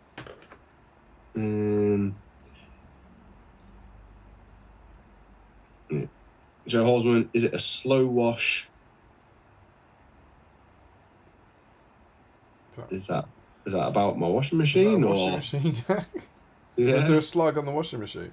A slow wash? Yeah. Yeah, that might be it. No, weirdly, we can't do washing overnight because if we turn the washing machine on overnight, it gets possessed by slugs. Yeah, I don't know if the fellow Disney aficionados have seen WALL-E, but you know when Eva is trying to dance and like jumps around Wally's house, right? It starts knocking everything off the walls. Yeah, we had the washing machine do that at 2 a.m. and knocked over a load of plates, knocked the mirror off the bathroom wall because that adjoins the kitchen. Because I don't know why, but someone managed to jump itself across the kitchen And that was quite terrifying, waking up to your washing machine basically doing the quick step. But it doesn't do it during the day. It doesn't do it during the day. That's insane. Yeah. So thanks, washing machine, for only working on expensive electric.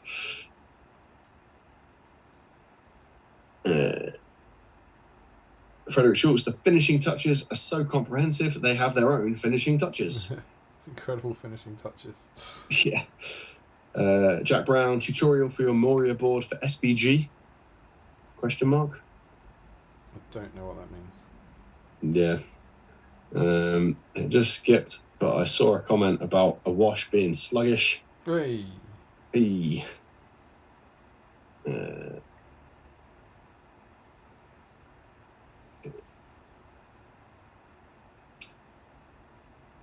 5 out of 7 says Frederick did not use plaster cast rocks. Joe Osman, it's been a while since we had any washing machine content with a hobby. Some would say too long. Is that a Steve? It's a Palantir reference. Oh, okay. Hot Point Aquarius. I've not got a hot point. Frederick Schultz, 3 out of 7, did not specify where to place the stables. And Joe Holzman says, is that a perfect score then? To which Frederick then downgrades his score, 2 out of 7, rancid anti-Harad propaganda. Larry's got to the stupid helmet wings and foot 1 done. Joe asks, what about foot 2? Hey. Harry, top work this evening, chaps. I'm turning in. The hateful process of assembling new minis is beating me. Partially my fault for noticing the scabbard after I'd finished assembling everything else.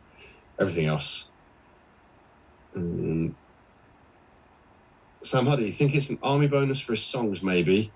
Nice. Joe Horsman, it's on the scribe. On the scribe? On the scribe. Oh, Frederick, maybe Harry got cheated at an event. Mischievous Goblin Town players out there. Joe Holzman, if he's within 6 inches of the scribe when he calls it, it affects all friendly models on the board. That's not a rule for the Goblin King, that's a rule for the scribe. Yeah. And Frederick says, so it's on a different character. That's interesting. Larry confirms it's the scribe. Goblin King's command. The Goblin Scribe uses an intricate system of winches and pulleys to relay his leader's commands across the battlefield. The Goblin King declares a heroic move whilst within 6 inches of the scribe and chooses to call with me. It will affect all enemy models on the battlefield rather than just those within 6 inches. Effective models do not have to finish their activation within 6 inches of the Goblin King. Additionally, any friendly Goblin hero that begins their activation within 3 inches of the Goblin Scribe can choose to spend a might point. If they do, the Goblin King regains a might point spent earlier in the battle. That's a cool rule. Yeah. Larry, I've assembled Immers and now have a dilemma. You say Immers? Immers, yeah. Do you think we Immers? Do we Immers? I'm not sure we Immers. I don't think we Immers. I don't think you and Imrahil are there yet, Larry. No. Larry says he'd originally planned to go with a sea green to be different, but now wonder if that is blue enough to be considered blue to match the book. Oh well, I was going to say if you go with sea green, it's going to be very hard for you to do a blue wash over the armour. Yeah. Stephen Ryan, Vicky's birthday in the morning, so I should probably be nice and be the one that gets up early with Finley. Heading to bed. Great stream so far. Thanks as usual. Well, thank you very much, Steve. Just need a song? Yes.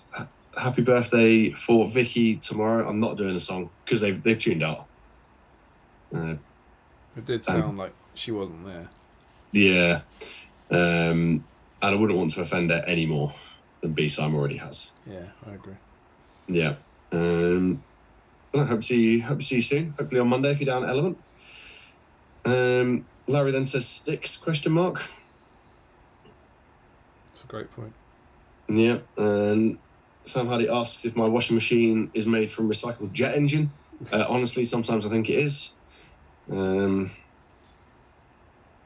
only at night. Only at 2 a.m. when I'm asleep does it decide to become possessed and scare the living daylights out of me and knock stuff off my walls. Jack Brown, the Moria board comment was to Josh. Ah, because Josh made that wonderful Moria dungeon crawler for 7 stones. Yes. Maybe that should be Josh's board for 7 stones next year, is a Harad Dol Amroth outpost board. It'd be very cool. I'm just saying, that would be really cool. And that is chat. Good lad. So, solid work. I think if I press this button, a Facebook thing should appear on your screens. I've not posted in the whip thread, but... Oh, you should. Do you want to go and do that? Let me do that now. Go and get it, because you got to be in the draw. You want the drama of being able to win a dice, right? Sure. Let me take a photo of me with me Imrahil with the stream in the background. There we go. Someone's knocking on your door. There it is. 64 comments. Is that on YouTube or is that on Facebook you're looking at? Facebook.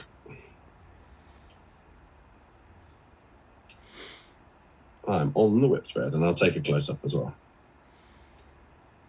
Someone's knocking on your door. The Facebook page is on the thing. Can I also confirm for regular viewers out there? I know there's still occasionally the thing where we freeze for a couple of seconds in the middle, but the other thing hasn't happened tonight, right? The other thing, we haven't suddenly frozen when I've gone to different screens, have we? I think I've fixed that. If someone could confirm that would be. I haven't noticed it on my YouTube. Oh my god! No way. But Ricky Colebrook has written, the camera is not freezing when you go on Facebook anymore. And he's written that before. There's a 20-second delay. He can't have heard me say that. He's been typing that as I've been saying for someone to write that. Yeah. That's insane.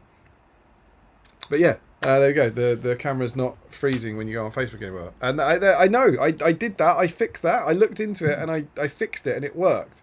So it's all about screen resolution, which is incredibly odd. Right. Yeah, I've had to change the resolution of the screen, and that allows it to work. So cool, that's a good thing. So that will also make our next BSIME bingo stream hopefully a lot smoother, which is cool. Cool. So let's have a look. I'm going to pop over here. So we're going to start with, I'm going to change this to all comments. And we have Michael Haskell to kick things off. And look at that. He's got a glass of wine. He's got Prince Imrahil. He's in the draw. Let's see how far he gets with the wonderful Prince. Wow, look at this. Look at this for a whip. This was the black and white TV I had when I was at uni in the mid-1980s. Incredible scenes.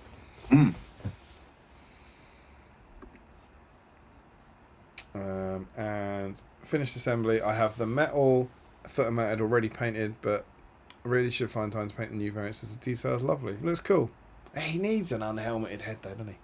He does, yeah. I was like helmet on horse, unhelmet on foot for me. Yeah. Have you skipped over Michael Dublé?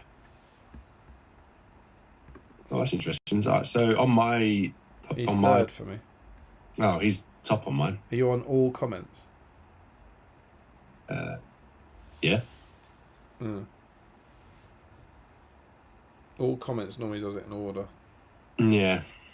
That's strange. Mm. All right. Well, that sounds like I've got some before you, so it's better to do it my way. Yes. Yeah. You crack on, and I'll scroll and find the pictures on my screen. Joe Holzman is in with Metal Imrahil, some Big Daddy pistachio bites. Oh, I haven't had Big Daddy bites. That's interesting. And some Hello Panda tonight. Very good. Joe is in with classic Imrahil. Right, then I've got Dublé. Been saving this guy for tonight. Plenty of stream snacks, including a Freddo from James Wilson and Sam Huddy that I got some. He's got 5 donuts. That's insane. I wouldn't recommend the Citadel plastic glue though. I probably wouldn't eat that. 5 donuts, Dublé. How many donuts did Dublé eat? The fact that it's not been eaten 2 weeks later shows remarkable restraint. That's on the Freddo. Phoebe got 2 of the 4 I had the day after, and she had managed to sneak this one off the table too. Keep it secret, keep it safe. And Dubla has it. He's got an Imrahil update. He's not got a donut update. Got them built, and hopefully we'll get some paint on them during the watch along on Monday. Very nice. Sam Huddy. He says, on theme and legit too. Imrahil mount will be safe when I do fiefdoms sometime, and rider banner is a repair job for next weekend. Chocolate liberated from child in emergency tax. It's like the opposite of what happened to me. Yeah. Good work. Lovely to have you on theme again, Sam.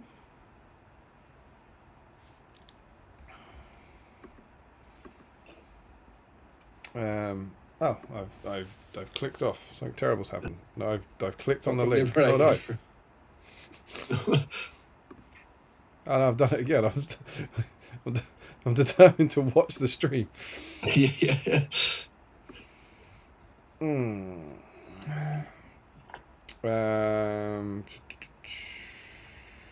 That was to Sam Huddy, and he has a reply.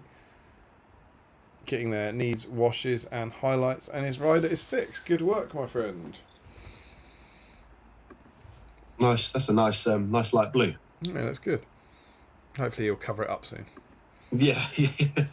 Ricky Colebrook is in with new Imrahil.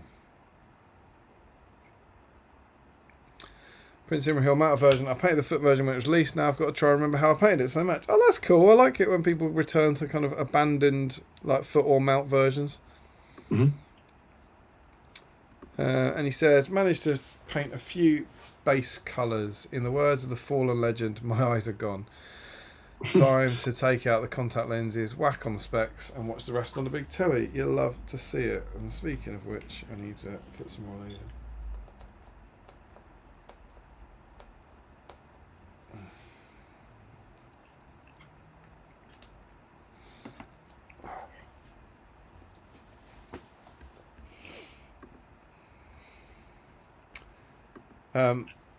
So what are we saying? It's not Hawk. Halka? Is that what you said? Okay, yeah.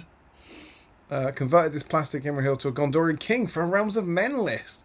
Try and get some paint on it before my toddler wakes up. I think that's in because that's plastic Imrahil. Yeah, that's a really cool conversion. Who is that? Is that Elendil?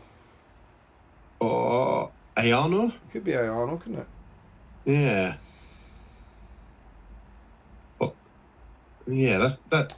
Ayano has an unhelmeted head, so I wonder if he's the spare helmeted head from Ayano. Possibly.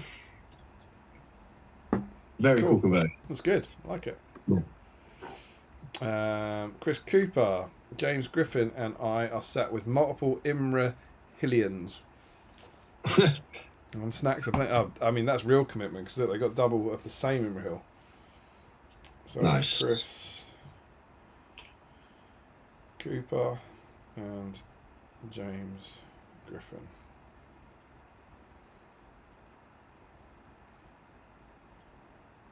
Good work, guys.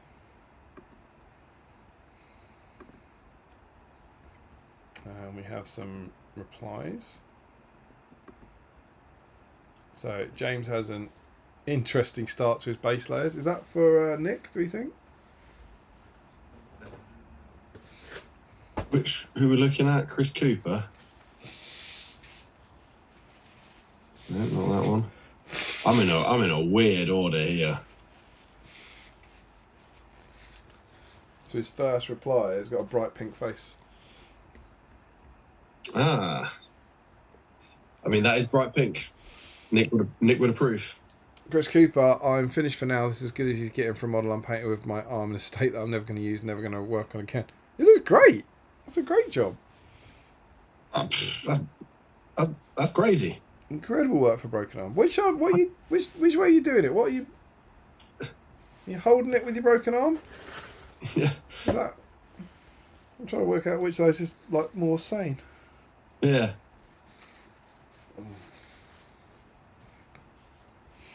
Well done, though. That's amazing. James has had a crack at sculpting the missing bit from the barding of my mounted Imrahil. Yeah, very cool.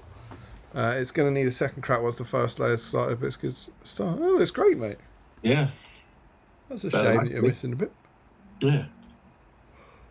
Chris Cooper, James is a far-star painter than even a one-armed me, so has not finished his Imrahil, but gives him something to finish next stream instead of a Garnbury gun. Looks amazing. Yeah. Lovely blue. Yeah. Good work. You're both in.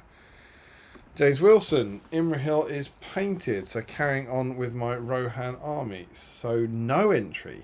No entry. But a lot of integrity for Mr. Wilson. Mm-hmm. Got that lovely axe captain. Maryland switch. Oh, sandwich. Oh, that's interesting. Ooh. As a reply. Also wanted to preview this. The contents of this box will be revealed at Seven Stones 2027. How exciting. That is a relatively small box. Warning, opening this package will result in extreme happiness. Well, that's adorable. I look forward to extreme happiness in 358 days. Yeah. Frederick Schultz got an exquisite selection of nutritious BSIME supplies, including a delicious Spezi. You love to see it. I'll be green stuffing a couple of converted plastic foot Imrahil, almost enough to make a tribe of sorts. You could say a Imrahil tribe. Ah, that's funny. I don't think they're actually plastic Imrahils, though, are they? I think it might be satire from Schultz again. That is a lot of snap. Look at the Kraken arm. That looks quite exciting. I think are they meant to be? Oh, Kraken arm. It's the arms of a Kraken. Ah, they look pretty tasty. I'm not sure about the other salami sticks. They're probably good. Cured meat. Yeah.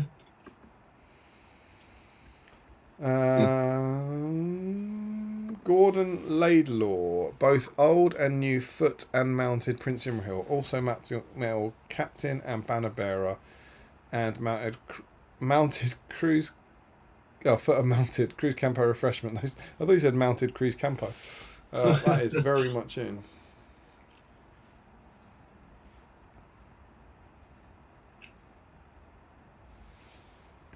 Good work. Scott Newman, not painting yet tonight as I've got the... Oh, look at the baby! Oh. I've got the bedtime shift, but little Alf is watching his first stream with Dad tonight. 2 weeks into this world and his first stream. Incredible scenes. Yeah. Hope all's well with the Bubba. Oh, with the baby. Oh yeah, there is a reply with a converted Imrahil. Very nice, very nice, very nice. So he gets to go in. Yeah. Oh, what is the conversion? Is that... Looks like a... Almost Is that Braga. an AMA? Is it what? Oh no, it's not. Beardy. Is that? I don't know what that head is, but it looks cool. Got as far as undercoat and then had to deal with the baby again. Very unsettled tonight. That's what they do, man.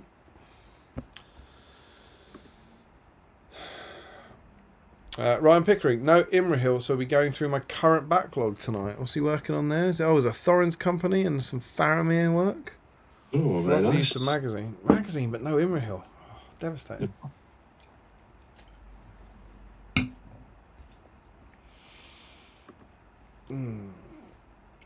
Dave Shearer, no Imrahil, but I'm building a little house for my Rohan to live in. That's very adorable. Good work. Yeah. Lovely kit. Can't believe he's going to get all of Rohan in one house. Yeah.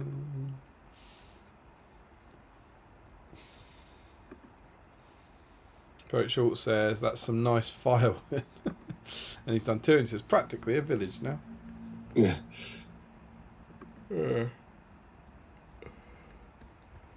Jacob Hanlon is in, and he says on theme, and so he is. Oh, like conversion with lots of peanut butter. I have the metal Imrahil footer mounted that I've converted to a captain. The mounted is the new Imrahil helmet and Ingold shield, and the foot has a third-party head and reposing of the sword arm. Sustenance includes Whittaker's peanut butter chocolate bar and a big tub of peanut butter with a spoon. Oh my god. Wow. And looking forward to this stream for a while. Cheers from Canada. Wow, do people do that? They eat peanut butter with a spoon? I mean, clearly somebody does. Look at the size of those teddies. It has a big teddy. I like that he's got a peanut butter chocolate bar. And he was like, that's not enough peanut butter. Yeah. I need a tub and a It's spoon. even better. More peanut butter. Looks incredible. Scott Newman is in with, he's got a black undercoated version. I feel like we might have seen that. Maybe it's got reposted. Larry Miller is in, and he said he has finally been found. I can start listening properly. He's got some double chocolate cake bites. Oh, lovely. Jubbly. Yeah, I just auto-corrected it to Larry Killer. No. It's not a million miles away. Harry Parkill is in. Is that Imrahil? That's definitely Imrahil. Yep.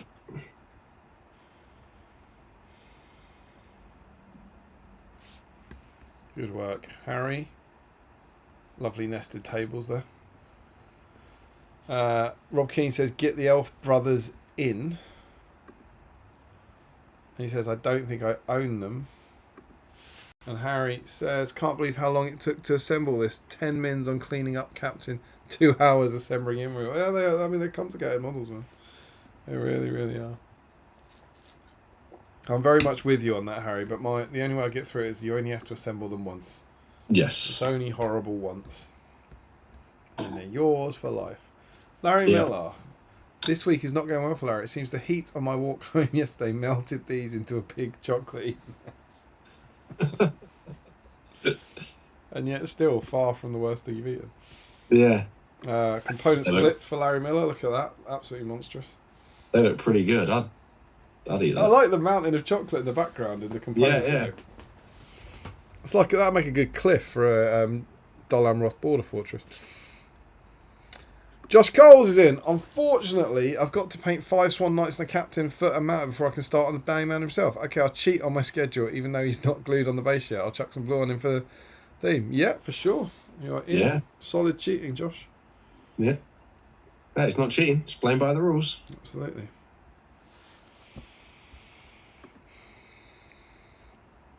And the rest of the Dol Amroth stuff I've been working on so far might sound like a man, but sometimes like to base my army after I paint them. I think some people do that. I don't think it's mad. I do think some people do the bases afterwards. I don't, but basing for me is the last bit I do, including the painting of it. Yeah. And is there never a fear that you get the paint on the model's feet? Yeah, it's just dirt. I see. Yeah. Stephen Ryan's in. It says, received and opened mere hours ago. Definitely going to be my 48-hour model for Hobby Bingo. Very, very cool.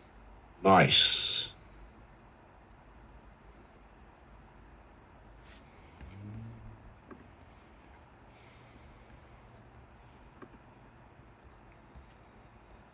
Oh, no.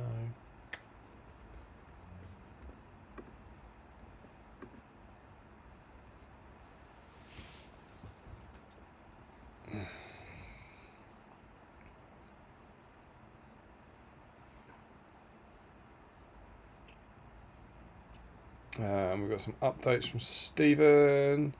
Just needs basing, which I guess I should do to complete the 48-hour square. Yes, you must. Oh, he looks great, though. Oh, a lovely freehand, Stephen. That's looking very good. And there he is, based. Incredible scenes. Very nice. Have you seen one of Chris Cooper's updates? James's son also put some blue on the cloak of mounted Imrahil to make sure he gets in the dice draw. James's son? Yes. Is that on the same... on their post? It's a separate post starting about... So James's son was carrying on with his fellowship. He was painting... Yeah, it's next. Yeah. Okay. Oh, you got it? Yeah. So he's in the right place. Yeah. Because mine is still all over the shop. So I'm going to call that Young Griffin. Cool.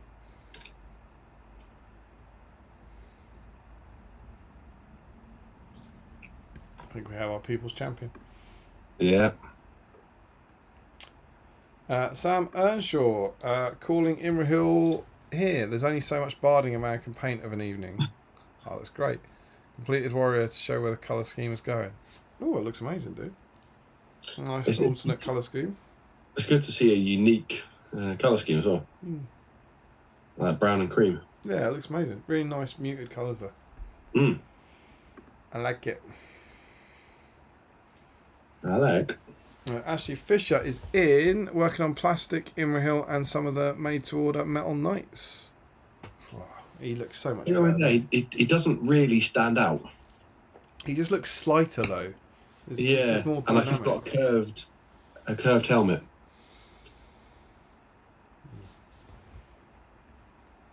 Shields pointing the other way as Well, yeah. James Griffin has an update, looking very, very good. James is already enjoying it. Lovely face work on that. Looks brilliant, James. Jack Brown is got an Imrahil. I don't think we've got Jack in yet. I don't think so.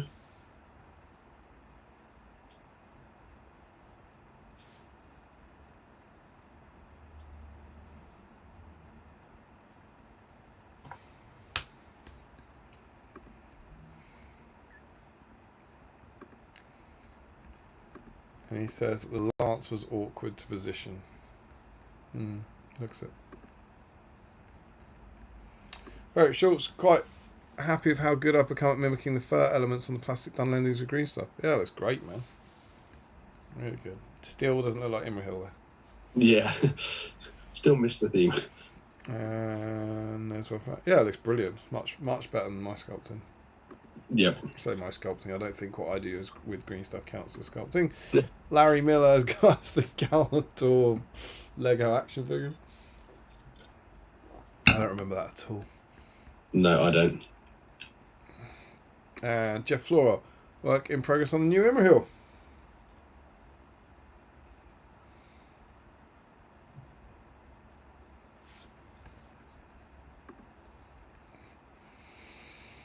Gordon Laidlaw. I'm going to have to duck out now. Working tomorrow. I'm calling this guy finished. Looks great, man. Finished him on theme whilst watching your battle streams. That's another box ticked off on Hobby Bingo. Make sure you get it on the Facebook thread, the BSIME Bingo Facebook thread. Going to try and catch the next midweek bingo stream and get some picks up. Night, guys. I don't think we've got Gordon in. No, we do have Gordon as well. That's not bad. Lovely freehand.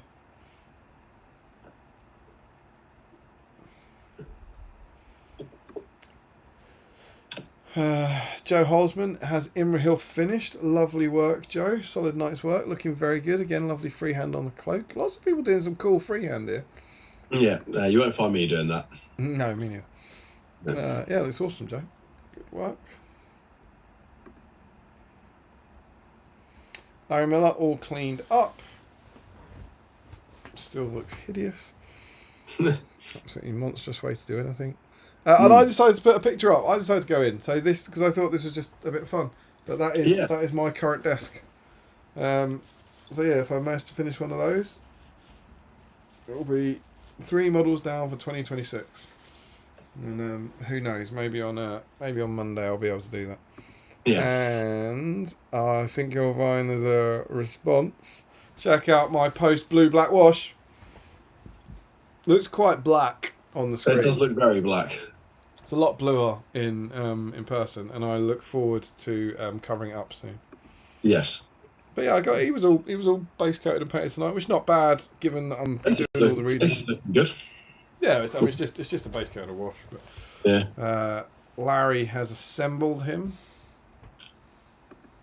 That was part of the Avengers, or? Stainer Carlson says perfect excuse to paint that fellow. That's what we need.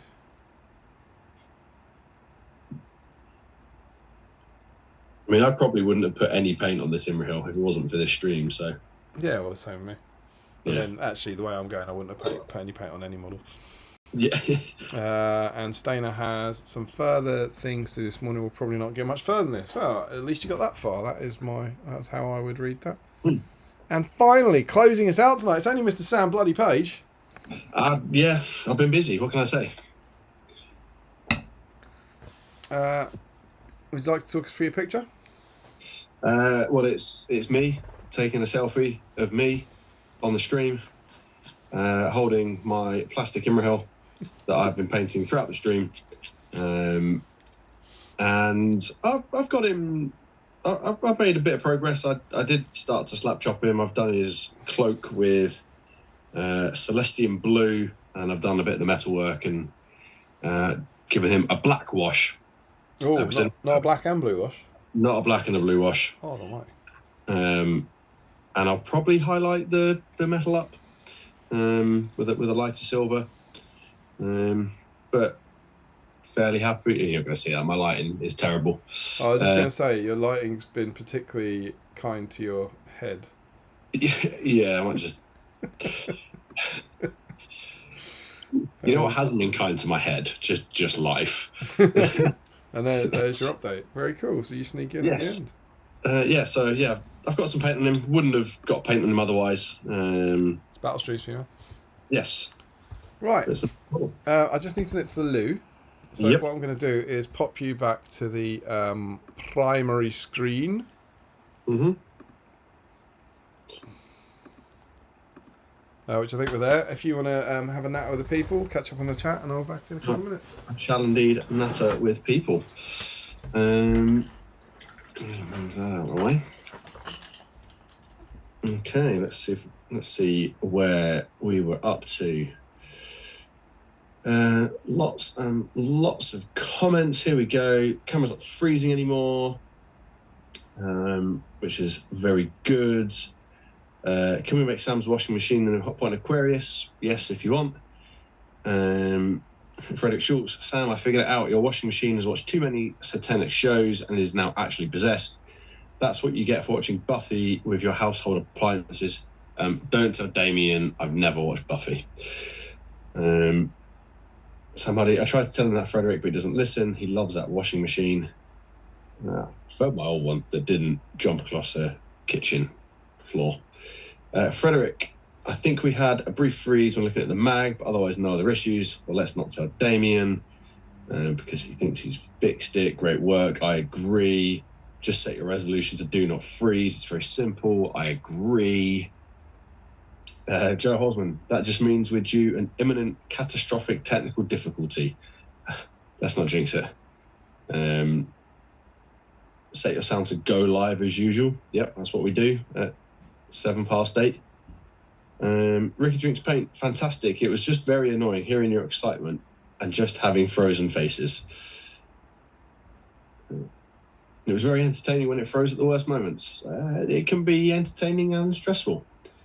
Joe Hosman, you could cut off the one from the metal one. Presumably talking about the lance. Larry says someone in my local group did just that. Frederick Schultz, looks like Michael ate Double the amount of donuts he should have. I see what you did there. Very funny. Battle streams in Middle-earth Joe Hosman, I got those panda biscuits because I thought they might be the thing Steve used to talk about.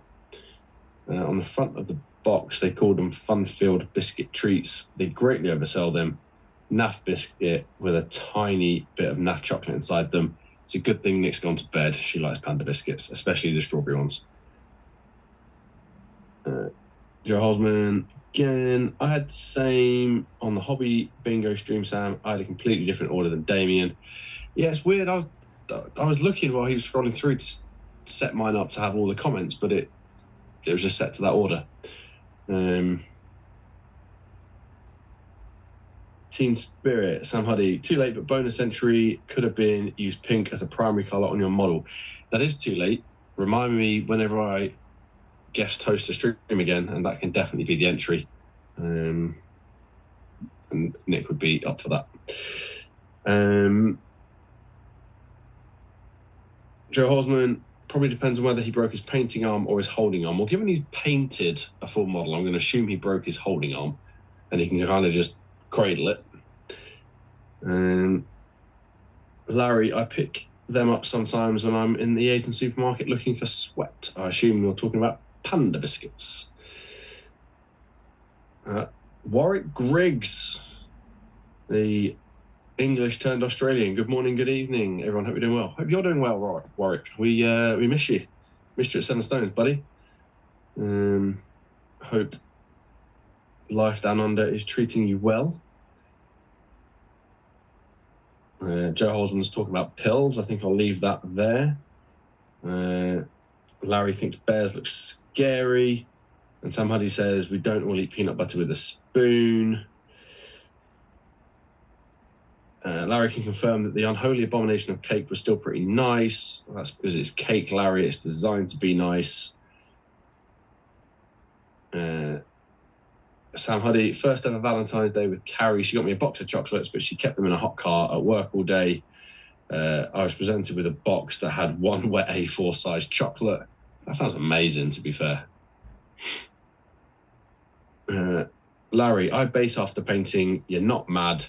I will often deliberately do some of the dry brushing onto the foot and lower cloak to simulate mud. That's why I do that. If he doesn't stand out enough, just paint this helmet gold.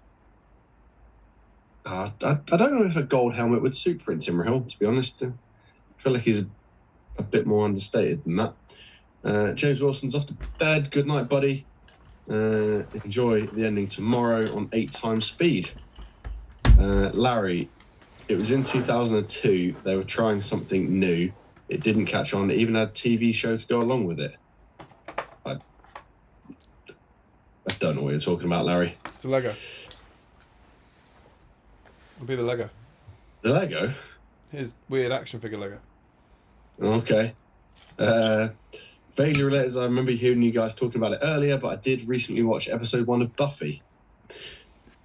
God it was rest all Charlotte's soul. If a bit aged. Who said that? Larry. Yeah, you give it time. Yeah, Let not it get under your decided he's skin. going to keep watching it yet. A load of people talking about the head. Frederick Schultz, Sam, never assume Larry is talking about normal food items in cases where other people would. He is Larry after all. I do always enjoy going out for dinner with Larry and him trying to tell the very bemused waitstaff that his burger just wants to be bread, meat, bread. To which they go, no ketchup. And he goes, no, bread, meat, bread. No cheese. No, bread, meat, bread. And it goes on for about 10 minutes. He's very special. He is. Chris Cooper, is my holding arm broken, but I can still use it. It just hurts. That's commitment to the hobby. A lot of commitment. Or Yeah. stupidity. Yeah. Frederick, I often paint bases last, then add tufts and flock. Yeah, I agree. Frederick and Larry are talking about the Galador Lego. Joe Holzman, cutting the head off metal Imrahil so you can have a bare head for the new plastic. That just seems like effort. And I don't know if you noticed about my hobby recently. I don't put in much effort. I barely have enough time to build, paint, and use the models as they are off the sprue, let alone to go around cutting bits off one to stick it on another. Larry tells Joe off for making that too clear an explanation. And Chris Cooper says, stupidity, definitely stupidity. And that is the chat, bar Larry waffling on about something going back and forth. Good work. Yeah. Turn off my shiny head. Alright. So I guess the big question is dice cam working? I've yet to try it. Okay, we're gonna have I just noticed there was no Imrahils on Swans. There is no Imrahils on Swans. It's like you people don't even want to get a dice. I know. Sam Huddy did suggest, albeit rather too late, a good entry as if anyone had painted anything pink. But alas, that comment was at the end of the stream, not at the start, so we'll save that for next time.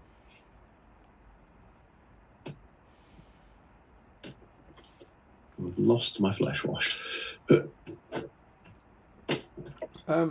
Important news. Yes. For the first time in a very long time. Yes. Josh Crosby is not in the draw. This is huge for people's chances to win a back dice. And I know Joe Holzman is in the draw. Is Ashley Holzman Fisher is in the draw? Ashley Fisher's not in the draw. Is he not? I thought he was painting plastic. Ashley Fisher is in the draw. I take it back. Yes. But yeah, no Crosby. Oh, a chance for some people to catch up. Absolutely. All right, so we have 22 entries. Okay. Well done to Imrahil. Yeah. Good showing, sir. I presume that's not anywhere near the records. No, but I mean, let's. I don't believe I've got it open yet. Let me have a look. Is it Sam Gamgee? No, it's Aragon. That's Aragon.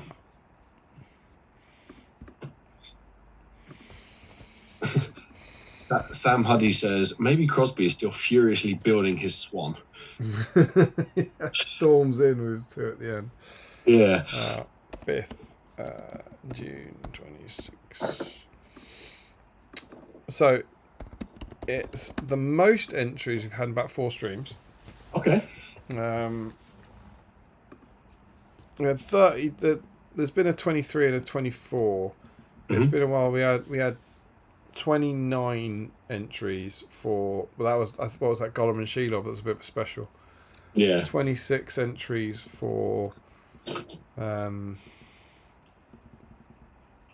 Christmas. That one doesn't count.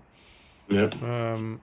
31 for Shamans. It's been a while, but that's kind of, we're bouncing around the kind of mid-20s for a good week. Yeah. Whereas Aragorn, who is our record holder, had 51. Okay. I think the nature of the just battle streams these days, I don't think it's ever being touched. I don't think we're ever getting there. We just don't get there. We don't get the people viewing. Well, I would like to put a challenge out to the Battle Streams community. Let's try and break the Aragorn record for one of the remaining magazines. Do you think Garnbury Khan, Farmer Maggot, or Sharky have the pulling power to do it?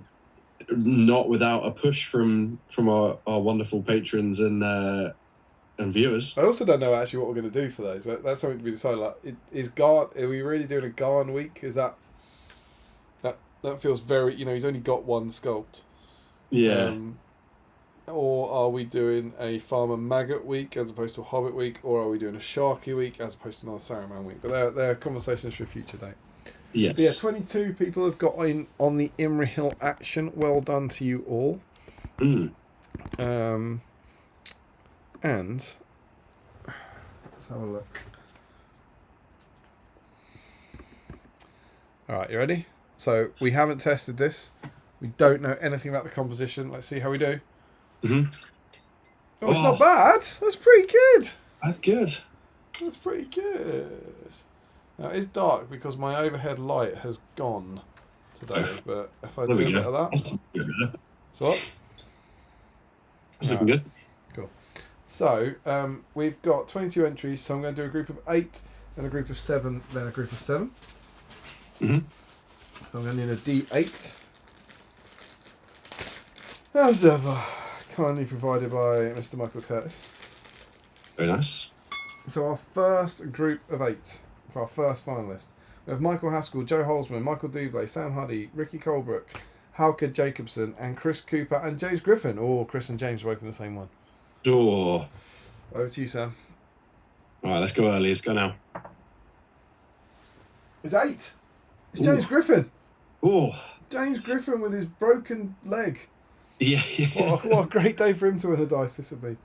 Our second group, we have Gordon Laidlaw, Scott Newman, Jacob Hanlon, Larry Miller, Harry Parkill, Josh Coles, and Stephen Ryan, and we're re-rolling 8s.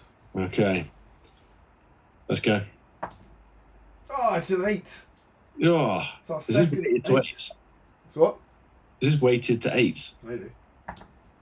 6. 6. That's Josh Coles. Ooh.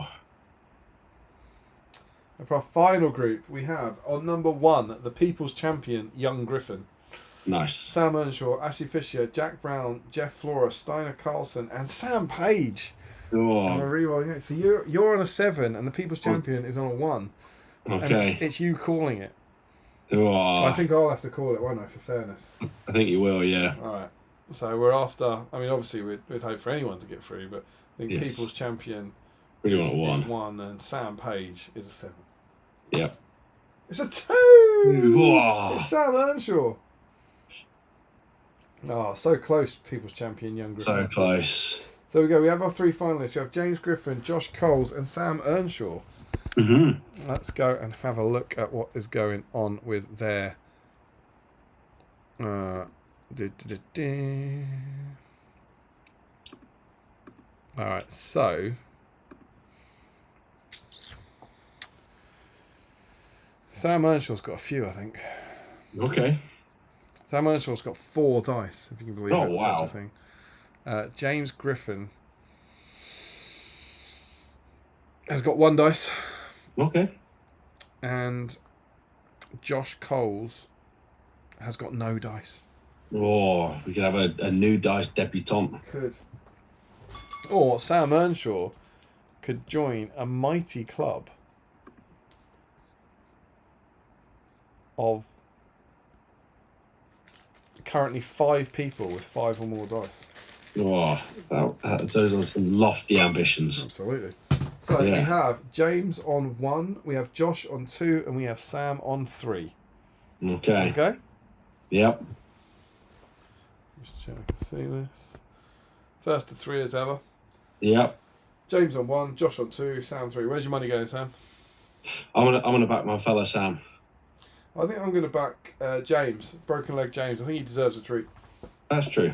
I think everyone is a deserving winner. For sure. Yeah. It is James Griffin. James Griffin Oh, has taken first blood. he's hobbling into a lead.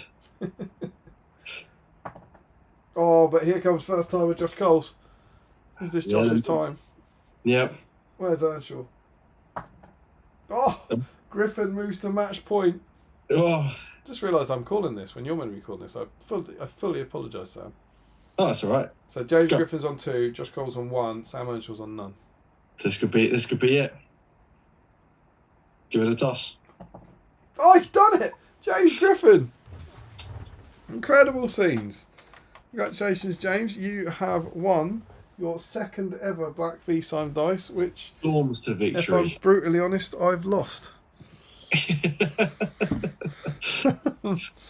Look at that.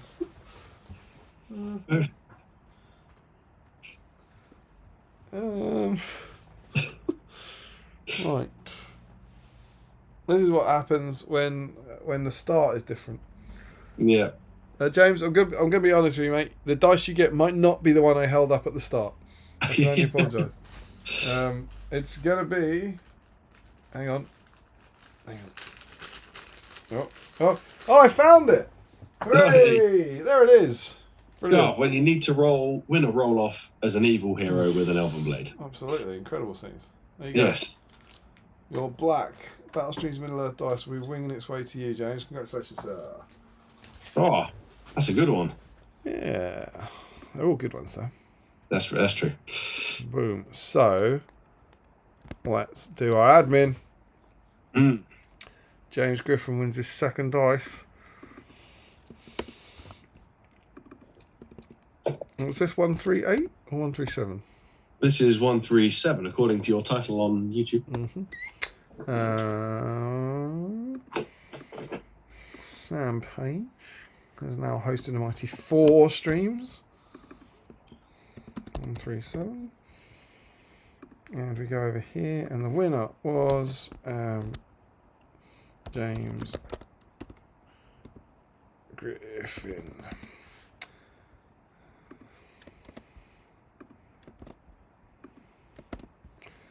Issue was 88.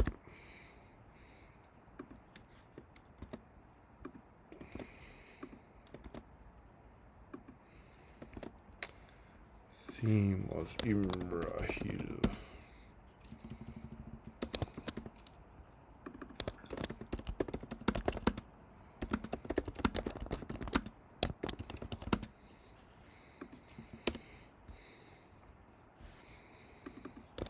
I don't know if we're going to go through the rest of the comments, but I think people are doubting the last issues capabilities of overtaking Aragon. I can't believe that. Yeah. Why is that? Are you going through? See what people are saying? Yeah, sure. So Larry wonders if there's a chance, obviously with Crosby not being in the draw. Giles Money didn't know about the stream until he was already at his friend's house. Josh Crosby jumps back in. He's at least 4 hours away from finishing his army for tomorrow. Right. Restful. Still sort of sculpted that swan. Sam Huddy says that's pushing it. Yeah, I mean, given it's 1 o'clock in the morning, I would have given up by now. Pick someone else. Jack Brown, last time there was no Crosby, entry was Barlin. All right. It's not that long ago. Yeah. Team Spirit says we will break him, assuming that's referred to Crosby. Larry says it's not like Crosby to not get entered on a stream night. Well, it seems like he's got other more pressing issues. Has BSIME peaked? No. Gambry Gan will surely push the boundaries. It's just one model. Everyone should have a Gambry Gan. Sam Huddy, Farmer Maggot Week. If you have a dog, paint it. It'll count, maybe. I think Farmer Maggot can count him or his dogs. A niche book character in a non-pandemic stream cannot be Aragon. Are you sure? Garn or Woses, Maggot or Dog, Sharky or Worm. I mean, I don't know who's doing the stream, but those seem legit to me. Frederick is amazed Dice Cam works. And then says maybe the dogs will be popular. Everyone likes dogs and you can use them in battle companies. Everyone does like dogs. They do like it, but he's only got one sculpt. The reason someone like Aragon was so popular was that he's got so many sculpts that everyone's got one. Yeah. Larry suggests any Wozy hero for the Garn stream. That's good. I like it, yeah. Yeah. Frederick says that goes against the rules. Joe Osmond says that'll certainly ease any woes. Hey.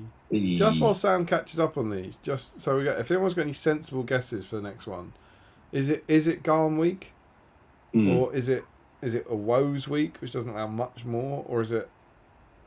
Yeah, I would say any woes. Sam Huddy, today's Dice Off event shall be a catwalk. James Griffin is up first, then Josh Coles. Finally, we have Frederick says go Sam Page, and then realizes that's the wrong Sam. Alas, yes, but Sam Earnshaw got to the final. The music is starting, the lights are up, but first out the catwalk we have James, who is in a lovely little number from a charity bin, and he has barged aside the others to do a return run. Chris Cooper points out that James did not break his leg, just hurt it. It sounds cooler if he broke his leg. Sorry. Lots of people congratulating James. Have fun rolling 1s and 2s. Great ending games or winning rolls off as the evil side. Sam Huddy's commentary continues. He finishes by stopping, turning right. The room goes wild, and God, I hope the hosts have seen Zoolander, or this will mean nothing to them. Hosts have seen Zoolander. I haven't seen Zoolander either. Have you not? Nope. I've seen Zoolander. Never seen it. Fun. Larry's asking why we rooted for him and he didn't actually break a leg. Is that like meant to be like a good luck break a leg gag? Possibly. Chris Cooper, just a poorly knee, not a broken leg. Lacks commitment, really. Just realised that his injury story wasn't told. Ruth ran past him and skinned him completely. He turned to run after her and twisted his knee. Yeah, I remember him being honest and saying, like, no one actually, he did it to himself. Yeah. Larry, I don't know about that, Sam. Garn is going to bury Aragon. Hey! Good one, Larry. Sam Huddy, oh no, I meant a pet dog. Use pet-friendly dyes then. Frederick Schultz, Worm will definitely break the record, lol. Have we done a Greamer week? Maybe we could do a Greamer week. There's 3 Greamer models. Yeah. 3? Oh, metal, plastic, and worm, yeah. Larry is chanting "Gone week, gone week, gone week." Ricky drinks paint. Gone and woes together. Frederick asks Larry, "Gone, we actually do that?" Wee. And then there's a woes week, who's week, and then who is weak. Sam Huddy. Well, next one I'll go to football for the World Cup and know roughly what I'm talking about. Let's talk about the commentary. Yeah. Larry says Grima has had an issue. Oh, of course, yeah, you got the Grima model, of course you did, yeah. Yeah. Frederick says we have had a Grima week. My Yeah. plastic Grima wouldn't be painted otherwise. Yeah. I have a plastic Grima to paint up because I do have Army of the White Hand on the shelf to paint at some point. So. Whoa! Flash in the pan from Warwick Griggs in Australia. Yes. Yeah, he turned up while you was out the room. All right. Lovely to have you. Yeah. Larry says we must have painted him sometime in the night. Yeah, there was Grima. Yeah. With BSIME doing a Grima exclusive streamer. So there we go. There we go. I don't really have I think it seems like we're leaning towards just Woses, maybe. Mm. I don't mind letting in the Warriors just to allow a bit more, but I think we haven't had Woses, so maybe that's fun enough. It's not like we're going to break record anyway, so yeah, really keeping it on theme would be quite cool. Mm-hmm. I've got my little dude ready to go. Yes, so I will dig mine out of the case and probably put a tuft on him. Because I don't actually have any of the Warriors. I never picked them up. No, I don't. I'd never in any interest in them. No, I agree. And I believe that has drawn us to the end. Should we look ahead? In our next gaming pack, Garnbury Garn hunts the forces of Mordor. Learn about Garnbury Garn and how to use traps in your battle games. Garnbury Garn and the Rohirrim face Mordor orcs in the Druidown Forest. Paint your Garnbury Garn miniature for use in your battle games and create trap markers to represent these deadly devices in game. And he comes with a free metal Garnbury Garn figure. That all sounds quite exciting. So I do have issue 89. You have it too. I don't have it with me, unfortunately. I actually remember liking this issue. I had a brief flick through because I've been using the painting guide. Yeah, I agree. I think the traps are very cool. And I mean, I'm not going to say it's a contender, but I definitely have read that one several times. Cool. I always wanted to make the traps, so Good stuff. Look forward to going through it. Yeah. Oh, that's a good idea. A Year of Little Faith. What I thought the rules exclusive stream for characters' first appearance is all controversial. Larry says some people have no respect for tradition, and Jack Brown says traps could be a bonus entry. That's a pretty good idea. That's a good idea. Yeah. Yeah. And Fred, if you have a drink for every Garn, Damien just said you'll die. A drink for every Garn. Right. Yeah. But that is it. We have completed our time with you once more. Thank you so much, Sam. Always a pleasure to have you. Well, thank you very much for having me. Have you back after an extended break. Have you enjoyed our time exploring Imrahil tonight? I have. I've very much enjoyed it, and thank you for the magazine. I enjoyed reading it through the stream. If you, I'm going to go to bed now, but the door, just post it through the door. If you could drop it off now, that'd be great. Yeah, will do. Just pop it back down. That'd be super. Yeah. I'll need it for the morning. Sure. But yeah, it's been fun. I've enjoyed getting paint on some Imrahil, and these 4 models probably aren't going to get touched now for the next 2 days, but I'm going to try and finish them, all of them.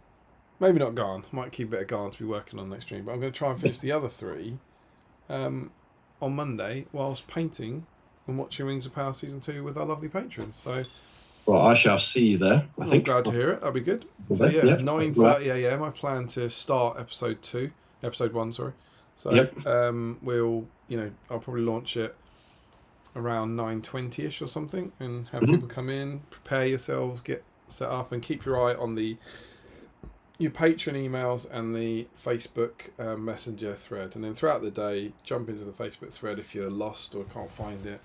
I'll be running for any of our patrons to join in. Yes.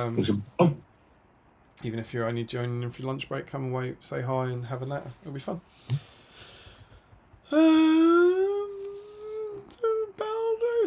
Baldo from Sam for traps, wearing shoes not made from tape. Interesting stream. Thanks, Frederick. And Ricky says, fantastic stream as always. Looking forward to the next one. Good night, everyone. Frederick says, learnt about swan bums, mysterious stables, slug laundry, and more. What more could you want from a Friday night stream? And I think that is us done. So thank you, one and all. We will see some of you on Monday. Look out for our next bingo stream. And hopefully 2 weeks today now, 2 weeks Saturday. Hopefully it will be our next one. But until then, thank you all. And we'll see you soon on Battle Streams in Middle Earth.